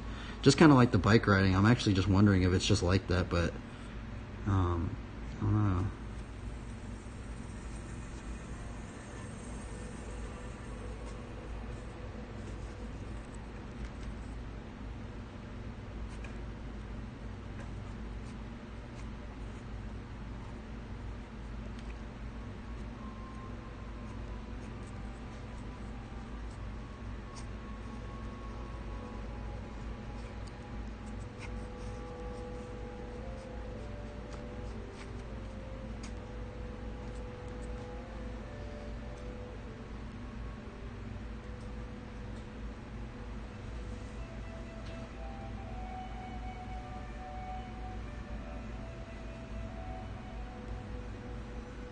I mean, I used to be like that.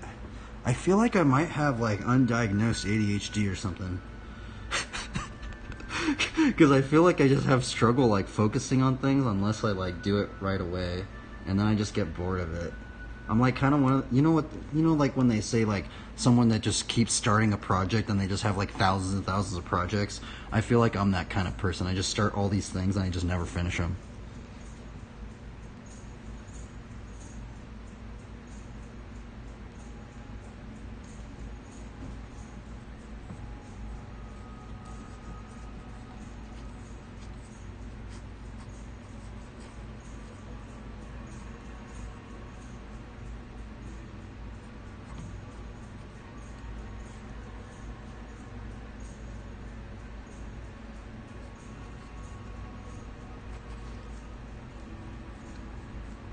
This drawing's just janky. I'm gonna be real.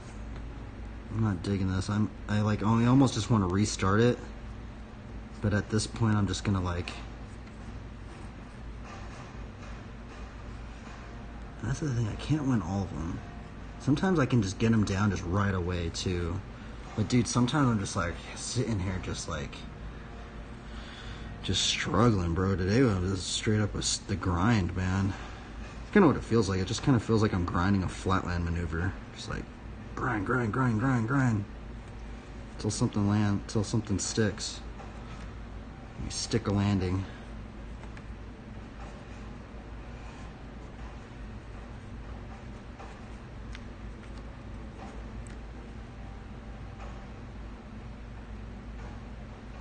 Dang, this I might even just lightbox it again, honestly. I feel like I just like went over it so many times. And sometimes I gotta do that as well.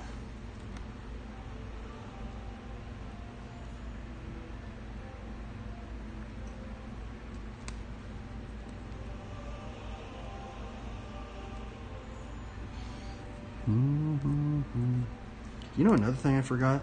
I forgot I should have worked on the hardest things first and then worked on everything else. I haven't even been working on these hands.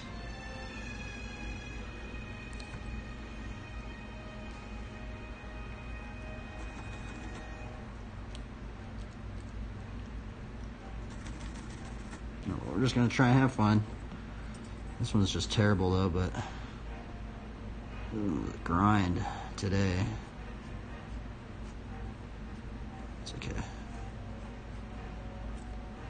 Honestly, it's actually not that much of a grind, because if I think about like a full-on grind, imagine if I had to grind out all this armor in an RPG game.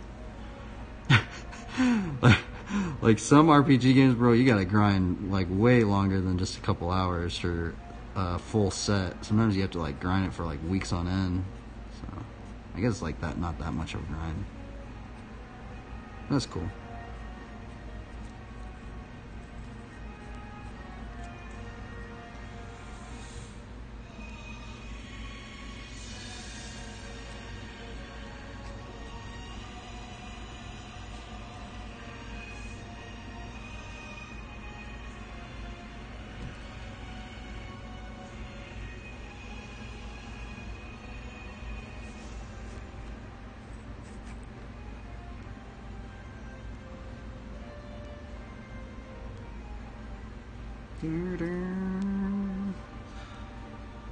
I might even just ink on top of this at this point, because it's like so dirtified.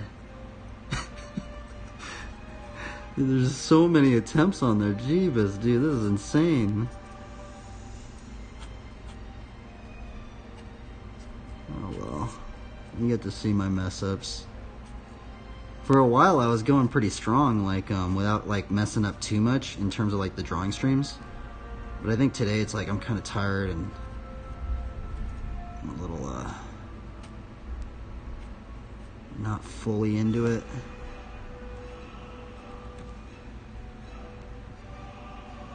It's okay though. Put a little piece of a little seed.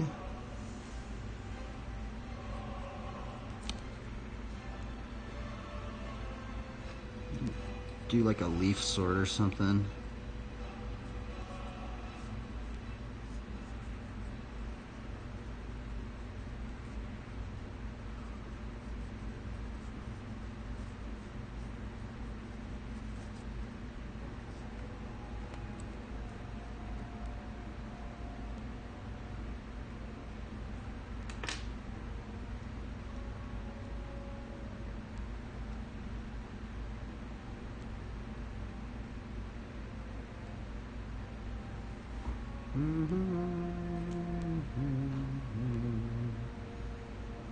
Basically just playing an RPG game at this point.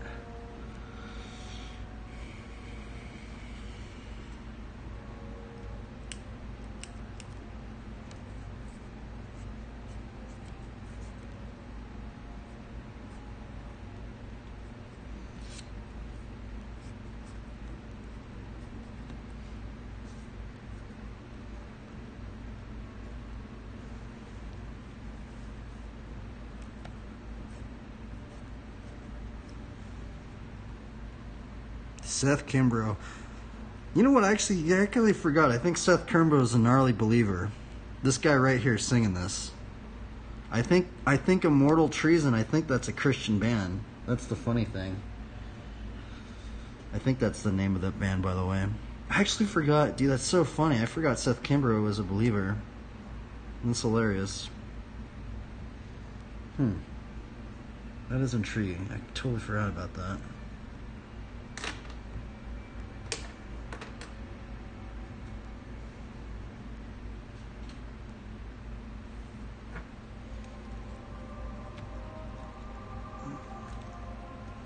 Oops.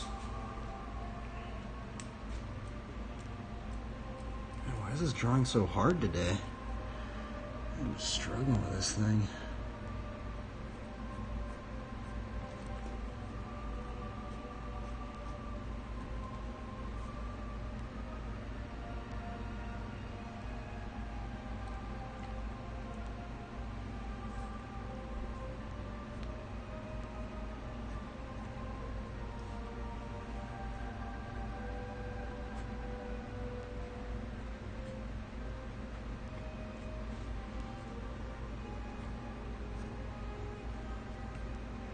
Oh well, we tried.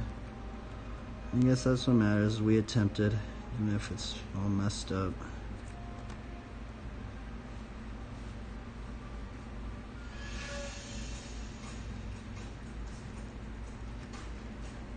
Trying to draw a paladin.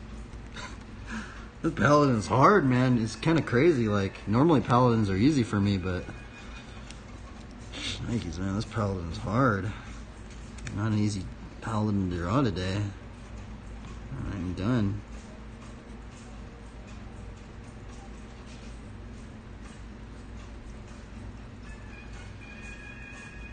We might lightbox it. I think I might attempt to do that today.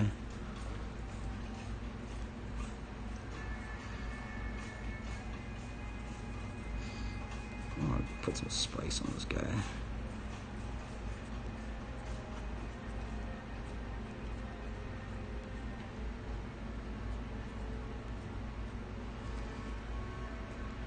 Now this is the fun part. It's like, being like, what kind of armor do you want? You know? I feel like the armor is kind of like the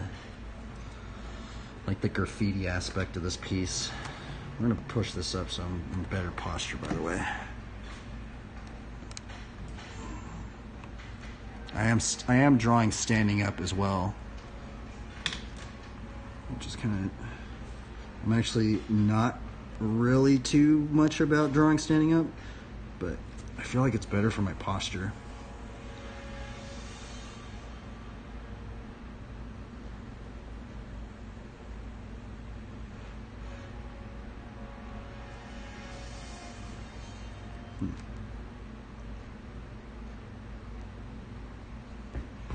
I wish we could listen to the actual audio for this. Roadfuls is really good. I basically have every single song memorized from those Roadfuls because this is one of the first Roadfuls that I really got into.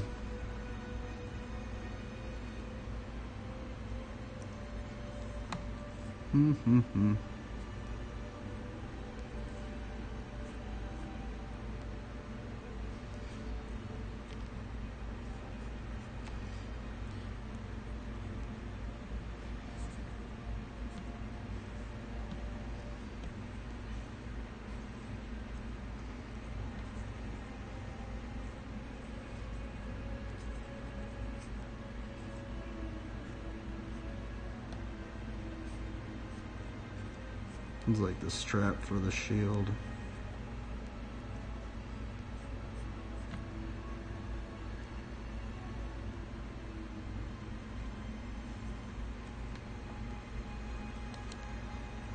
Just put crosses. At this, it's kind of fun now. I just like put as many crosses as I can in here. Like this plate mail. And it's like this weird kilt thing on.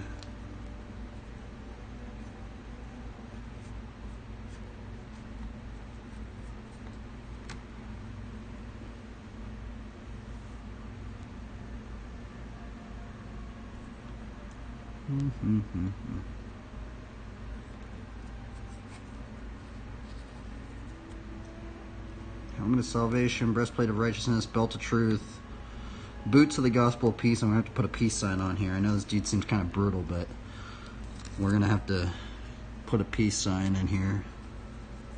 I know it sounds kind of weird, but this dude is for peace. Maybe I should take these spikes off. Huh. This dude is for peace. We should be seeking peace and pursuing it.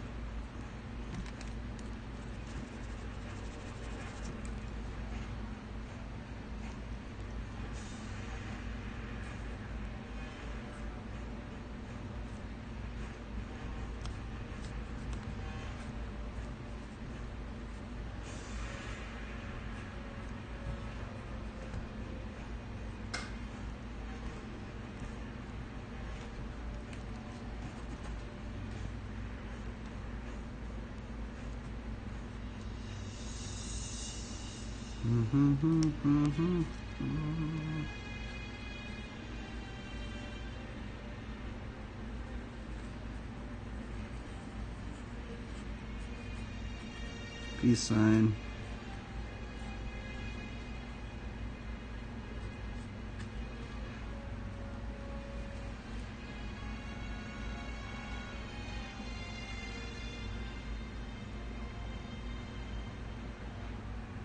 Ding, ding, ding.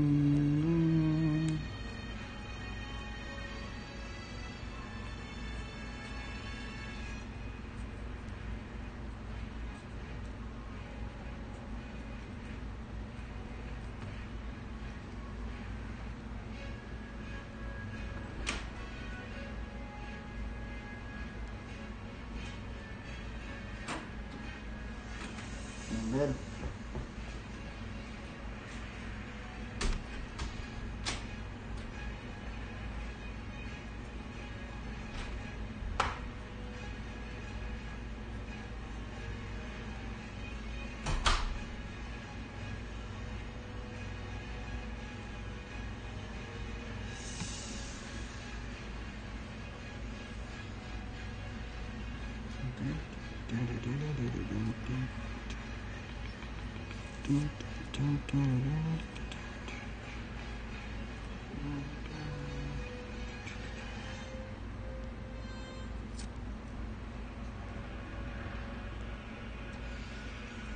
I don't like this drawing.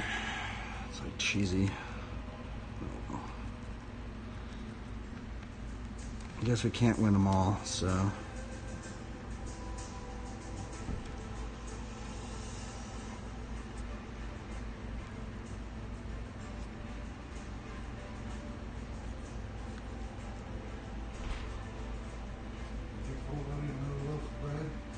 No.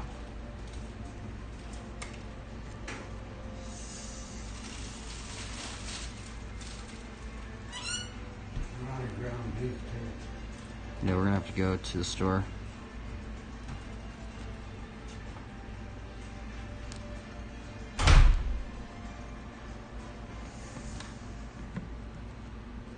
To get my mail out. Gosh, this drawing is a struggle today. I think it's because I'm just trying to rush these things. Just try and do one drawing on straight on just the stream. It's okay though. Well, we're having fun. I think that's the big one. I just gotta make sure I have fun. Because once I just get frustrated, I just don't want to, or I guess not frustrated, but bored.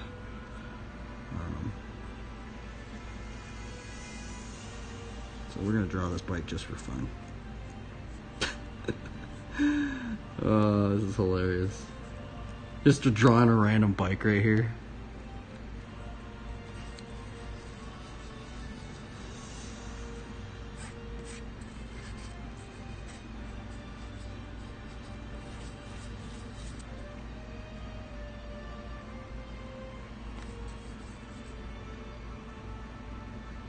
Do do do do do.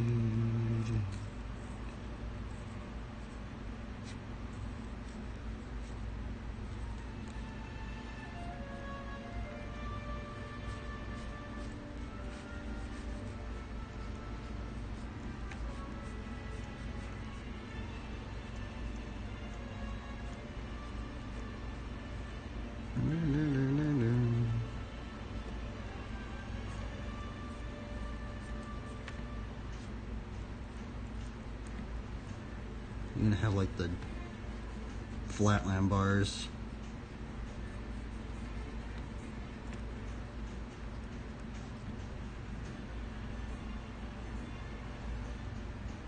There's our Raven right here.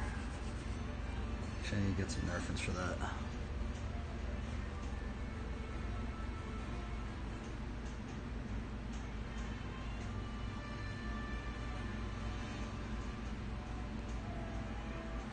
Man, we watched like 3 whole BMX videos. This is insane.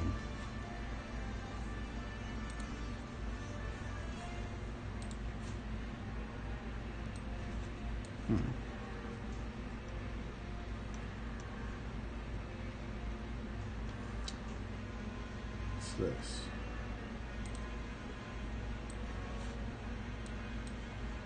I have never watched this, but we're gonna watch it.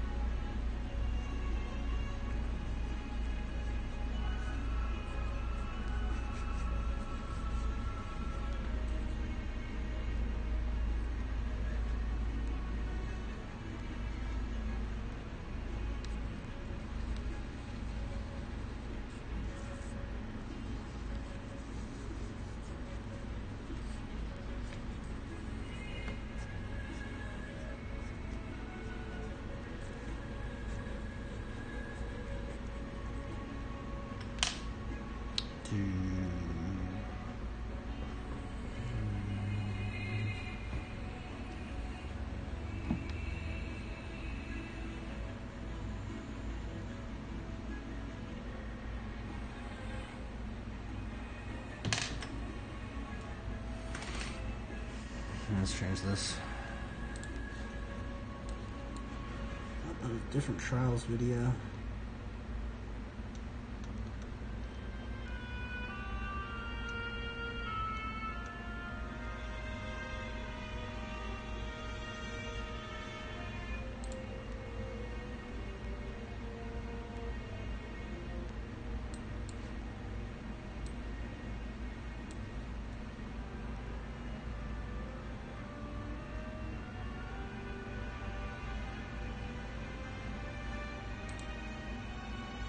I've never seen this right here.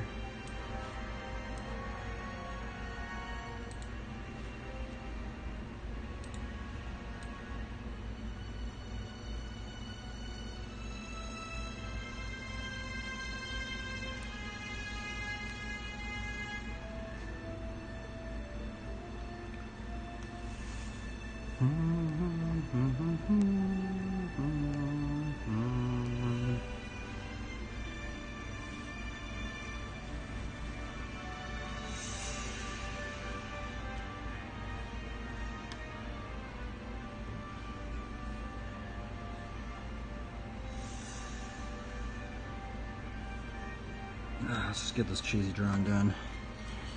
I mean, tomorrow I might go over. Nah, tomorrow we're just. I just totally like messed up this thing up. Oh, well. Oh well, screw it. At least we drew something today. For some reason I get burnt out of drawing. I can ride my bike, man, like every single day, but man,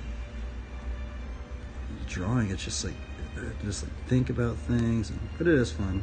But it just takes too long.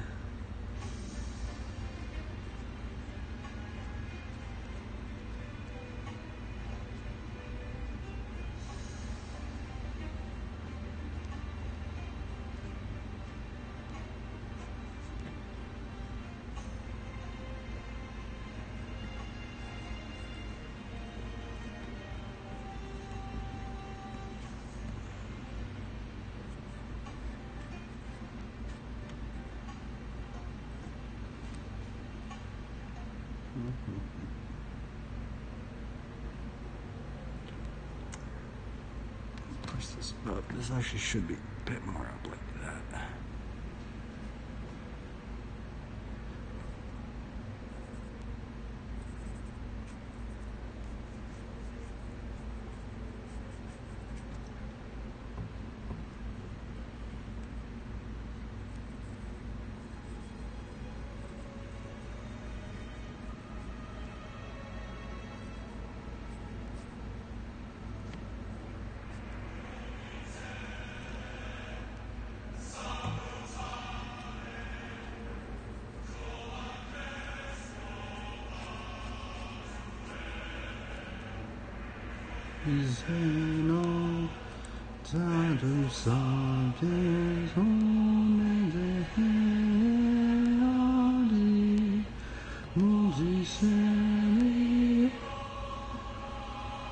I don't even know what these people are saying.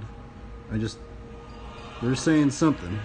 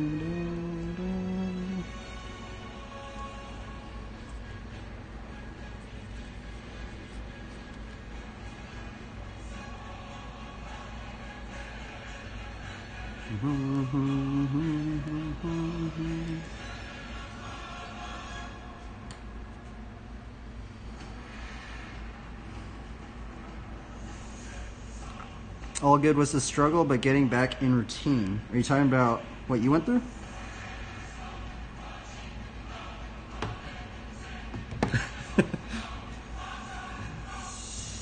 I honestly think, I'm going to be real, I think why I got burnt out of drawing the last time is because I was doing a character almost every single day. And these things just take so long, man. Like, that's the thing is, like, you know, like the graffiti stuff, it's like I can just do it like in I could do in 30 minutes, but this is like, I gotta think about it, and like, you gotta measure, I gotta do all sorts of stuff on it, but it's fun. It's like playing an RPG game, but an RPG game where we can mix in, glorifying the Lord, but also glorifying the bike. Like, we could just glorify just trying to mix everything together, honestly. What do you like, Trying to acknowledge God in all of our ways. That's what I'd like to think we can try and do, but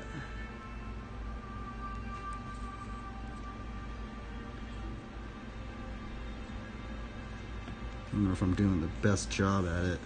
Because sometimes I'm like struggling with like my energy levels. Because like I feel like if I were to just maybe draw instead of just ride my bike right in the beginning, like I could, do a way better job. But I'm like drawing right after I ride, so.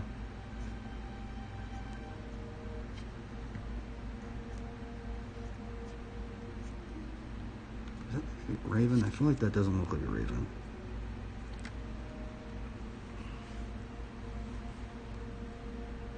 work a sword in it. I might try that.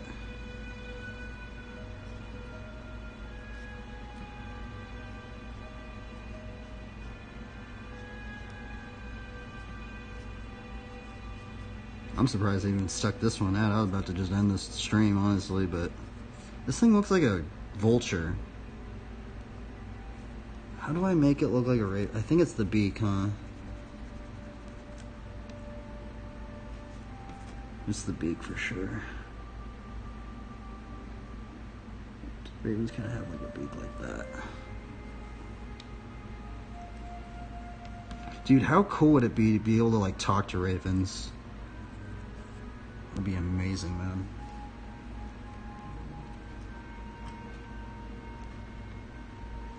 Oh, for sure. Yeah, you don't even got... By the way, anybody watching this stream, you guys do not need to watch this stream.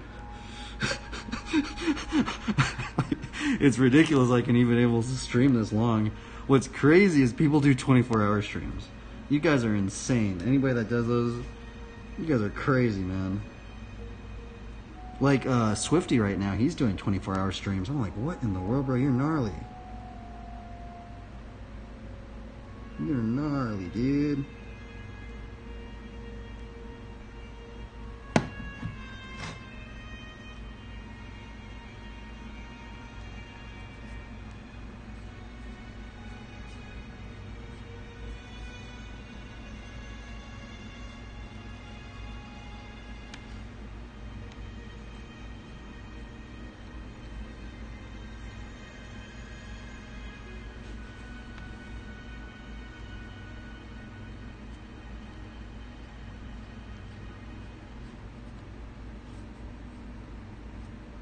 Oh, it's cold in here. I'm like all bundled up now, just drawing this picture in the garage. Oh, you just think I'm crazy. Oh well. I feel like maybe that's why I'm drawing so bad. Maybe my hands are cold right now, dude.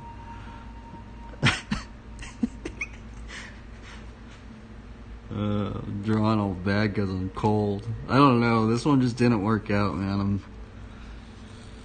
Oh well, you guys get to see all my mess ups. It's okay. I literally drew this helmet probably 10 times. Oh my goodness.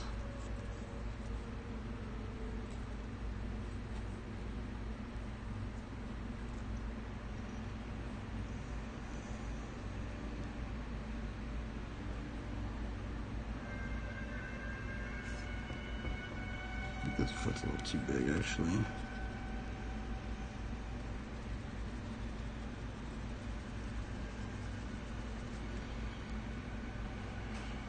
I don't even know what we're watching a trials video. I've never even seen this. I just put it on because I didn't know what else to put on. Which I actually, in another life, I probably was a trials rider. Because I love brakes, man. I'm a full bore brake rider.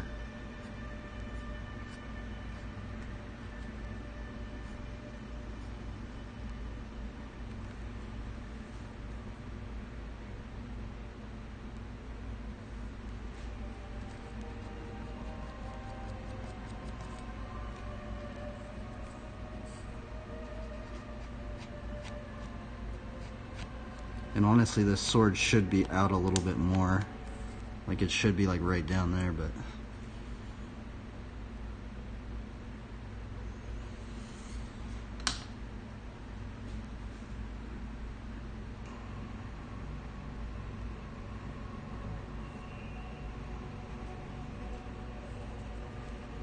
Let's draw some skulls.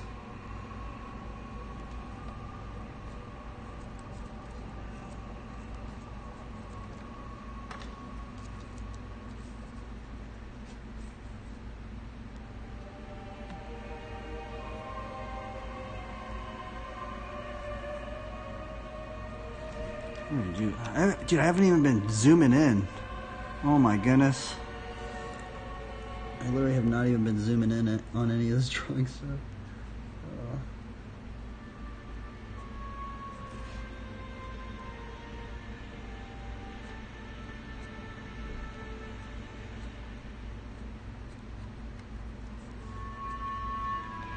These are the skulls of Satan's arrows. Satan's flaming arrows impaling into the minds of the unsuspected.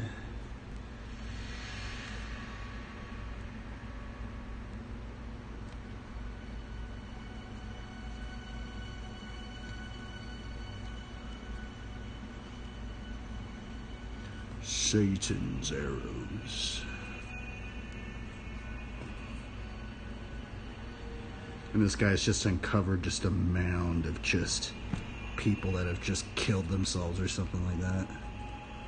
Kind of grim, I know, but that's the story on this illustration.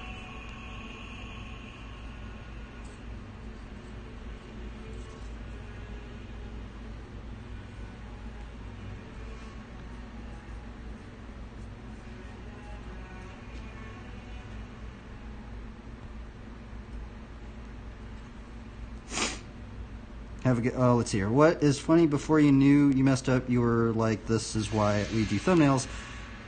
Yeah, it doesn't, yeah, that's the thing. Well, that's the crazy thing. If I didn't do the thumbnail, oh my goodness, I would have been like even more messing up, man.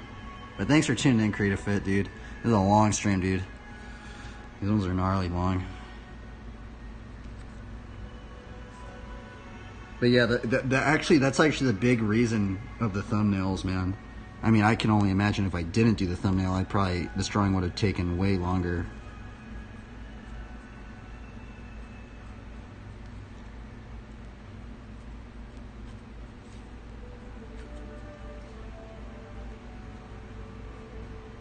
Now, one of the reasons why I bring up, like, you know, the kind of the sacrificing themselves and the, you know, is like there is this really mysterious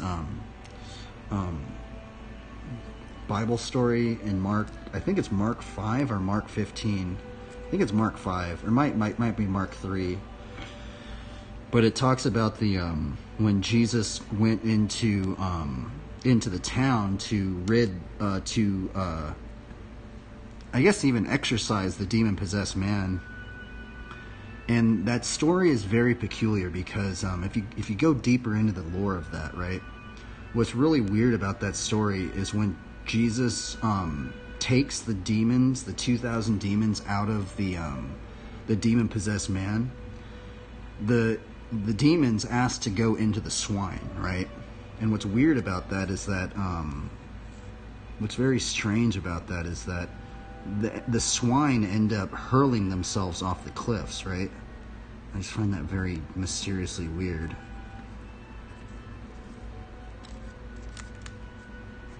Maybe well, I know a lot of people think it's weird, but like I just find it just strangely weird that they would do something like that.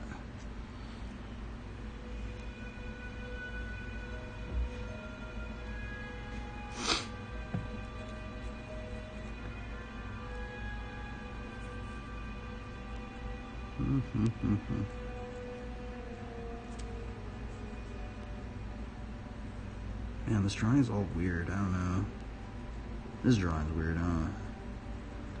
I feel like it's just all dirtified. Like I'm all just like erasing everything, and I'm not confident. This drawing was definitely, I wasn't very confident. We're just like trying to just get it done.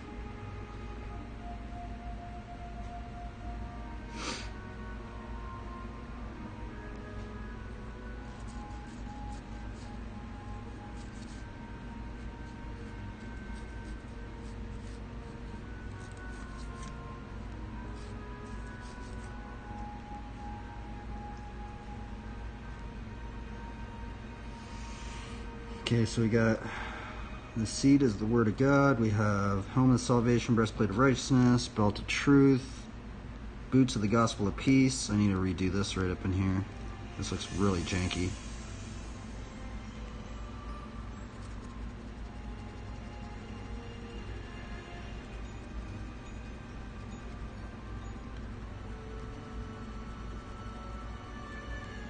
Okay.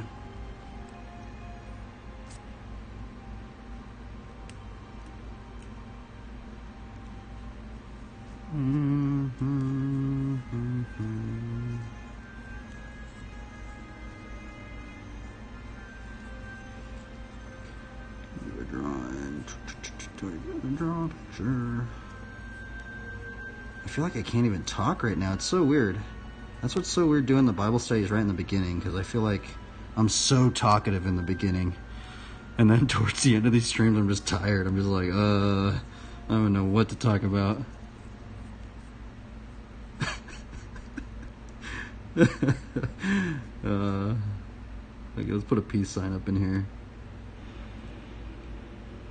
Because this guy is for peace, by the way. I know it sounds weird.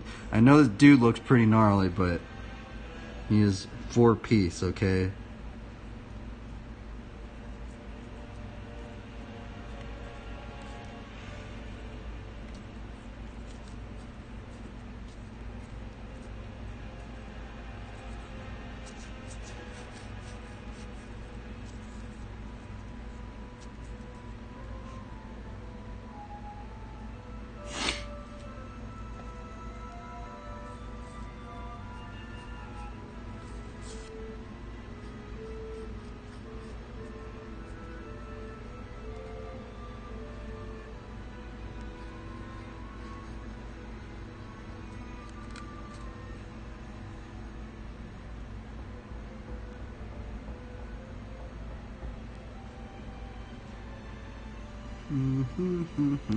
I think these shoulder pads aren't really working out. I feel like this needs to be a little bit higher, huh?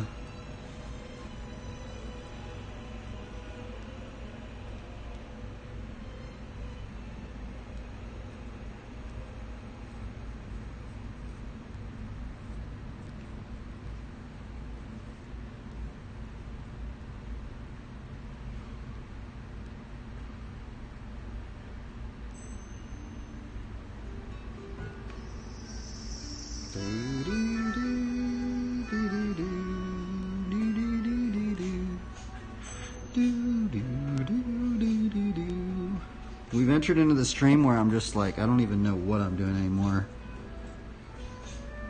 I'm just trying to get this done all in one sitting.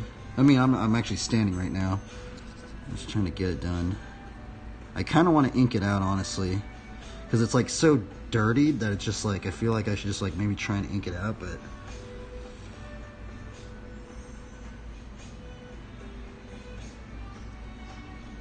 I'll put some rivets. Rivet, rivet, rivet, rivet, rivet, rivet.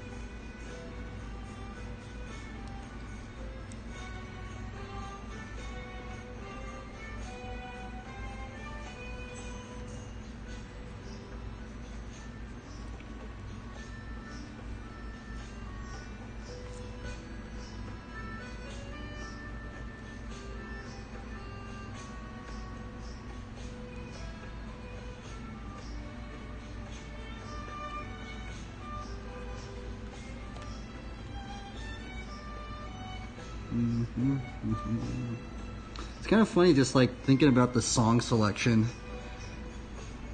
because I generally when I draw I like to listen to like RPG stuff, just to kind of get in that RPG mindset. The RPG mindset. We're just playing an RPG game right now, man. This is the how can we acknowledge God in all of our ways, huh? Man, there's a lot of crosses. Let's count all the crosses we put up in here. We got 1, 2, 3. Would the sword be a cross? I guess we won't count it as a cross. 1, 2, 3, 4, 5, 6, 7, 8, 9. We have 9 crosses. I guess I could put a cross right here. We got 10 crosses. Little Easter eggs. It's kind of like, well, where's Waldo, you know?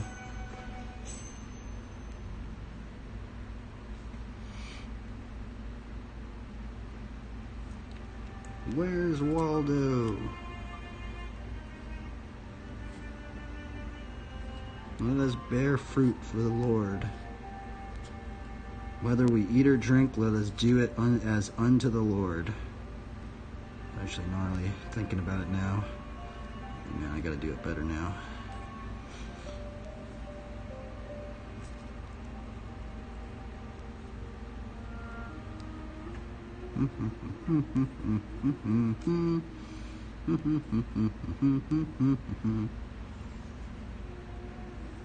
What verse are we gonna put? I think I'm just gonna put an Armor of God verse up in here.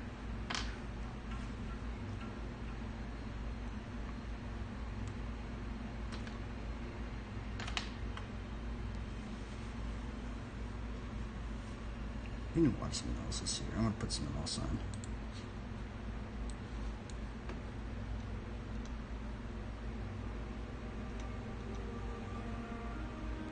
I'm just not watch anything right now. Oh, it's like 5 hours only Toledo. Holy Toledo.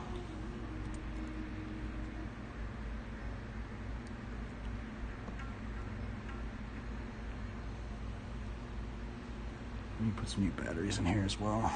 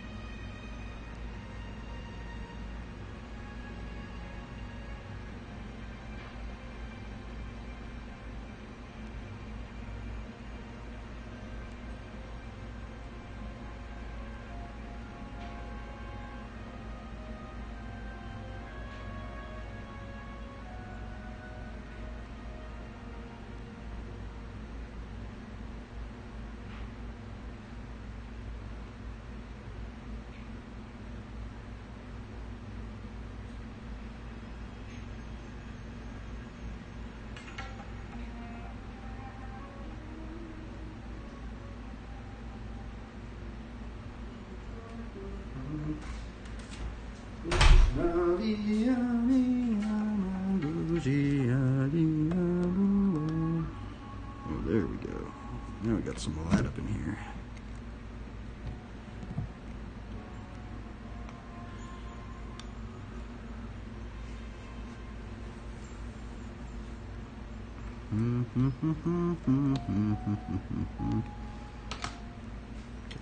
What verse are we gonna throw up in here, man?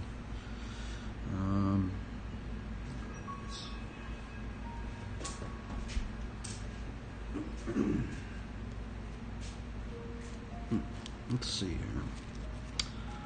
Let's do Ephesians 6 or something. I kind of want to ink it out. Let's see. Ephesians 6. Let's see. Take up the whole armor of God that you may be able to stand against the schemes of the devil.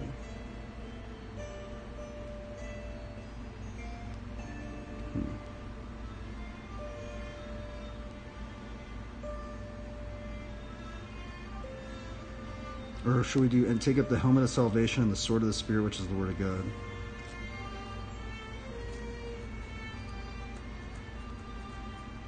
Let's do Ephesians 6:11.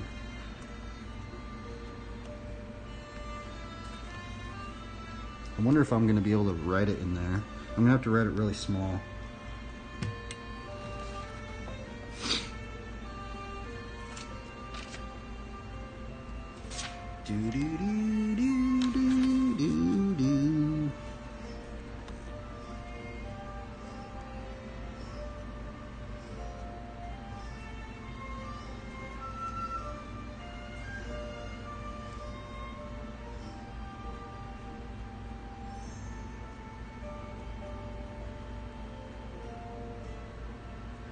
Put on the whole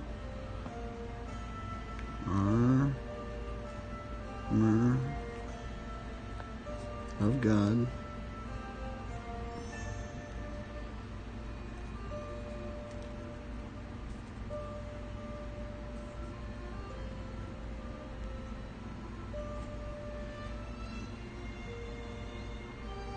Comma,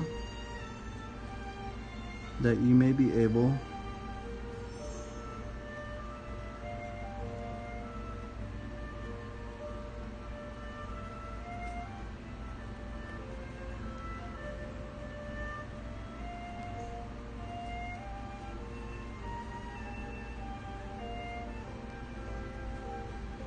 may be able to stand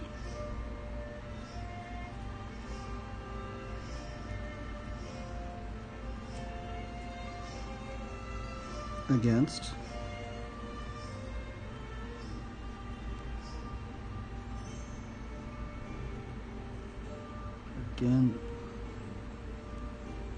against the schemes of the devil.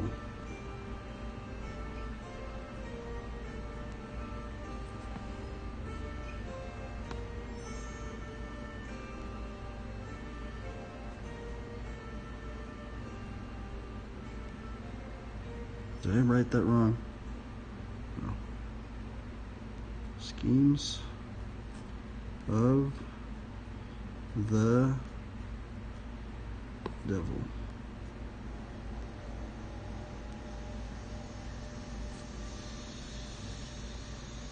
Period. Ephesians 6:11.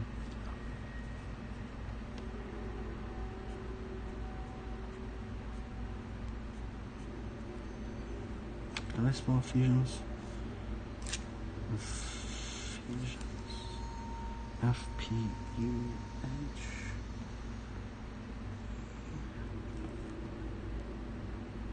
S. S.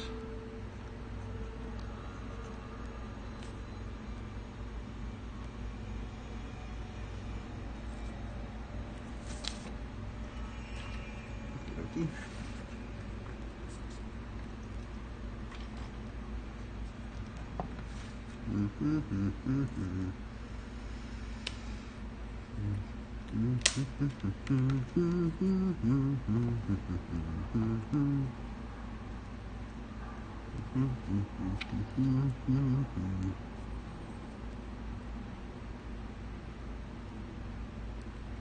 The flaming darts of the evil one.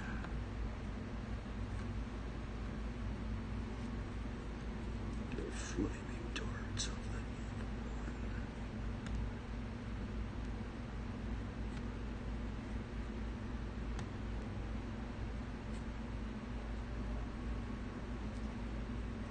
one.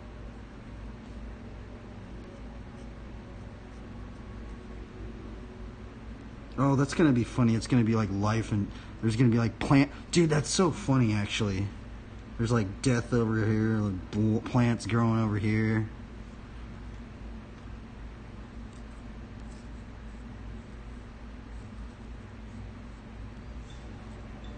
Plants growing, plant.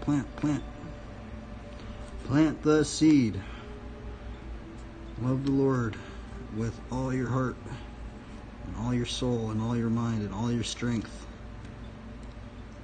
Let us give glory to the Lord of Lords and King of Kings, the Lord Jesus Christ.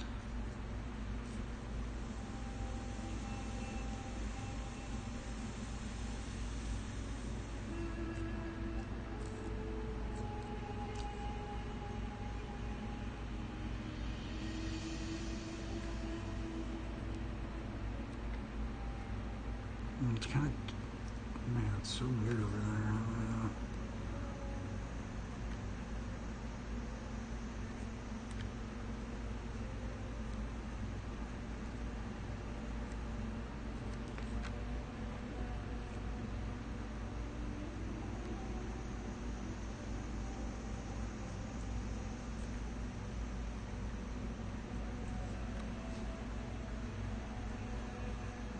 Actually, that one kind of, I don't know if it's,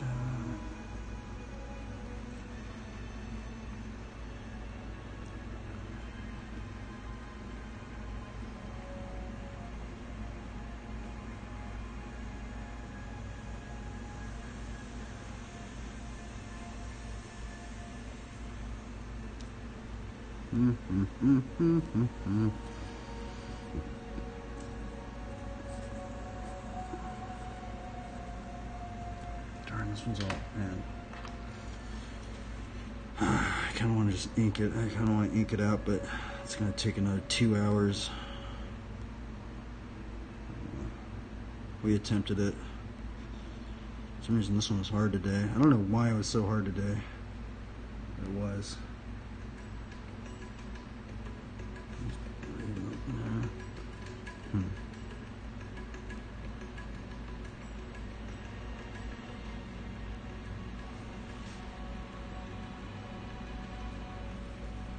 We might ink it out tomorrow. Maybe that's what I should do tomorrow. Maybe we'll do another layer on top and ink it out tomorrow.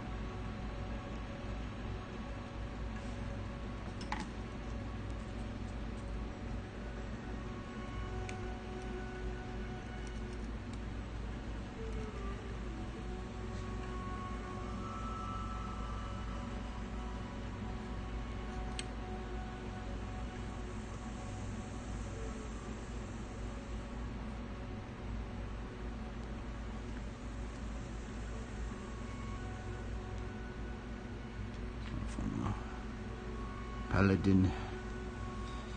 Paladin. The Paladin. Paladin, Paladin, Paladin. Armor of God.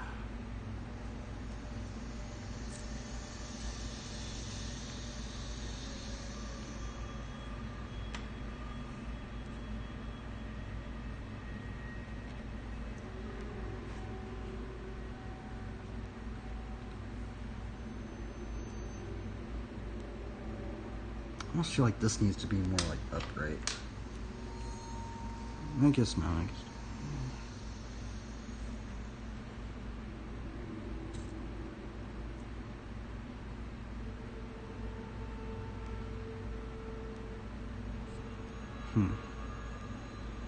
Maybe like an arrow, like almost like hit him or something. So maybe there'd be like an arrow right here.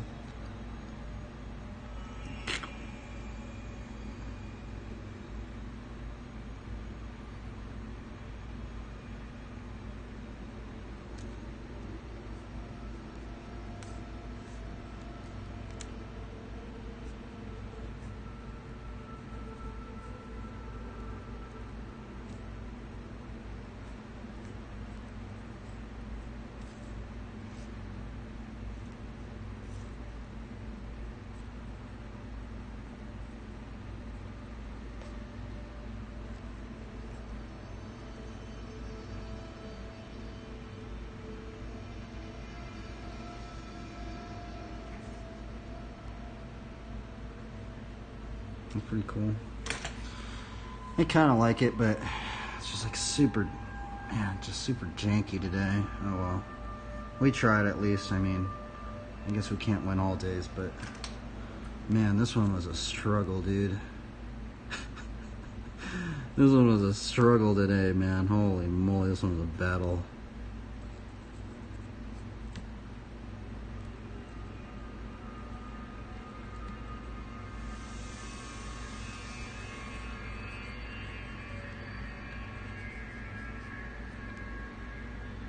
I don't even know what I'm doing. Let's just end the stream. I can just keep going on and on and on, just fiddling around on this stuff.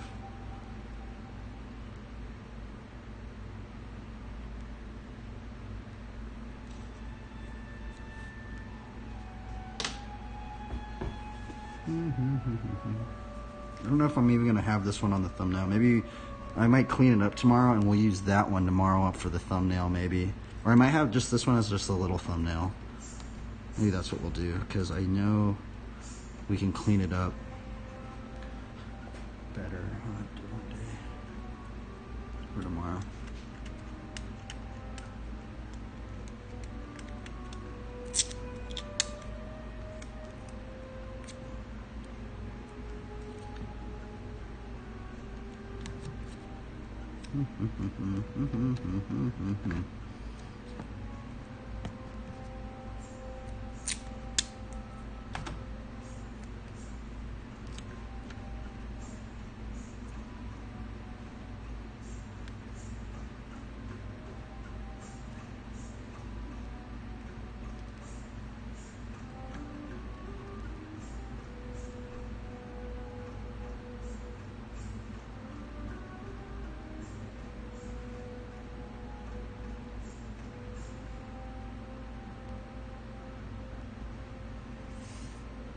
Alright, I think that might be the thumbnail for today's stream.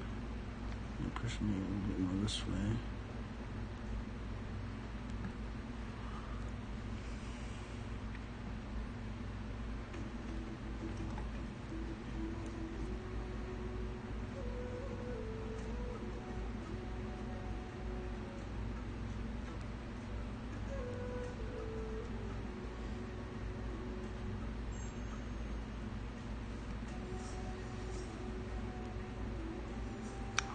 So messed up.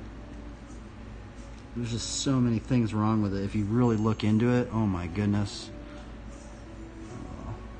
I guess we got the overall aesthetic that we were kind of trying to go for, but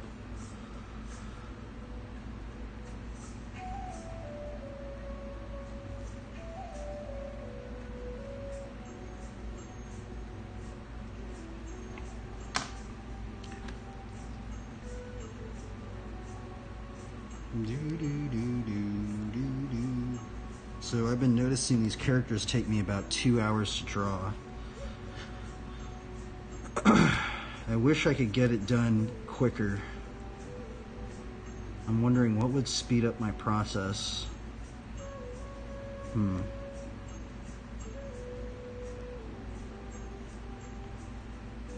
know what I might have to start doing? I remember what I used to do. I remember I used to ink it out. I remember I would start with the hardest parts first. Actually, this is all messed up. Darn it. Oh well, screw it.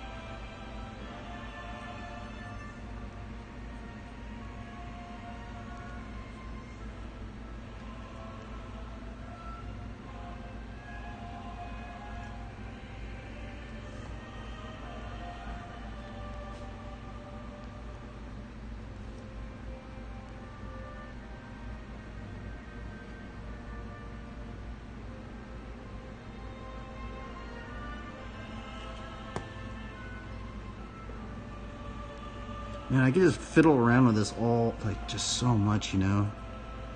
I should have took a little bit more time to do these lines correctly. I was definitely rushing a lot today for some reason. It's like sometimes I feel like if I start rushing, it just takes me even longer to complete something. It's weird.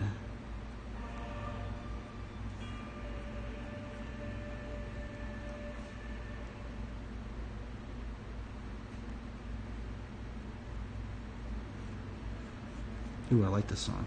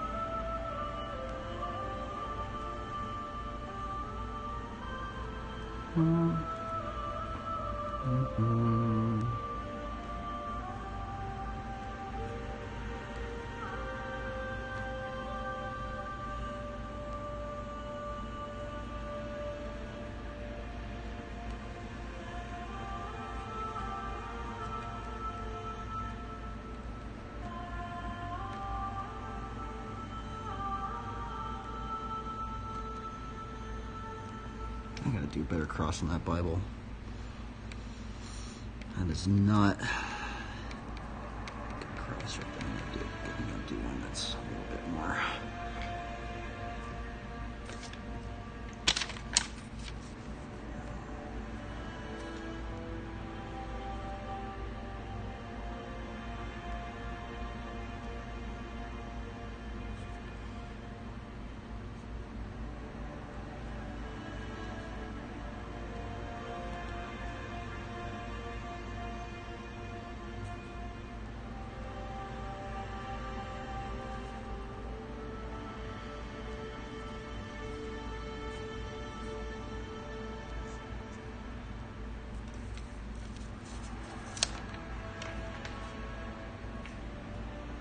Dude, this song is so gnarly.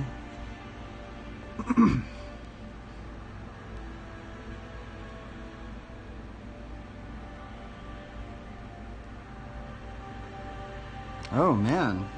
Dude, thanks for the raid, dude.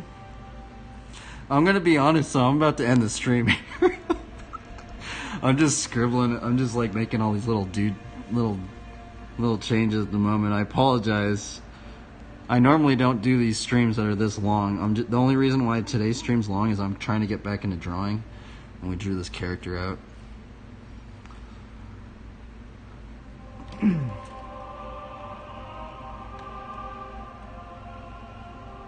I know, I've been going off for a while. These characters take me quite a bit of time. I mean, I'm trying to rush these characters too, but yeah, today we kind of got like a paladin going, you know, kind of got like the armor of God paladin thing. We also did a Bible study on ravens today. We actually have a ravens claw. Where is it? What happened to it? There it is. We actually did do a raven study. We actually have a raven claw right here. An actual raven claw. That thing right there. Dude, imagine if I could draw with this raven claw. Dude, that would be crazy. I wonder, does this make any marks? No, it doesn't. Dude, that would be weird, bro. If I could draw with this actual raven claw.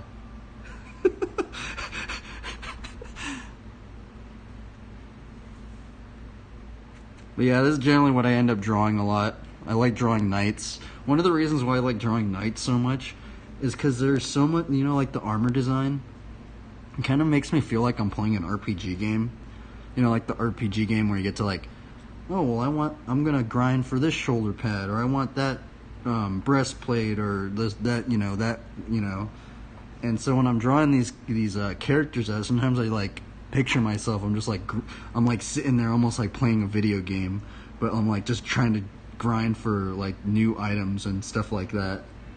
Which today was a grind, man. I messed up a lot today. I'm honestly surprised I'm even still streaming this. It's crazy. I almost gave up earlier. I literally was about to give up. I was like, bro, I'm just gonna end the stream, and then like we just kept going, and we kind of landed something, I guess. Yes, I love medieval stuff. I used to work at medieval times and love to see all the different Oh, dude. Now, I've actually never been to medieval times, but I've seen people. I remember seeing people, they're like eating like the turkey legs, and I would love to go to one of those things. It seems really cool. I actually really, I really like just, you know, studying about armor and, you know, things of just, you know, it's very interesting to me.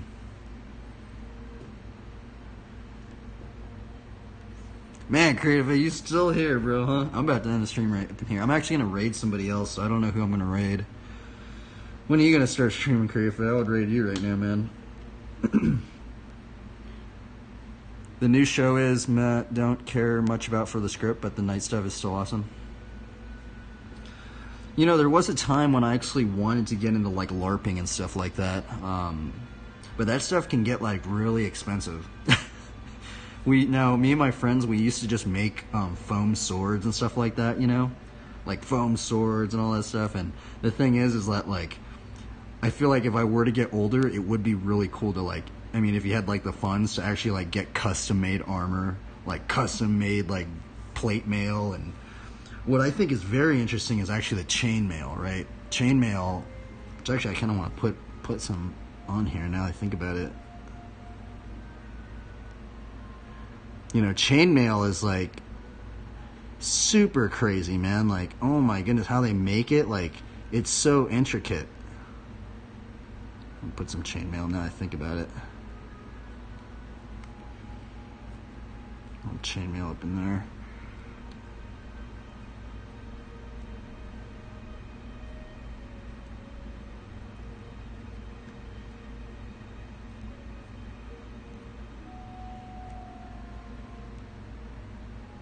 So no stream.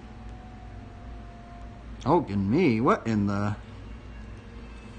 world?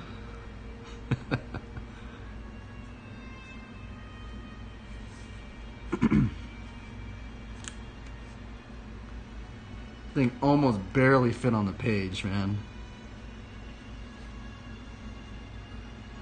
Now what's actually crazy is I just saw a video yesterday, and the dude had a Zoolander. Is that what the I think this isn't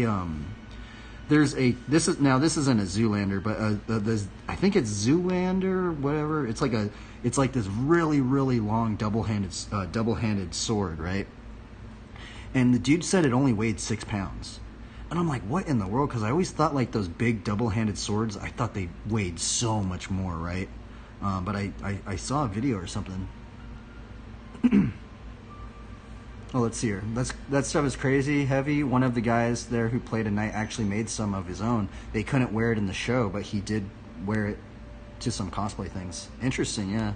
Yeah, I'm actually listening to some WoW music. I do play WoW as well. I don't play it as much as I used to, but I used to be very into WoW. I'm kind of like landlocking myself right now. I could be streaming WoW right as I speak, if I get the Ethernet cable. But the only thing is, I feel like if I get the Ethernet cable and start streaming WoW, I'm actually not going to be drawing that much. So I feel like I'm almost landlocking myself to almost force me to draw. Otherwise, I'd probably be doing a lot more video game streams and stuff like that. But I feel like if I choose this as like, this should be my video game actually. Like drawing, making, creating things should be my video game at the moment. That's how I think about it anyway. But anyway, everybody, I think this is going to be the thumbnail. I'm going to put like a little thing like that. And that is going to be the thumbnail for today's stream. And I thank you anybody that tuned in. I don't know if I'm going to get affiliate. The thing is that even if I do get affiliate, I don't think I'm going to put it on, because what I've been hearing from a lot of other Twitch streamers is they say once they put it on affiliate, they actually lose a lot of followers because the commercials and stuff like that. Some people, I heard some people on Reddit, they said that you should do it once you get a big enough following. But I don't know. I'm not really sure. I don't even care about the affiliate at this point. At this point, I'm just using the Twitch streaming service is kind of just like an unlimited external hard drive. And I can somehow plant some seeds of faith along the way as well. But yeah, in the beginning, I was like all tripped out about the viewers. But at this point, I don't even care honestly, I don't even care if anybody even watches these things. For me, it makes me actually get things done. Actually, that's another thing I've actually heard from some other Twitch streamers is they actually use Twitch as like a motivating thing. That's why you'll see a lot of these Twitch streamers, well, not a lot of them, but there's some that are popping up, and they actually stream, it's called like co-working or something like that, and they basically just stream themselves like, you know, getting things done. It would be easier to sub folks to your channel, easier for me to invite. Oh, okay, interesting. I'll have to think about it. I'll look into it. But yeah, this is the end of the stream, everybody. Thank you for tuning in. I'm actually going to see if I can raid somebody right now. Let's see who's streaming. Let's see. I'm going to see if I can find somebody. Let's see here. Let's see if we can find anybody. I came on Twitch mostly to make friends / get a community. I do paint by numbers for art mostly. Some diamond paintings. Oh, interesting. Oh, that's awesome. Yeah, I've been trying to get back into drawing. For a while, I got kind of burnt out of it because I've been doing it for so long. But it's fun. I need to just find the fun of it. Okay, let's see. I'm gonna see if I can find somebody we can raid.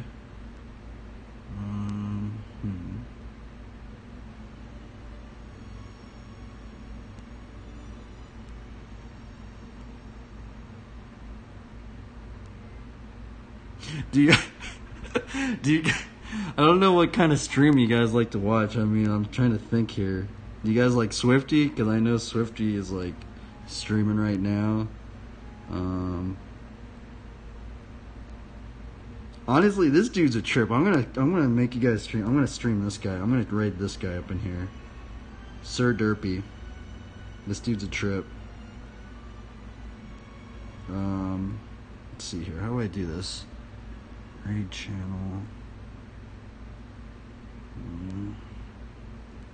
Maybe Sir Derby. Let's see. Oh, I have to click on it. Do you guys like Swifty? I don't know if you guys like Swift. I don't know who's in here really. I don't know.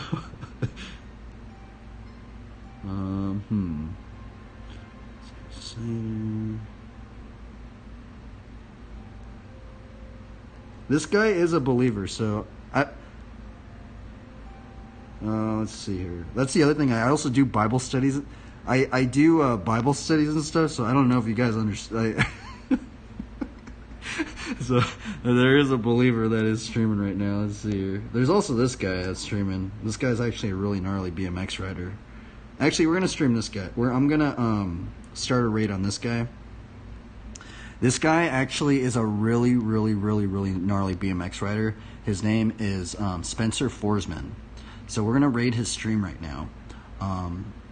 He's playing Fortnite. I'm gonna be really honest. I don't really watch his stream too much, but we're gonna raid this guy's channel. Okay. Now I'm gonna be real. I don't know if this dude's a believer or something, but he is a very gnarly BMX rider. Very gnarly. His name's Spencer Forsman on YouTube.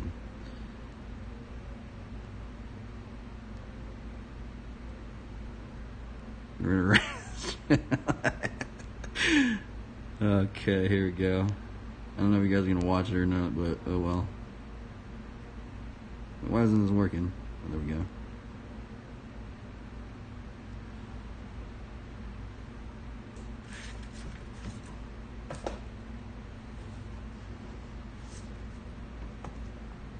Okay, I wonder if I type anything in.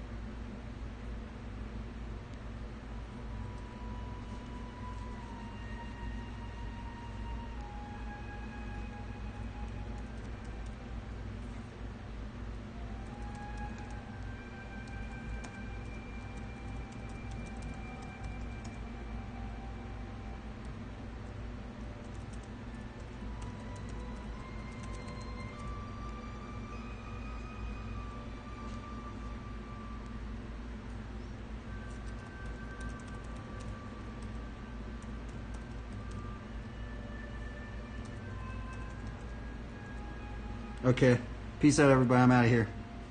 I'm ending the stream.